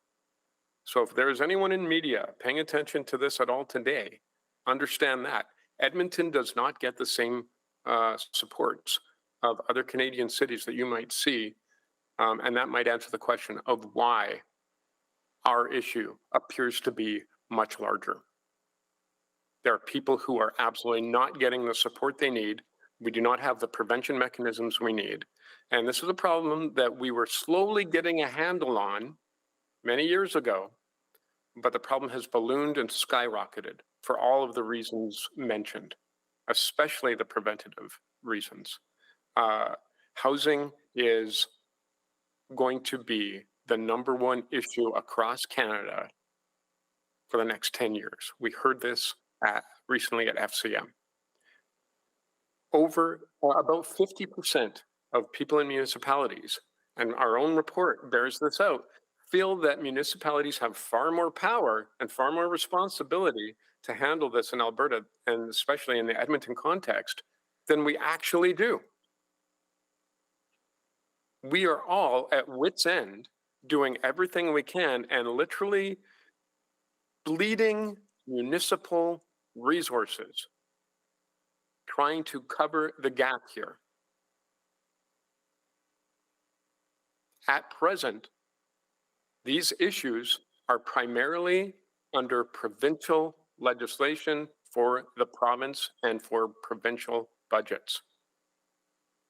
There is a federal component that we have to talk about, but we already see the federal government stepping up and listening and willing to step up even further. This is an opportunity for the province to get it right. I hope they take it, but it's also an opportunity for us to communicate this incredibly more clearly. Communicate where we are falling short. Communicate the gaps. Communicate the opportunities. Communicate how other municipalities are doing this, and to showcase the incredible work that our people are doing with the resources that they have.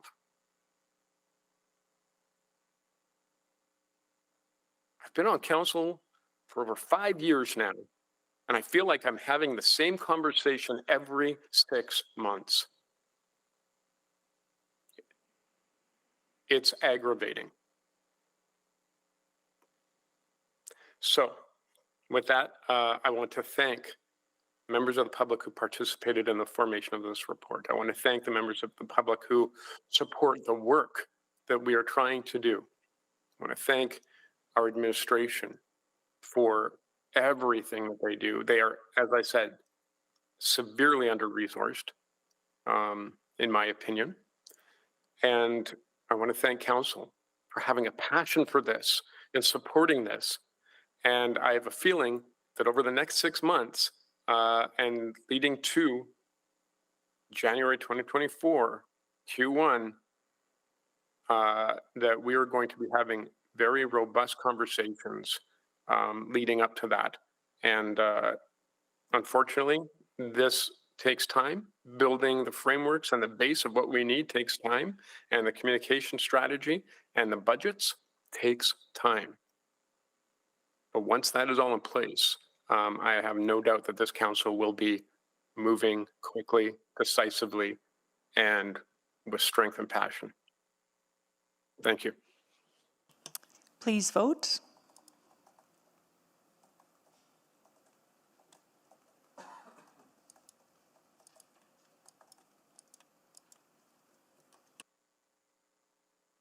We have 4 votes. Thank you. Please display the vote. And that has carried. Thank you, everyone. We are going to go back to item 7.1, asking questions of administration on Indigenous Framework Annual Update. So I will ask my colleagues to please sign up to ask questions. Councillor Knack, would you like to start? You selected this item? Yes, I did select it for the speakers, so no, I don't have questions. Okay, great, thank you. Thank you. Okay, Councillor Paquette, go ahead. Oh, I'm already tired of my own voice. Thank you, Madam Chair. So I guess I'd like to get some clarity here. We heard a lot of concern earlier from the public, so maybe I'll put it back to administration. I think I know the answer, but it's probably better to hear it from the people who authored these documents. When it comes to Indigenous engagement, there's a process and there is a challenge in determining and figuring out whose voices we listen to. The short answer is we listen to all voices, but it would be an impossibility to individually consult every single person and give them exactly what they are saying from the Indigenous community, because just like with the public, the general public, there's a diversity of opinion, and that includes among elders. So I'm just wondering if you want to speak to that.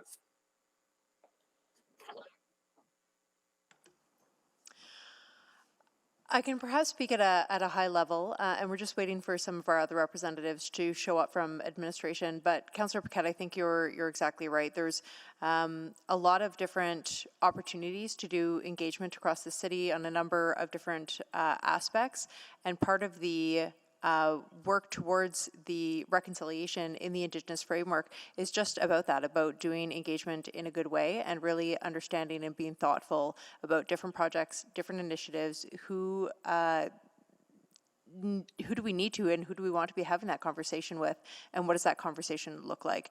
And there have been a number of files that we've been talking about lately where, there's that recognition that there isn't a way to do it that applies to everything across the city. And so folks have been coming together, working with our Indigenous communities and our representative groups on different files to try to understand what that engagement needs to look like each time. So I would love to say, here's the way in which we do it and the way that's right and going forward. But I think that in the spirit of reconciliation, that needs to be that ongoing conversation about what it needs to look like on specific projects and initiatives. Yeah, thank you. And yeah, because, and I guess the question is, how does the organization, and this is a tricky one, guard against using Indigenous people and Indigenous elders as either shields, as justifications, or even weaponizing? And I think that we do a pretty good job organizationally, but we also deal with other groups who may not deal with it as well. So that's a tricky one. I don't know if you have an answer for that. You've illuminated exactly the things that we're always trying to guard against, and under the wisdom and guidance of some of our advisors, particularly Jamie Miller, who has such deep relationships, there is such deep respect, and it starts with one conversation at a time, and being really thoughtful so that there are no unintended consequences of hurting those relationships. Yeah, and then this is such a huge framework, and it's talking both organizationally, both internal and external, but also individually, folks in the organization and the broader public about internal and external. And that's an enormous amount of work. So I guess the question is, organizationally, let's keep it there. How do you how do I put this? Reading the report, I had a lot of questions about what we're doing for the internal work and how deep we are going on education, because there's a lot of people who really, especially people who care about the erasing Canada's history, who actually don't know Canada's history around Indigenous people. And even what we've done so far with residential schools and missing and murdered Indigenous women, things like that, is like literally just scratching the surface of everything that a person could know. So how do we do that internally so that it starts having an impact externally? Are we robust enough in that education? It's an excellent question, and your timing is excellent, because just this past week, our community recreation and culture teams are doing these toolkits that have been developed for the corporation in 20-minute and 60-minute different snippets to go through exactly those things that you eliminated. We are embedding education and training into our practices with our lifeguards who are seasonal, with our full-time staff. So we are, I think, making some incredible progress. Is there more progress to be made? Of course. But your question just brings to mind that I was able to review that toolkit, and I was so impressed that we are taking this onto pool decks with our lifeguards, for example. Like, there's no place within the organization that we are not talking about it and trying to be really intentional about educating and bringing people along with us. Great, thank you. Councillor Stevenson, go ahead. Thank you. I think that this will have to be 2 rounds, because I did want to pick up on some of the comments that we heard from our speakers earlier. First off, thank you so much for the report. It was really excellent, really appreciated. The approach that was taken, it for me, really illuminated the incredible work and the really dynamic work that's ongoing. I was interested to hear about hear the call for just sort of that stronger voice for elders. And I was wondering if there has been contemplation or if there's appetite or interest in formalizing this incredibly valuable group through an advisory body position. So, and having policy that outlines, like EDC, for example, what gets referred to that group, which I realize is fairly linear, but that's where my mind went. Thanks for the question, Councillor Stevenson. So we've been meeting with this circle of elders for probably almost 3 years now, and they've helped guide us in the development of the framework itself, as well as we go through the process of implementation. And we've built it in a very relational way, and trying to follow sort of that guidance of relationships really being the core to how we work together. And I would say for that reason, and probably also because of the pandemic and other things, you know, we haven't formalized like a terms of reference or anything like that. But that's not to say that we can't do that. I think, in fact, in our last Elders Circle meeting, we did talk about creating almost like a relationship agreement or a relationship document that talks about how we work together. So almost creating, like, again, a vision, a mission, some of our core principles that we hold together, how we'll hold space for each other to create personal and cultural safety in our space, and work together. And so I'm committed to doing that work with the Circle of Elders. I think it will be very important for the Indigenous Relations Office to continue to work very closely with that Circle of Elders. And we will look for opportunities, I think, to continue to connect with the executive leadership team. I would like to even maybe create a connection point to City Council at some stage, so that there can be that opportunity for sharing and learning. As Councillor Paquette spoke to, there is so much to know. This work goes deeper and deeper the more you get into it. So it's not something that's easily quantifiable or containable.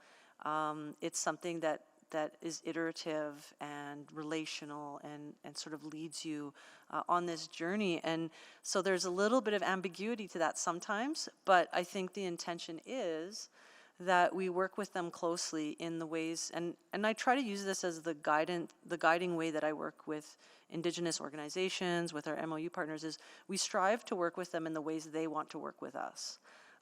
Many times, you know, government comes to Indigenous communities and says, here's the thing that I'm doing, and I want you to get on board with it. And I think the way IRO tries to work is we work with Indigenous peoples and communities on Indigenous projects that are for, with, and by Indigenous peoples. And so I think there's a nuance to that we have to continue to discuss and learn together. So long-winded answer, but essentially we are working with the elders. In our very last meeting, we were talking about a relationship agreement. Okay. Great. No, I think that's incredibly exciting, and I think you know, certainly the right approach, and I hope that all options are on the table as you progress those conversations. That I think this council, if I can speak for the group, has a lot of interest in working with this group in particular, how they want to be worked with, and happy to support different ways that could look. Sorry, this might be 3 rounds. Maybe just to touch on briefly the ticketing information that came out in terms of who's receiving tickets on transit. You know, I would welcome some commentary. I recognize that some of that is related to you know, the systemic disproportionate representation of Indigenous peoples who are maybe in marginalized conditions. It also seemed that the training for the branch, the community standards branch, the trauma-informed training, seemed like a really positive step. And just also want to ensure that these lenses are being applied to the public spaces bylaw review as well. Sorry, that was 3 questions in one, and I'm over time. But I think. Thank you, Councillor Stevenson. I'll just take a chance to ask a couple of questions. I took a course through University of Alberta called Indigenous Canada, and it's a course that's offered free. And for a small fee, you can get a certificate if you like, or you could actually take it for credit as well. Is that a course that is recommended to take? Is that one that the city puts out there and encourages? Yes, absolutely. We actually have on our Indigenous Framework webpage that we're always looking at revamping and updating, but it is certainly listed as one of the resources out there that city staff and all Edmontonians can take. It is free. I know there is a portion of it that I think does require a payment, but I know you can access the course for free. And for the required Indigenous training that all City of Edmonton staff takes, that is also part of that deck. They point you to that as well. So every single one of us who are employed by the City of Edmonton are aware of that course. Okay, excellent. That's great. Thank you. And I'm going to quickly take this chance to say you said thank you to council for recognizing Truth and Reconciliation Day, but I wanted to say thank you back to you all, to administration, for suggesting it and bringing it forward to us. And thank you for everything else that you have done throughout the year. The Ben Calf Robe powwow was fantastic. So I was going to speak at the end, but I just took this opportunity to say that now. And I'll pass it over to Councillor Stevenson. Well, thank you so much. Just a third thing that came out through the speakers as well. Is OP12 an opportunity for us to identify, someone mentioned a stewardship approach to the River Valley, drawing from Indigenous knowledge, which would be a different approach to maintaining the River Valley, but I think would be an effective use of our resources. So is there space in those conversations in terms of the broader resource allocation discussions, I guess, with OP12? Absolutely. Great. Well, yes, I think I'm going to go against the advice of one of our elders who, spoke about trying to tease out threads from a tapestry. But this is the way my mind works as well. And a really important part of that tapestry in my mind is what we're doing with our money, because I think that is often an indicator of what we're valuing and what we're investing in. So just wondering if part of these annual updates moving forward, if we could, so I do want to say I do deeply appreciate the qualitative and narrative data that is presented in this report. That should always be there. I think it's excellent. Also wondering if there may be some quantitative information as well in terms of resources that were spent through the Indigenous Procurement Framework, proportion of FCSS funding going to Indigenous-led organizations, just to be sure that we're also watching those trends as well. Great. I see nodding in case other people are wondering. Just in terms of, there was a comment about the work done with the City Archive in terms of following the Truth and Reconciliation call to action in terms of looking for residential school-related information. It seemed like it was a fairly narrow investigation and maybe didn't consider other, again, not residential school-related, but I think very reconciliation-related information, maybe around the council hospital site, for example. Have we done sort of a review of archival material on that basis, like with a broader search, or is that something that's planned? I'm aware that City Archives has done some work and is attempting to assist those who have attended residential schools or the Charles Camsell Hospital in looking for and recovering archival information. I would have to connect with input. I would actually like to connect with the Edmonton Heritage Council as well as City Archives to maybe have a bit of a deeper conversation on that. Ward, I don't know if you know anything about that.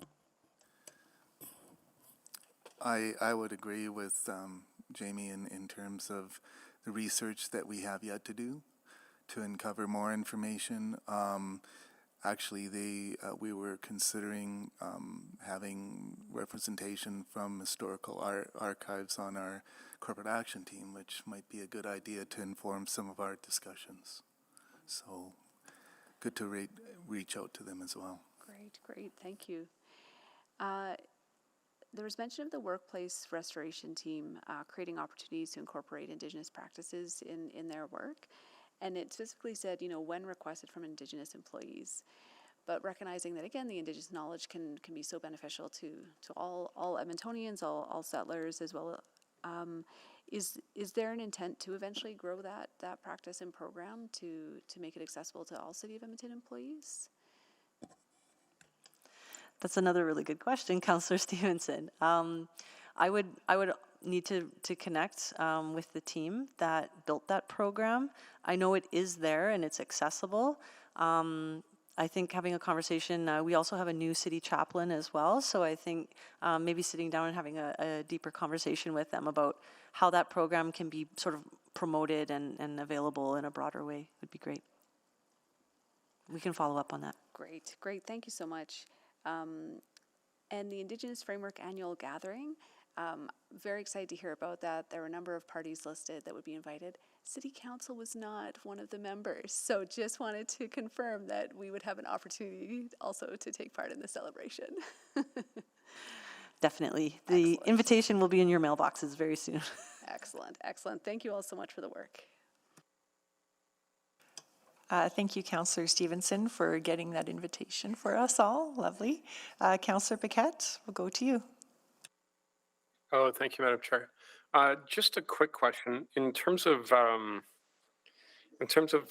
different support groups and organizations that we deal with, are we proactive on keeping up on provincial and federal opportunities and grants and things like that in order to connect them to those potential monies and supports?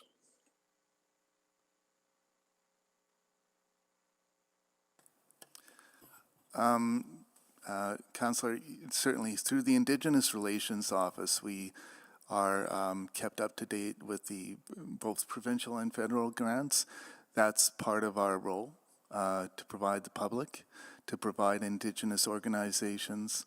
As a matter of fact, there's projects where we were involved with consultants on identifying funding sources, both provincially and federally as well. Also, we have the grant that's coming up for Indigenous organizations September, and that's what this council's invested in providing. So we're looking forward to sharing that information. Could we do better in promoting? Most certainly. We have our community bulletin that is a source of information for many Indigenous stakeholders in the community that's well utilized. But in terms of getting, sort of exploring other avenues for promotion, definitely. Oh, great. Okay. And here's a question I'm a little bit fuzzy on. Maybe you can give me some clarity. I just don't know. So in terms of the Indigenous framework, how involved then, and what does that look like in advocating on behalf of the city, with the city, on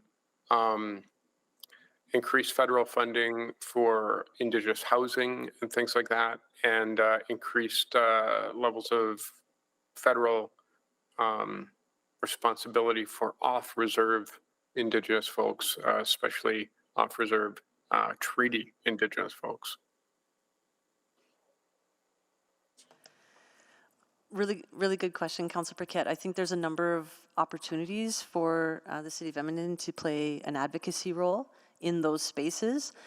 In particular, I know that our city manager, I guess prior to the election, we were planning on meeting with the Indigenous Relations Ministry to talk about the province's efforts on missing and murdered Indigenous women and girls, and our own efforts, and where we could find some opportunities to collaborate and align. And then in the housing space, I would say certainly we're actually actively working right now. I'm working with the housing group on, I guess, an engagement and advocacy plan to, hopefully help convince other orders of government to join us in Edmonton to support Indigenous-led housing in particular. Oh, okay, thank you. And then one other thing. Mentioned in the report was the annual budget. I'm trying to find it. I think it was like $100,000 for this year. Is that right? For forwarding some of these initiatives? Yes, so 100,000 was allocated to the Indigenous framework to support some initiatives, yes. Yeah, there it is. I found it. Okay. Seems kind of small. Is there more that might be allocated through OP12 through the reallocation of that $240 million? Yes, that'll be part of the conversation that council gets to grapple with in terms of priorities and where they'd like to fund what that looks like, for sure. Okay, so that's an interesting question because part of the part of the friction that I think was around the last budget conversation was that council had already indicated their priorities, and then OP12 was supposed to be an allocation of funds towards those priorities. So is that going to be yet another council debate, or is that something that is understood? I'm uncertain of the exact pathing of those conversations with council, but I can work with the city manager's office to get a better response for you offline. Yeah, that would be fantastic because, well, it's fun to debate things more than once. May not always be the best use of time. All right, thank you. I'm happy to put this receipt of what's the phrasing on this one? I don't have the main page with me. Receipt for information. Yeah, that's right. It's to receive for information. Community you. Service Report CS 01826. That's the one. Thank you for moving that, Councillor Paquette. Any questions or anyone to speak to it? Councillor Knack, go ahead. Yeah, thanks, Councillor Principe, and again, just want to thank everyone for the work today. And I know our speakers aren't here anymore, and I don't think they're virtual either. But just wanted to thank them. It was part of why I wanted to speak. I was thinking about what Karen McKenzie had asked at the beginning of when she was speaking, and sort of asked about, you know, how has your journey gone? And I've been thinking a lot about that over the 10 years because, you know, I've shared it before, but there was no journey for me before I was on council. I didn't think about it at all. I was not involved. I did not learn about it. I knew absolutely nothing. I was completely uneducated, and that's my own fault, to be clear. Like, that's on me for not taking the initiative to actually try to learn what was happening in the city, in the province, in the country.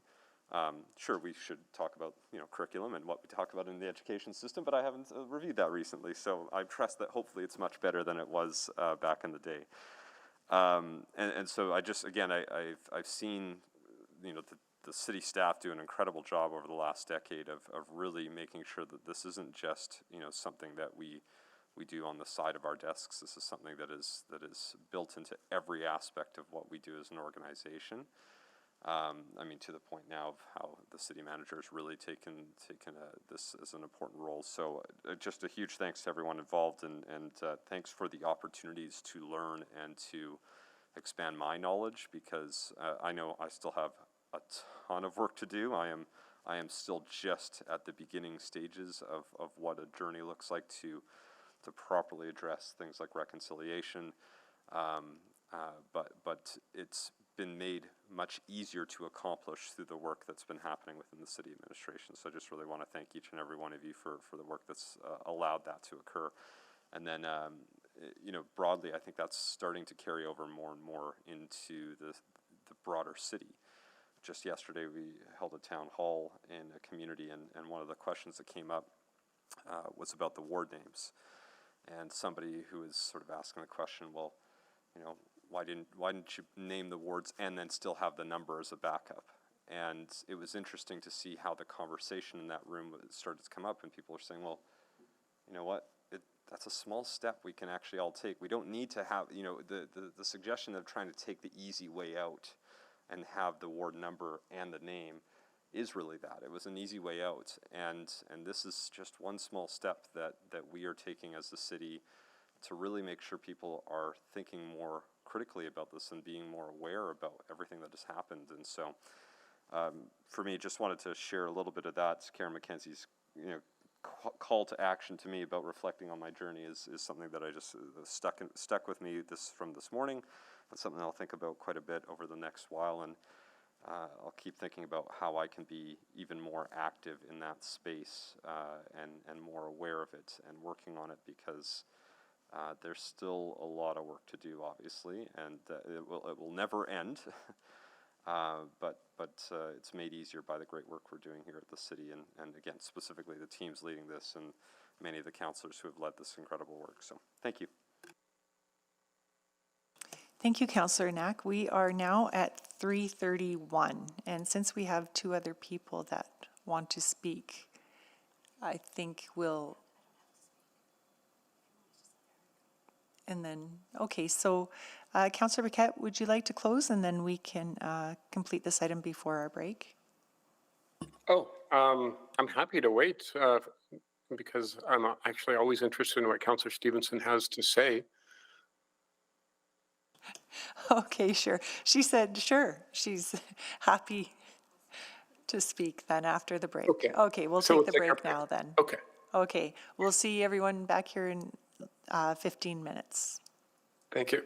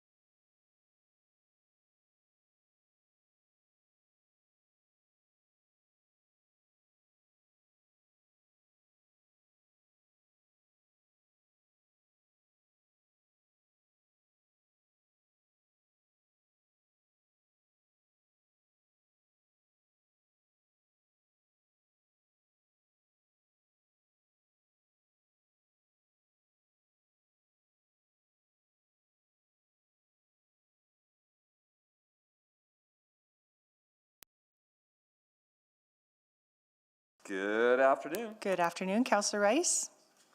Good afternoon. Good afternoon, Councillor Paquette. Hello. Hello. Mayor Sohi, are you online with us? No, okay, so we do have quorum. I'll go next to Councillor Stevenson. Please go ahead. Yes, thank you. I feel like there's been all this buildup now of what I'm going to say, but I just had a short thought and reflection that came out of Councillor Knack's commentary as well. And I just want to again extend my appreciation for this annual check-in and the work that's happening and the work that continues to happen and the way we're doing that work. And this annual check-in is, I think, an opportunity for us to reflect on the path that we're walking. But I was realizing that we don't have that mechanism as a body, as a council, to reflect on our own decisions and the impacts that they have on our journey of reconciliation. And trying to think about what that would look like. There's self-reflection, of course, but I hope that as we continue in this work, that there are opportunities for that relationship building with our elder circle, with our staff, who can share that feedback with us as well. I think that requires those relationships. It requires that trust, but it's also required in order for us to ensure that the decisions we make as a body work towards these goals and not against them. So that was my thought. Thank you, Councillor Paquette, for graciously creating that space for me. And I look forward to your comments as well. Thank you. Thank you, Councillor Stevenson. Councillor Paquette, go ahead. Oh, thank you. And it was worth the wait. So this is great work.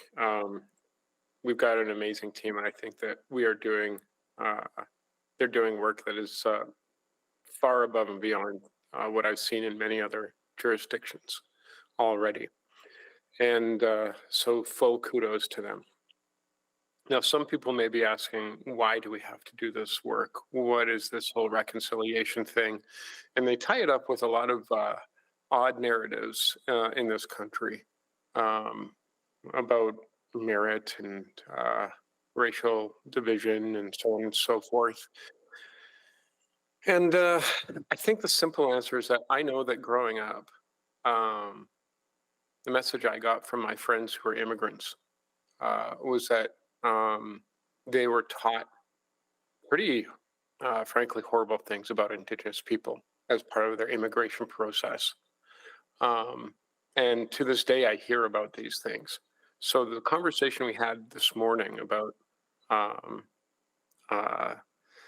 growing diversity in the city, I think also has to be paired with a growing effort to tell the truth about Canada's history.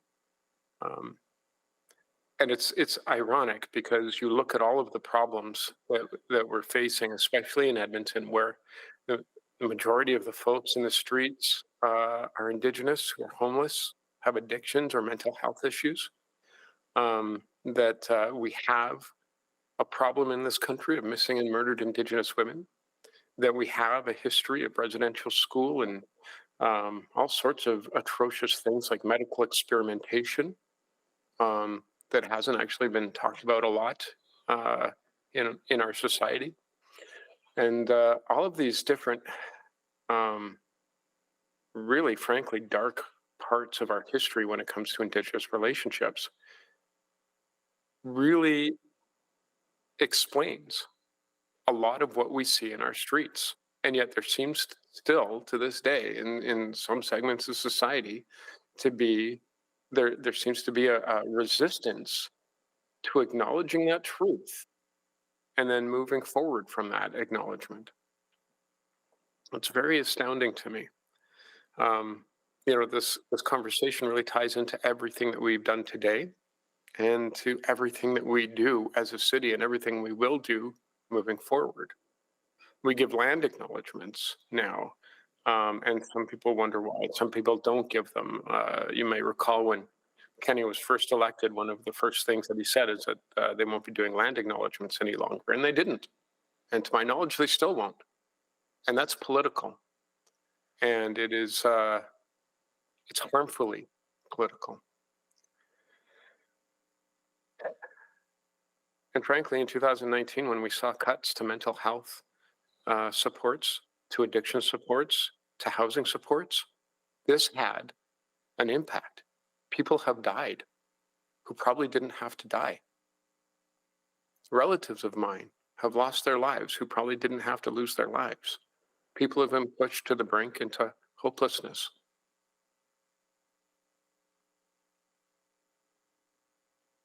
This new government has a chance to change that course. And I hope through the work that we're doing at the city, we can be part of that conversation to change that course. My son went on a field trip yesterday and he was in the downtown. He's 12 years old. And he cried last night, and not a soft cry. It was a deep, gut-wrenching, heartbroken cry about the things that he'd seen, that we become immune to, that other people's children should be treated so shamefully and be blamed for the circumstances that were beyond their control that led to where they are. And for me to experience that pain through my son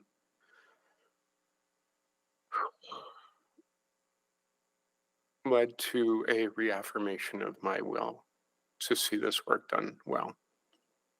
And I thank administration, I thank my colleagues for this. And I thank the people of Edmonton. Thank you, Madam Chair. Thank you, Councillor Paquette. Please vote on the recommendation.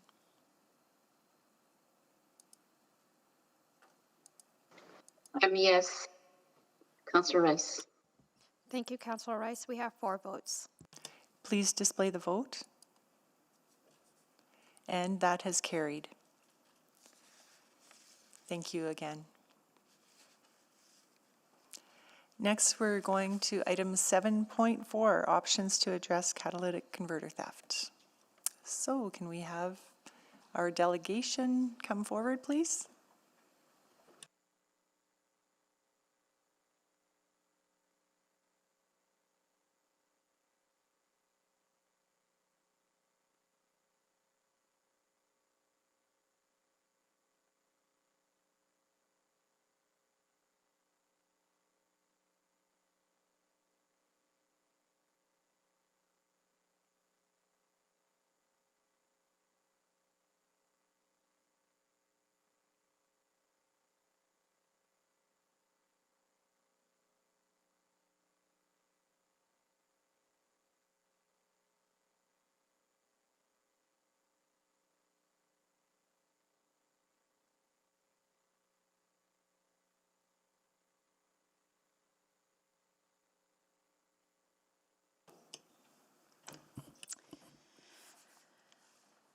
Good afternoon. My name is Lila Peter, and I'm the Director of Development Approvals and Inspections in Urban Planning and Economy.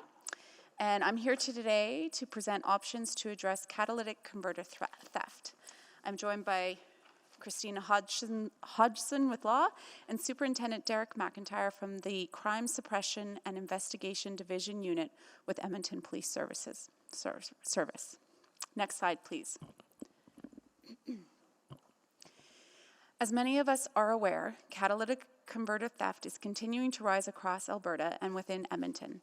Catalytic converter theft has a significant impact on many Edmontonians and businesses, burdened with temporary loss of use of their vehicles and the cost of replacing catalytic converters and other damage resulting from the thefts.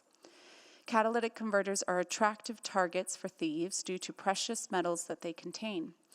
And thieves can make anywhere from $150 to $200 per converter. However, the average replacement cost for a vehicle owner is about $1,800. It is estimated that in 2022, Catalytic converter theft cost Edmontonians approximately $20 million for replacements, repair, and other related costs, including other damage done to the vehicle while trying to access the converter. Next slide, please. Like other jurisdictions across the province, there has been a desire to look at opportunities to deter and decrease catalytic converter theft. City administration and the Edmonton Police Service have been collaborating to identify the key challenges to address theft and enforce the illegal trade of catalytic converters. We have identified that despite federal and provincial legislation, the lack of traceability and proof of ownership of unattached catalytic converters creates significant barriers to successful enforcement and theft deterrent. Under the Federal Criminal Code, there are existing offenses for theft, possession, and sale of stolen property, which would include your catalytic converters. And while EPS officers have the authority to enforce these offenses, they face difficulty in proving that an unattached catalytic converter is connected to an event of theft, as they do not have any identifying marks or numbers. In November 2020, the Government of Alberta passed the Protecting Alberta Industry from Theft Act, which amended the existing Scrap Metal Dealers and Recyclers Identification Act. And this legislation provides measures to deter theft and illicit trade in catalytic converters. However, it too does not address traceability and proof of ownership challenges. Next slide, please. So based on collaboration with EPS, research into other jurisdictional practices and regulations for addressing the theft of catalytic converters, and in recognition of the impact that these thefts are having on Edmontonians, administration has identified a number of options to be considered to help deter catalytic converter thefts in Edmonton. Option 1, recommended by administration, is that the mayor, on behalf of City Council and with input from the Edmonton Police Commission, write letters to the Government of Canada and the Government of Alberta to amend and strengthen existing legislation regulating the import and manufacture of vehicles and the regulation of scrap metal dealers and recyclers. This option, if advanced, would help bring about systematic change rather than a focused effort within Edmonton, and would help in the tracking and tracing of thefts and potentially reduce opportunity for resale. Option 2 is for EPS to explore voluntary etching programs with local mechanics and dealerships. And this option is already being explored, and it is being advanced. And then option 3 is that administration explore the adding of operating requirements to the scrap metal dealer and recycler business license category. This work is planned for Q3 2023, and it will allow for the requirements to be added so that they would complement rather than duplicate provincial and federal regulations. Next slide, please. And that ends our presentation, and we are pleased to answer any questions you may have. Great, thank you very much. I'll ask my colleagues to sign up for questions. Councillor Knack, go ahead. Thank you, Councillor Principe. I had a few questions, but Councillor Tang also had to jump into a meeting, and her questions are better than mine, so I'm just going to ask hers instead, but give her credit for that. They were just more well-written and organized than my scattered questions. So she'd asked, how many arrests have EPS made so far, and without adequate legislative change, even if EPS catches someone, you're having trouble, being able to charge them and they're being let go. Is that correct? So do we have any data around what's been arrests that have been made so far? How many folks have been captured but then had to let go because of the challenges you're dealing with? That data wasn't included in the creation of these recommendations. The catch and let go part of it is really quite tricky. The laying of charges would only occur if the person was actually caught in the act of removing the catalytic converter, because that demonstrates a one-to-one relationship between that converter and that vehicle, and the only part of that we can prove there's ownership in is the vehicle. And that's what makes this really slippery, is once it is detached from the vehicle, if we can't prove ownership, that there's 3 facets to possession of stolen property. Knowledge is one of them, and it's amazing how many times catalytic converters are found in dumpsters but yet are on the way to a recycling location. So we don't lay a lot of charges in relation to the possession of it when it's detached from the vehicle, because we can't prove it's stolen. Okay, that's helpful. Thanks for that. Next question was, how has the free etching programs been going in other jurisdictions? Do we have any information on what you're seeing in other areas that are trying that out? We have. I believe Winnipeg is one of the leaders in Western Canada in relation to etching programs. And the fact that they are voluntary and that they are at minimal cost, when individuals and citizens are taking their vehicles in for regular servicing anyway, and it is one of the things on offer, there is a strong uptake. And it does make that link between that catalytic converter and the ownership of that vehicle. It makes it easier from the investigative side. I think of what we're looking upstream and specifically in relation to recommendation number 1 is that we don't burden citizens with having to do the voluntary program, that this is done at the manufacturing stage and it just becomes like a lot of other precious parts of the vehicle's engine blocks have the VIN number on them. But some of the most precious metals in the vehicles, being the catalytic converters, don't. Okay. That's helpful. I appreciate that. Calgary, City Calgary's, I think, having the same discussion like right now, I think, as we speak. They're looking at a larger fine, but I think the challenge, and I've heard that just even a little bit here, it's probably not worth us exploring that because I don't really see how that would be effective based off what we've just heard, correct? So what City of Calgary is looking at and what they've presented in their report for today is essentially exactly what our option 3 presents. So Okay. we have additional options on top of that, but we're also looking at exactly what the City of Calgary is looking at as well. We're just planning on doing it through that Q3 strategic partnership review with EPS so we can make sure we're doing it in a holistic manner for our city. Then I guess more broadly, how are we, to the recommendation in the report, I'm wondering, this is one of those scenarios where is it better for us to potentially write a letter with the City of Calgary, maybe with Alberta municipalities, to make sure we're all sort of writing the same letter? Something like this doesn't necessarily have to be a resolution at Alberta municipalities. This is likely something that could be supported by the board, and at least that's my guess, and that might give us a little more strength, and it also makes sure we're all coordinating our efforts and our advocacy. Is that okay on your end if we were to adjust the recommendation to be a little more direct on that? We can't direct council to do that, but if that's what council chooses to do, I don't think we have complaints. Okay, perfect. Excellent. So I think those are all my questions. I'm just going through the last piece here. Yeah, I think those are all my questions for now. Thank you. Thank you, Councillor Knack. Councillor Rice? Thank you, Chairperson. Question. This is really something from cross city and with the high risk area and then some high risk area. So for 3 options, I really want to understand the effect of this. And for example, and then can you provide a little bit timeline if we go option 1, but option 1 is more about the advocacy effort. Is there any specific action related to these 3 options? Which one could be implemented right away and to really stop this? Thank you, Councillor Rice. So the way we wrote the report, we actually organized it in order of speed of what we could do first. Option 1 may take the longest to actually implement, but we feel that council can at least act on it relatively quickly. The other 2 options are longer term options. We're obviously still planning and working on them, but they are also ongoing. But I'm going to pass it to Lila Peter.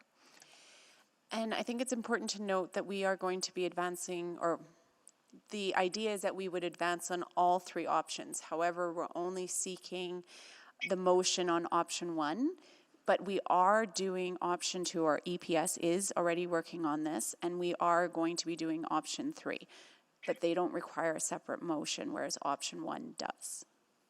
Okay, thank you for that clarification. So what I heard here is you only need a motion for the option 1.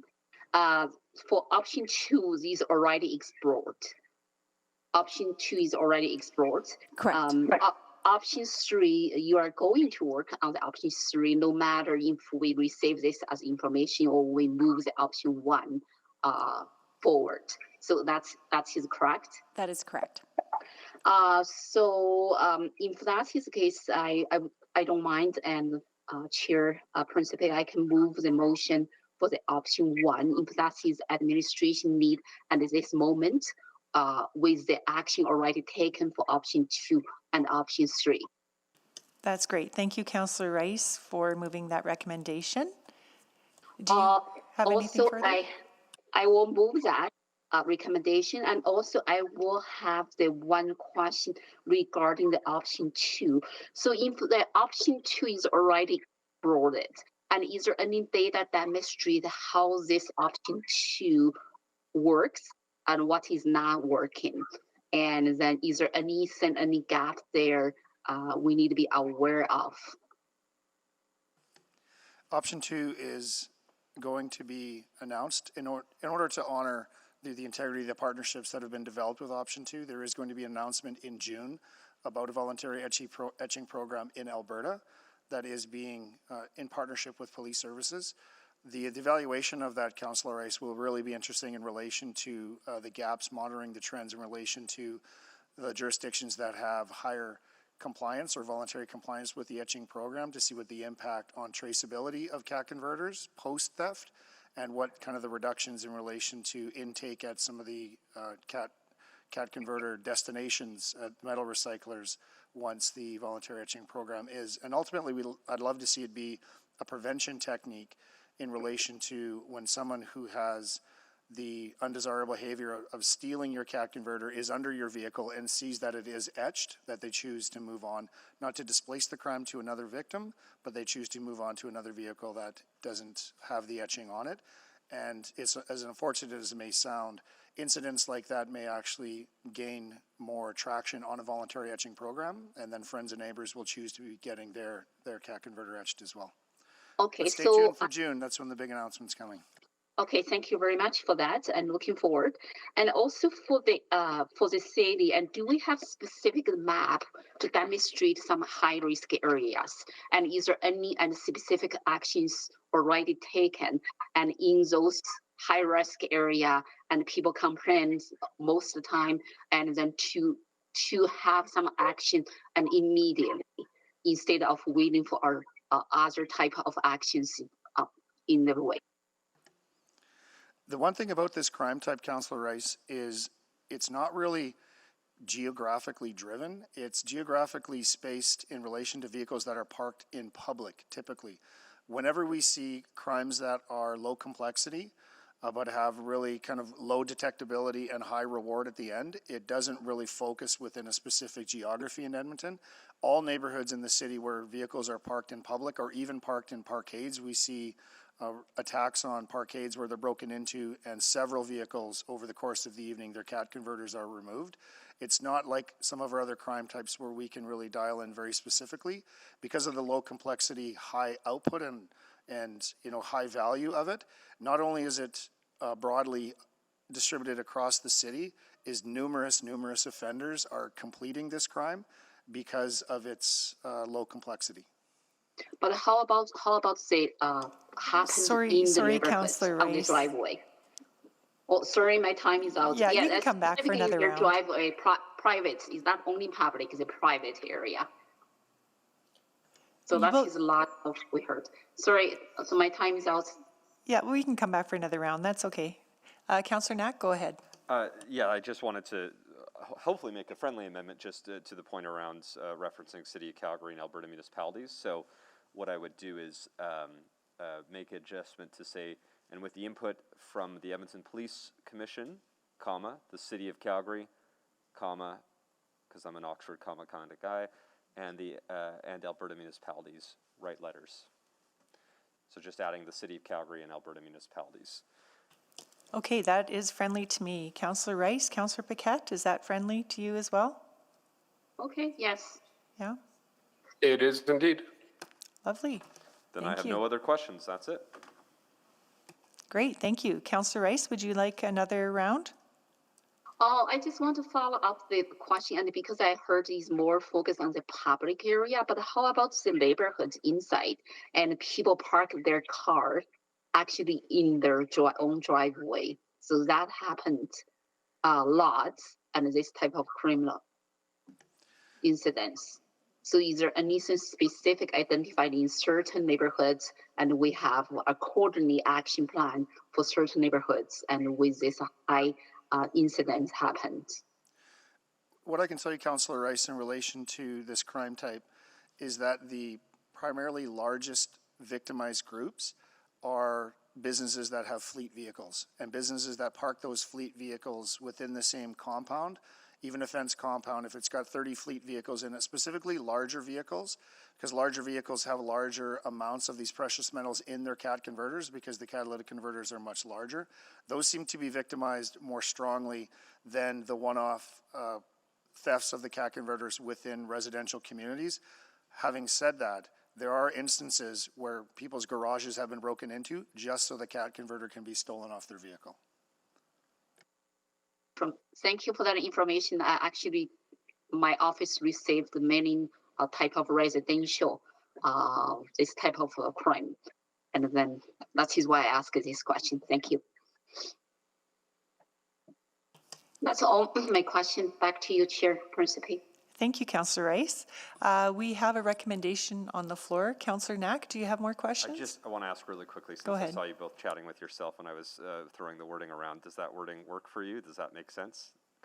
Or if not, you can tell me now.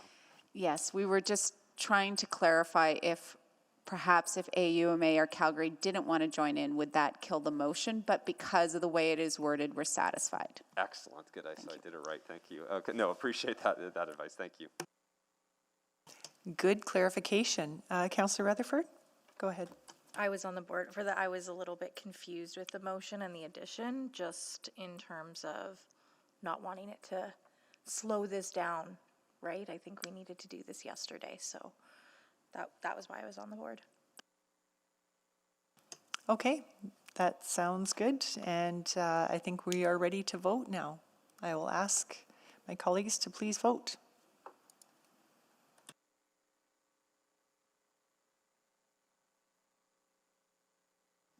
We have 4 votes. Please display the vote. And that has carried. Thank you very much for the work. Excellent, thank you. And now I would like to pass it over to Councillor Knack to make a subsequent motion. Yes, from not this item, from item 6.1 earlier today, based on discussion. You're all free to go. I think we have the wording now all finalized. I'm just pulling it up there too. There it is. Yeah, and then just, Okay, just right to so I think we all have it. This is that administration provide an updated policy on immigration and settlement and community services. Oh, wait. No, am I reading the wrong? I think I just suddenly grabbed the wrong one. No, there was your one from 23 minutes ago. Hold on. Let's try it one more time. Okay. That administration provide an updated policy on immigration and settlement along with a review of relevant intersecting policies and engagement with newcomer communities to a future committee meeting. Yeah. That's the one. Thank you. Would you like to introduce it? Yeah, so this and again, I'll take zero credit. Councillor Karen Tang wrote this motion essentially, so, but just based on the discussion we had a bit earlier today and what we heard from the community around the desire to see that commitment on a policy, that we want to just make it clear. We heard from city administration, they're doing that work, like it's happening. Nevertheless, sometimes it's good just to have a paper trail so it doesn't get lost in the shuffle and that the community can stay following along with the status of that. So this pretty much more just formalizes everything that was already happening. And I know we always hate using a TBD on the due date, but again, based off what the chat with administration, we didn't want to force them down a particular timeline to say the policy has to be here on this specific date, but rather the policy is being worked on. They will come back. They'll probably update us in that report in October as to where things are at and what we're looking at. And then this motion will stay on the books to make sure that there is a formal committee meeting where it will come back. So that's why I've made that motion here. Thank you. Thank you. Are there any questions from committee members? I don't see any. So Councillor Stevenson, go ahead, please.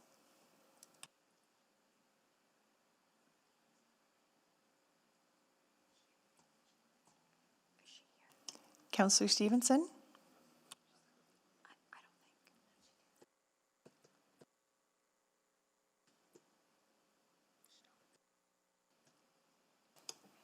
she is not on the meet right now, possibly. Oh, Councillor Rice, thank you. Please go ahead.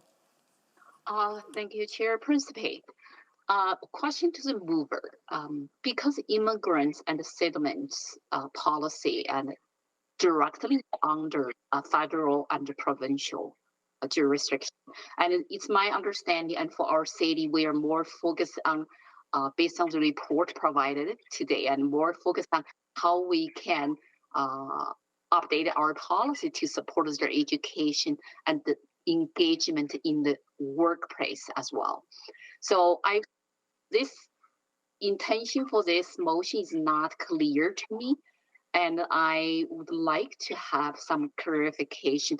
Is this policy about the immigrants, or is it policy about the education and the employment and our city and provided and in the report? Thanks for the question. So policy C529, which is the one that was developed in 2007, which is the immigration and settlement policy that had been discussed today. That's the one that the administration's already planning on updating and has already begun engagement and work on. So again, this is really creating a paper trail to the work that they were already going to be doing for that policy that we currently have on the books from May 2007. So it's just really as simple as updating that policy that they were planning on doing. If they're already planning to do, not already planning, what I heard this morning is they're already and then in the way to do it. Do we need the motion specifically and for the request, for the direction they needed, or they're already doing without this motion? So the reason I wanted to make this motion, because yeah, sometimes we'll complain about redundancy of motions, but the motion that had been made in June 2021 asked for an updated policy. The report that's going to be coming forward in October is the report based off that motion, but the actual report won't yet have an updated policy. So this is really making sure that we don't lose that part of the motion that was made back in June 2021, because without it, there isn't necessarily a formal required check-in point on that policy.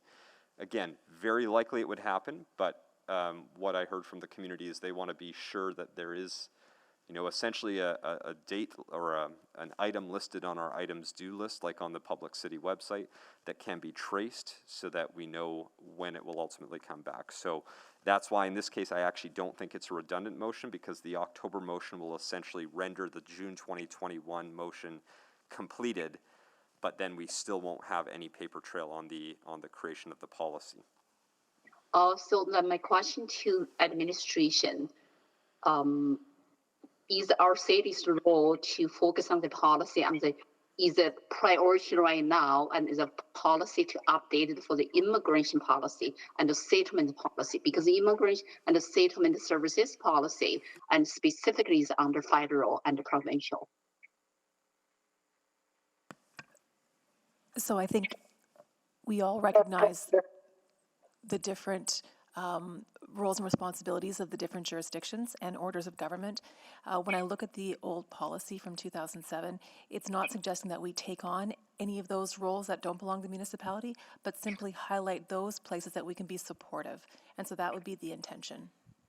Okay, that's actually great. And because as an immigrant, and then to this country, I do think to identify that support role after they get into the country, specifically after they get into our city, and we have the policy in place to support them in workplace, support them to get in education, like the report provided. Is there any possible and to mover and to make some amendment for this motion and really focus on our city's role and to identify the employment and the education as a two theme, two focus, and in this policy we need to review and to make connection based on what's here said to the future committee meeting, make connection with the newcomers communities. I think that would be more helpful for me. So I think my feeling would be that might be a better subsequent or working with admin on that other piece, because this policy in question that's in the motion is what administration was already going to do. And so adding to it on the fly, I'm a little worried about that getting convoluted. So may I say this is not add the extra, is actually emphasize our role, and instead of the general immigration and settlement. And based on the reports, the two focus on education and the employment that provided today. May I offer that the ideas around education, public awareness, support, coordination, those would be elements that already would be included, and I would like to honor our communities and the engagement that we'll do to really inform this policy. I think that the tension I feel is that if we are too prescriptive in what we want to have included, that we might miss an opportunity to fully engage and hear community's voice. I'm so confident that the elements that you've raised will also be echoed by community, and we'll be able to go to them in a more of a partnership as opposed to being really prescriptive. But my point is not to prescript, and my point is about how we can make sure our effort is focused on what our city's role should be, and instead of to do the immigration and settlement policy.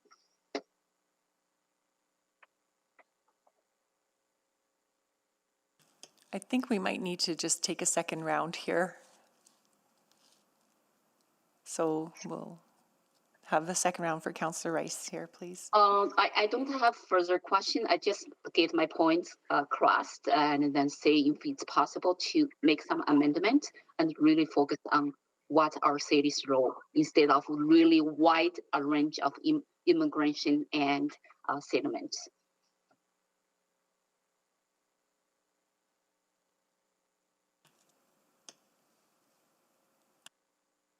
So happy to see some new wording, and I think it's the mover who would then need to respond.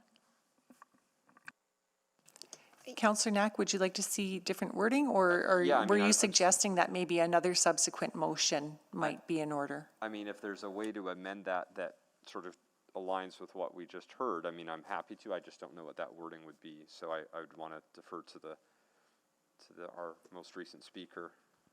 And if they wanted to take 2 minutes and work with the clerks, maybe they could think of that. Or if they wanted to try to do something separately, there could always be a I think for the efficiency, we don't need to do separate, because my intention is not against this motion. My intention is about how we can focus on our effort on our city's role instead of doing really wide range of immigration and settlement.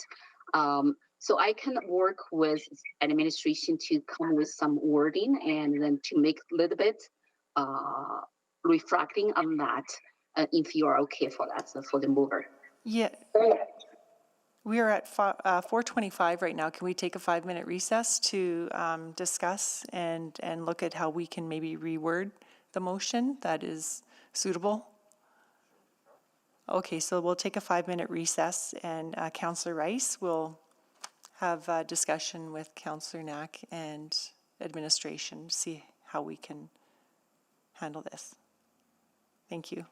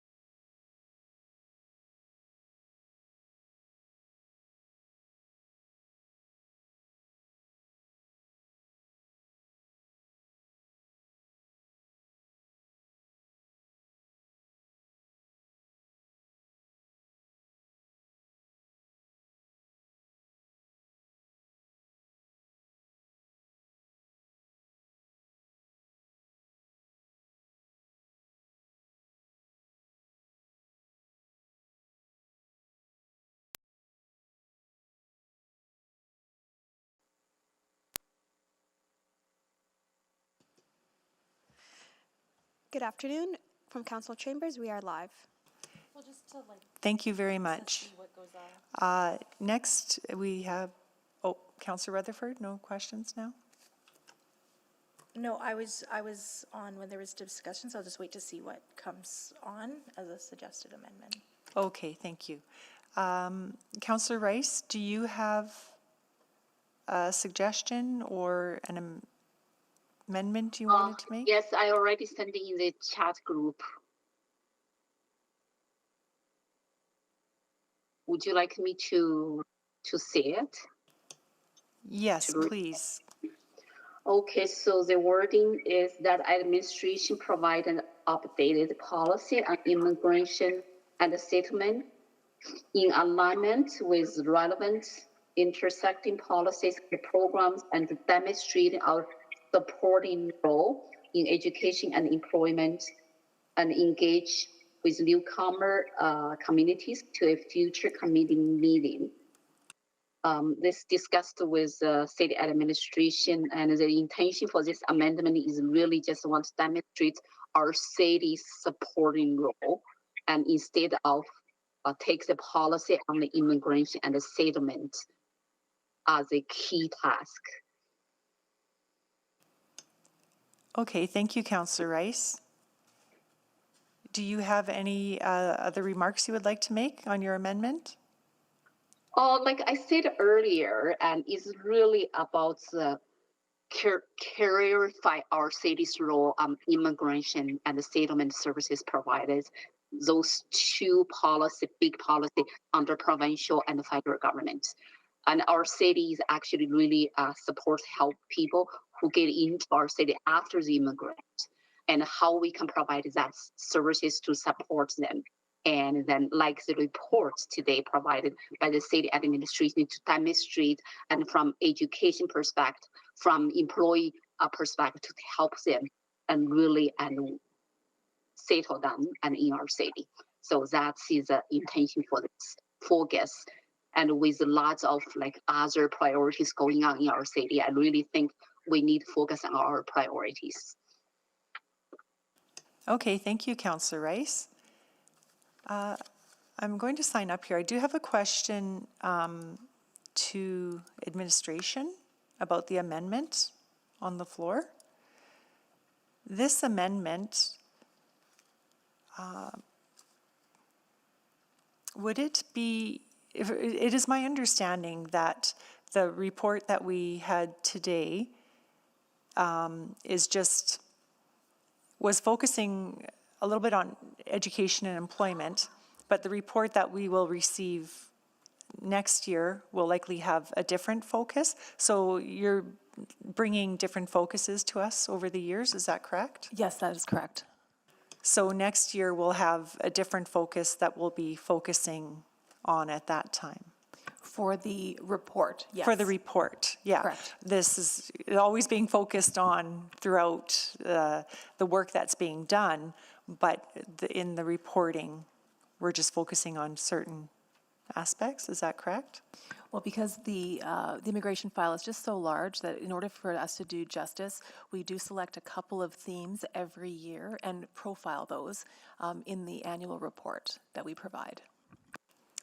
Okay, so with this amendment, is this the appropriate time that we would be discussing this, or would this be something in an upcoming report? I would offer that it might be better suited for a later conversation once we've produced the policy, that council could then reflect on if it met the needs and addressed the concerns.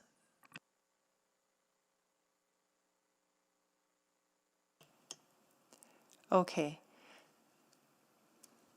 Yeah, you see, I'm struggling with this one because I'm not sure, if this is the time to put this amendment in or this recommendation, but I do see the value in it. I do see the value in acknowledging it in the motion. This will be going, I'll just ask, sorry, that now I'm going to city clerk. This is going to council, correct? If it passes here, it would go to council. No? Oh, you know what? I'm sorry, you're right. I'm back to 7.4. This is just a committee. Okay, it does not go to council. When the policy comes back, right. Yeah, yeah. Sorry, I'm not on the mic. Yeah, so right now it's just directing admin to come back with it first. Yeah, Right. Once the policy itself comes back, then that goes to council. Okay, okay, great. Those are my only questions right now. I'll go to Councillor Paquette. Go ahead. Yeah, sorry, Madam Chair. I think that this amendment is out of order.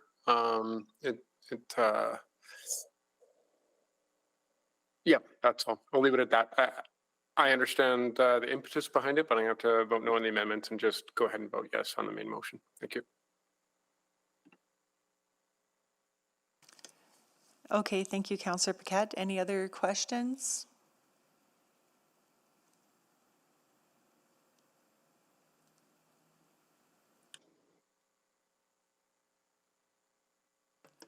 Yeah, I'm just trying to, because I'm just trying to understand, I guess, to administration. Do you understand, like, if this amendment were to pass and then the main motion include this, are you as clear, do you understand it as well as the original motion and the intent? Do you understand what this is asking you for?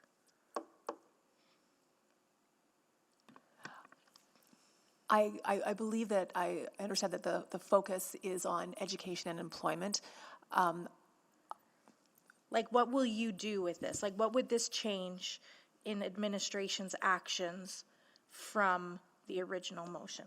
I like how you phrase that focuses my response. It doesn't change anything. We would proceed with that intent, with it or without that wording. Okay, that's all my questions. Thank you. Councillor Rice, go ahead. So I heard, and for the different report come back, you will focus on different theme. Then my question is, for all those theme or topics you are focused on, is that part of our city's role? I would just like to clarify, the reports that come annually are different than the policy that we're discussing. So this policy, yeah, so we're talking about a more wide-ranging policy that would be inclusive of many subjects that are important to the immigrant and settlement communities. So when you update the policy and compare to the past 2 years report, year 1 and year 2 reports, what specific you are going to update? So I am really, this motion is not clear to me, but so maybe I can get some clarification. Is that to administration or the mover? Yeah, to the administration, because year 1 and year 2 reports come back. Every year you provide reports back, and the specific is just for the information and for the focus of the immigration and settlement. But what specific is the motion, the policy demonstrates our city's action to really support the immigrant. And then this is why I'm struggling for the motion. Because if we are going to put the effort to update the policy, what is the next focus? And then what is really action our city can provide to support newcomers and immigrants? And without any overlap, redundant efforts and from provincial and federal government. So the intention is by updating the policy from 2007, we can ensure that we are updating based on what we're hearing from community, because there's a different context now, and with the extra time, then we'll also be able to come up with that action plan that you're speaking of, because nobody just wants a policy or a strategy or a framework that doesn't have any action behind it. So that is the intention behind looking at this policy with an eye to an action plan as well to demonstrate our progress. But what is the gap in the existing policy? I never heard, and since my start campaign and I become councillor, I never heard any concern, any issue come back say our city's policy regarding immigration and settlement has an issue, has a problem. We need to address now. I never heard that. I think it's just good practice for policy review, and this one is, like I said, from 2007, and so I think we are just doing our due diligence to review our policies, and it's time for us to review and update this one. Is this our city's priority right now with so many issues and our Edmontonians expect our city to do? I think based on what we've heard from community groups in this space, they would welcome an update. What we heard today is more from the service provider, and the service provider is not actually specific to the newcomer community. That is the two different communities. That is my question, and then no matter this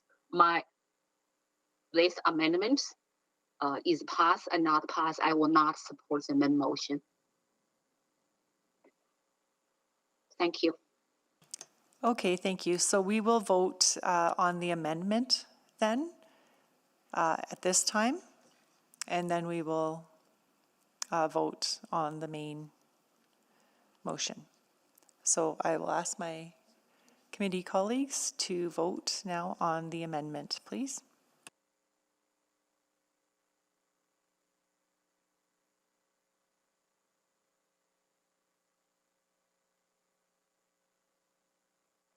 We have 4 votes. Please display the vote. And that has been defeated. Next, we will move on to the main recommendation that was put on the floor.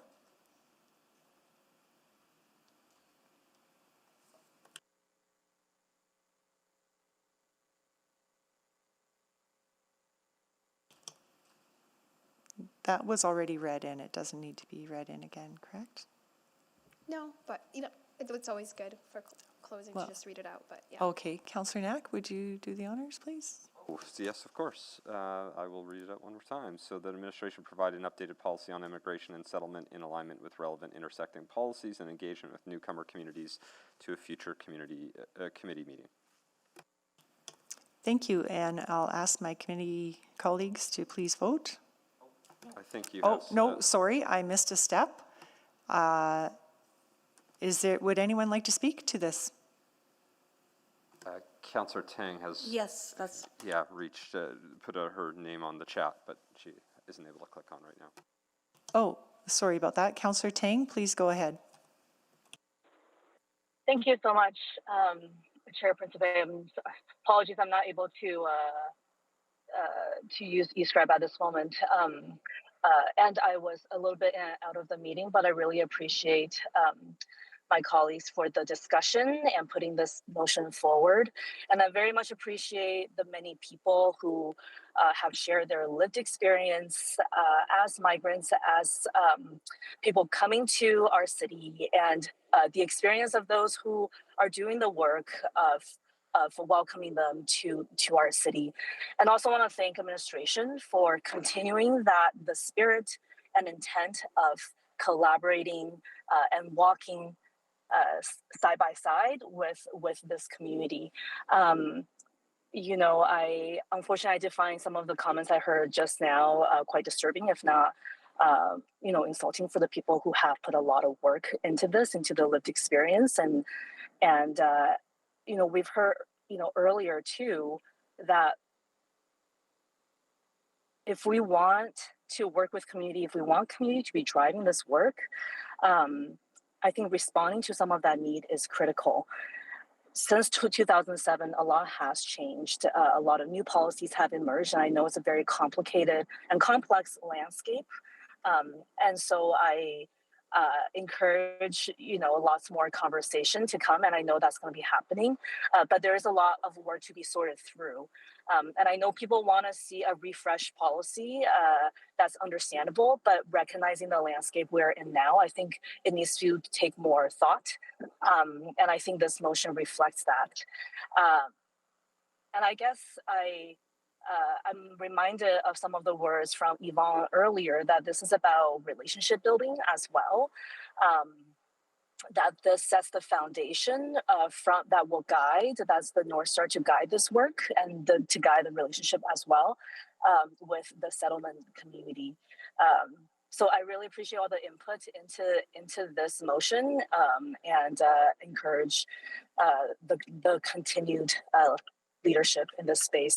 And I would say, I think it reflects a priority for our city to be that inclusive, welcoming city that can welcome thousands of more people moving towards the city plan goal of 2 million down the road. And this is really critical work of supporting that vision.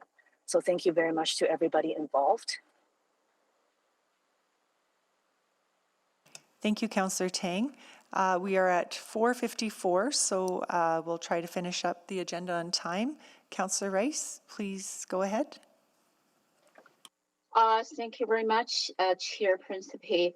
I really appreciate city administration put lots of effort and then to provide the report year 1 and year 2 report regarding our city's policy on immigration and settlement. And also I deeply appreciate our public speakers and specifically and from our community newcomer service providers and provide their insights on this important work.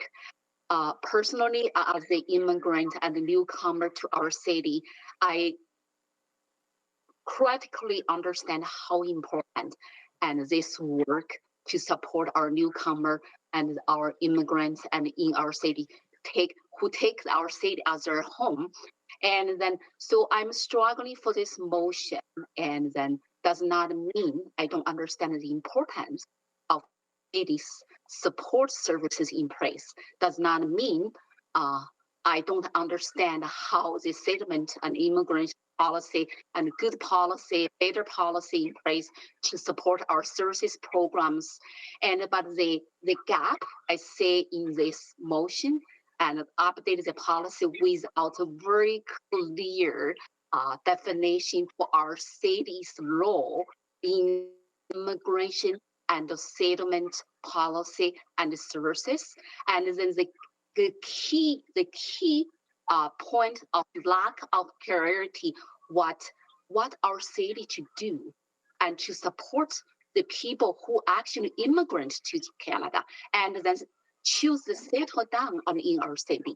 I didn't see that specific clear vision and in the motion. I also, and just by provided the policy, I don't see this enough and to define what type of program, what type of services as a city and in our jurisdiction role, and we can provide it and choose newcomers to the service providers, and specifically from my own personal experience, also by strong connection with the newcomers communities, I really understand what they're struggling for. But this motion does not provide that outcome or address those strugglings and to provide and focus our city's supporting role and to really get clarified vision, really clearly vision, say what's our city moving forward on this work. And this is why I'm not going to support the motion. But to me, and I looking forward to work with the newcomers community. I'm looking forward to continue work with the settlement service provider organizations and really use my personal experience and use the experience I heard from many immigrants and who struggling and in the education, I could say credential recognition and struggling in the workplace support, struggling in the culture, and struggling with so many different barriers and for them and in the workplace. So I'm looking forward and to provide that support and work with those service providers organization, work with those immigrants and newcomers communities. And I looking forward our city really can looking for some tangible action and really can looking for some tangible policy and that specifically can define our city's role in these settlement services very clearly and provide that key support and for the newcomers who need this. So thank you very much. Thank you. We'll need to extend orders to... I'll make a motion to extend orders to finish the agenda. Thank you, Councillor Knack. Please vote.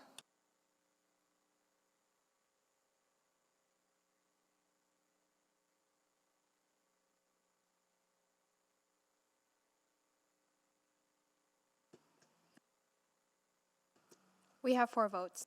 Please display the vote. And that has carried. Councillor Paquette, go ahead. Thank you, Councillor Principe. A few years ago, Council was in a position of voting on something called Access Without Fear. And the whole point was to make city services easier to access for folks who came from different parts of the world. Since then, we've been embarking on ever more ambitious goals, step by step. Of course, city can't do it alone. We need our partner organizations, and they can't do it alone. They need the city. And all of us need provincial participation in a lot of the barriers that newcomers face.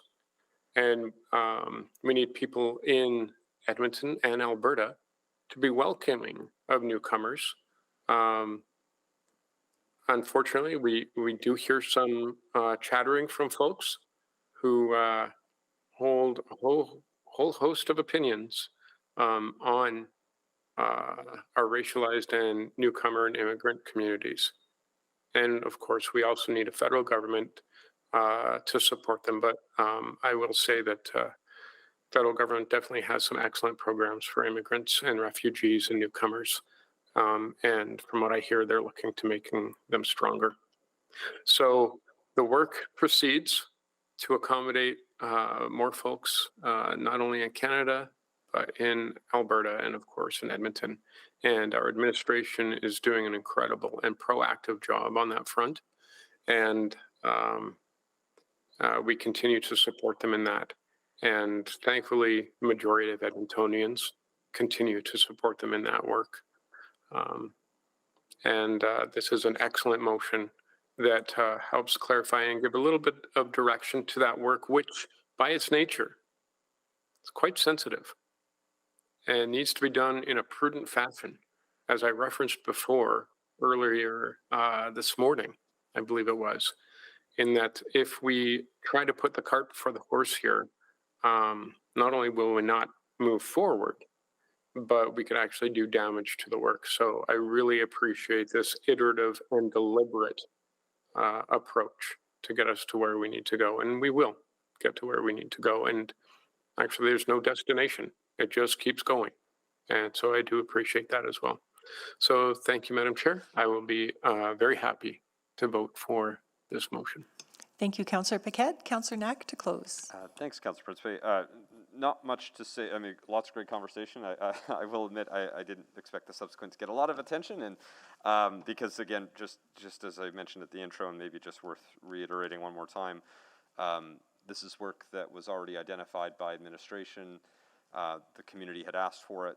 This was going to happen. This was merely I call it a paper exercise to make sure we didn't lose that report on the list of items due so that the community could always stay in touch with what was happening. That's really all I meant to do with this motion, but to just make sure the community had a bit of comfort that this wasn't going to be forgotten. It wasn't going to be. Administration was going to do the work. They committed to it, but sometimes it's just nice to put it on paper, because I've learned occasionally that if you don't make a motion, sometimes things can happen, and better to just have it written down somewhere so we don't lose it. So that's really what this motion is before us today, and hope we can support it. Thank you. Thank you, Councillor Knack. Please vote.